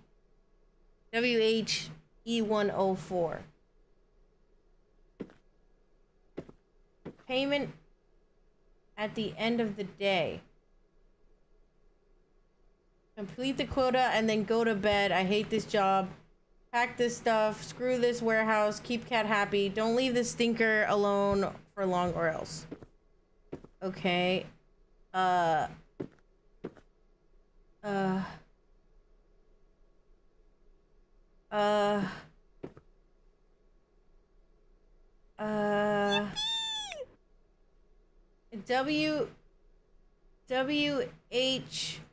Bro, what the fuck am I doing? Yo, thank you, K-Haven. Thank you for the follow on Twitch. Also, my YouTube brats, welcome in. Thank you so much for hanging out with me. With YouTube and Twitch together, we have 42 of you. I'd like to welcome you here. If you're new here, hi, we play Bloodborne and Terraria. But for the month of September, we are playing any game and every game that I've wanted to ever play. If you are on YouTube and would like to support me in any way, if you have Amazon Prime, you can give me your Prime sub on Twitch for free. That is some Bezo bucks. Otherwise, if you have a YouTube membership or a Twitch subscription, you can come into the Discord and get your goodies. We have movie nights every first Saturday of the month for YouTube members only. Community game nights for Twitch subs and YouTube members only. And your free wallpapers. You get a bonus wallpaper, by the way. I just had to follow you on Twitch. I figured it was you. You're on YouTube. Stop being dumb and come to Twitch. We have redeems. No, I love my YouTube family. It's funny how many job KoKo keeps playing considering how chat is large. I love simulators, Noodle. You already know this about me. Bat to cat communication. Get your dailies on Twitch. Hi, cute kitty. How are you? Welcome back. Okay, you guys, I'm kind of confused because 1 box per item. Grab. Okay, but how? It says fulfillment package. Enter the code at object pickup. I put it here already. I can't take it back.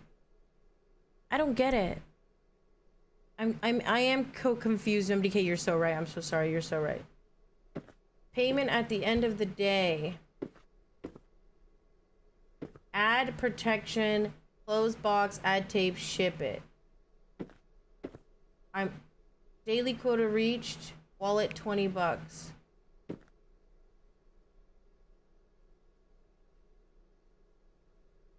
What? What? Look at my kitty cat. I love him. Where do I put this? Can I put it down? I picked it up and I don't know where to put it. I can't put it down. I don't understand.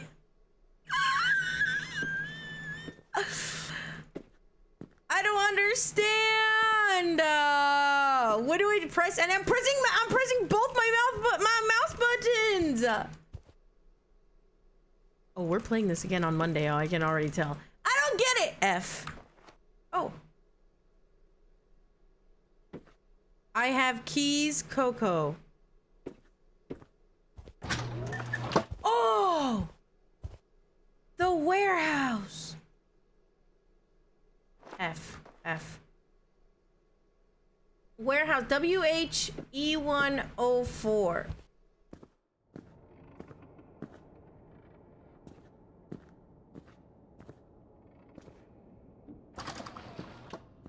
WHIJKLMNOPQ. I need a flashlight.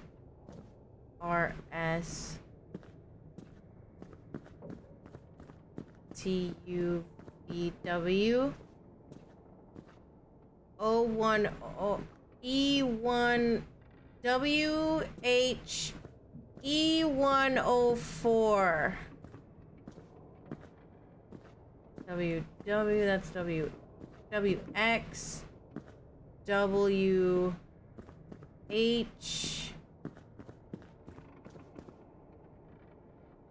E1.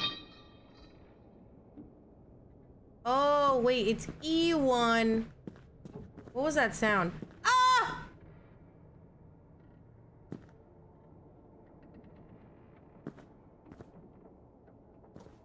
I messed up. It's E.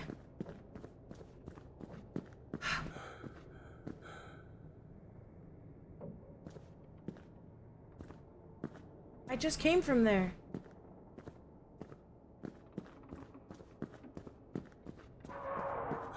No! It's warehouse E1, so it was E. I'm in the wrong place. My cat's not happy, you guys. I have to quickly go back home and pet her.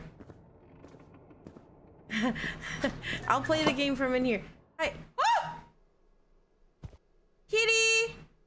Oh. Oh, I can't make her more happy? I'm taking too long. I'm taking too long. HIJK E104.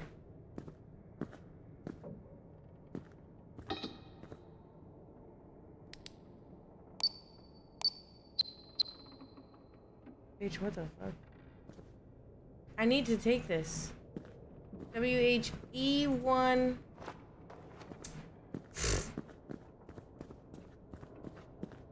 Ah! I don't know. Use the pattern from the receipt. 1, 2, 3, 4. Oh, okay, there you go.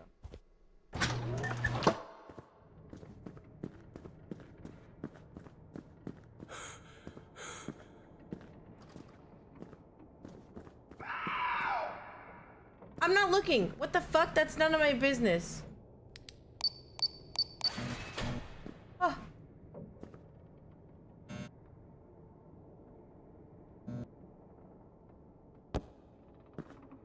That's all I take?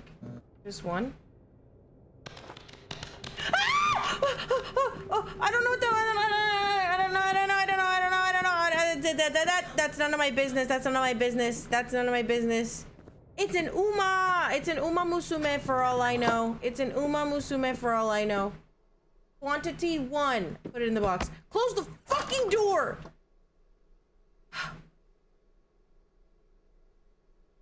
Okay. Now, add tracking material 3 times. Close the flap, grab it, put it here. First tape, then sticker.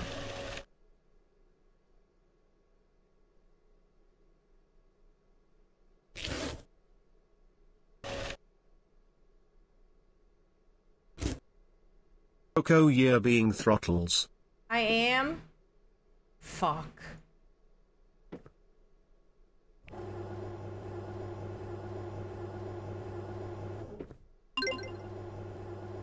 I'm being throated. I'm being throttled again. All right, it is what it is. I think that's it. I think too many people come home. I think too many people come home at this time. I gotta stream earlier, I guess. Oh well. It is what it is. It is what it is. It's just Twitch. Who cares? You're so funny. You're so funny. Most of my income comes from Twitch, and that's the only way we'll get a. That's the only way we will get a 2.0. All right. Even YouTube aided a bit. Okay, everyone. If you can still hear me, if you can still. Oh my god. Oh my god. I'm giving up on talking. I give up. I give up. I give up. I give up. If you can still hear me. Thank you so much for hanging out with me today. I appreciate you. Don't forget to join the Discord to collect your free goodies. Pay your tithe, Twitch subs, YouTube members, donos. They're all tax deductible in the eyes of the god of this cult, which is me. Oh my god! No, grass man! I'm being throttled! Oh, there's no internet. Hello? Grass man? Am I back? Am I back or not? Yo, my shit just turned off. Hello? Am I back? Am I back? Am I back? I broke stream, sorry. It's okay. You're raiding into this, my brother in Christ. Perfect timing. Perfect timing because my internet is being throttled. My internet is being throttled. I'm telling you right now, best experience. Stop scamming! Best experience is YouTube viewing, Twitch listening. YouTube is more stable on average. Twitch needs to step up its game. On God. On God, YouTube is better. All right, I love you guys so very much. We have new shorts every single day on YouTube. Twitch, thank you so much for hanging out with me. You guys have your pluses, you already know. YouTube, thank you for the 1.6K, almost 7K. That's so crazy. I can't believe we're almost at 2,000. Also, it is September, so if you wanted to subscribe for more than 1 month in a row, you get a massive discount until the end of September. I love you guys so very much. I am gonna throw you at someone. Make sure that you're good, you're kind, and make sure that you make good choices. I love you all, and I will see you all on Monday. I'll actually see you all in the Discord because I will be babysitting. I'll be babysitting, so yeah, I'll probably be hanging out in there if I have time. I love you guys. Bye bye.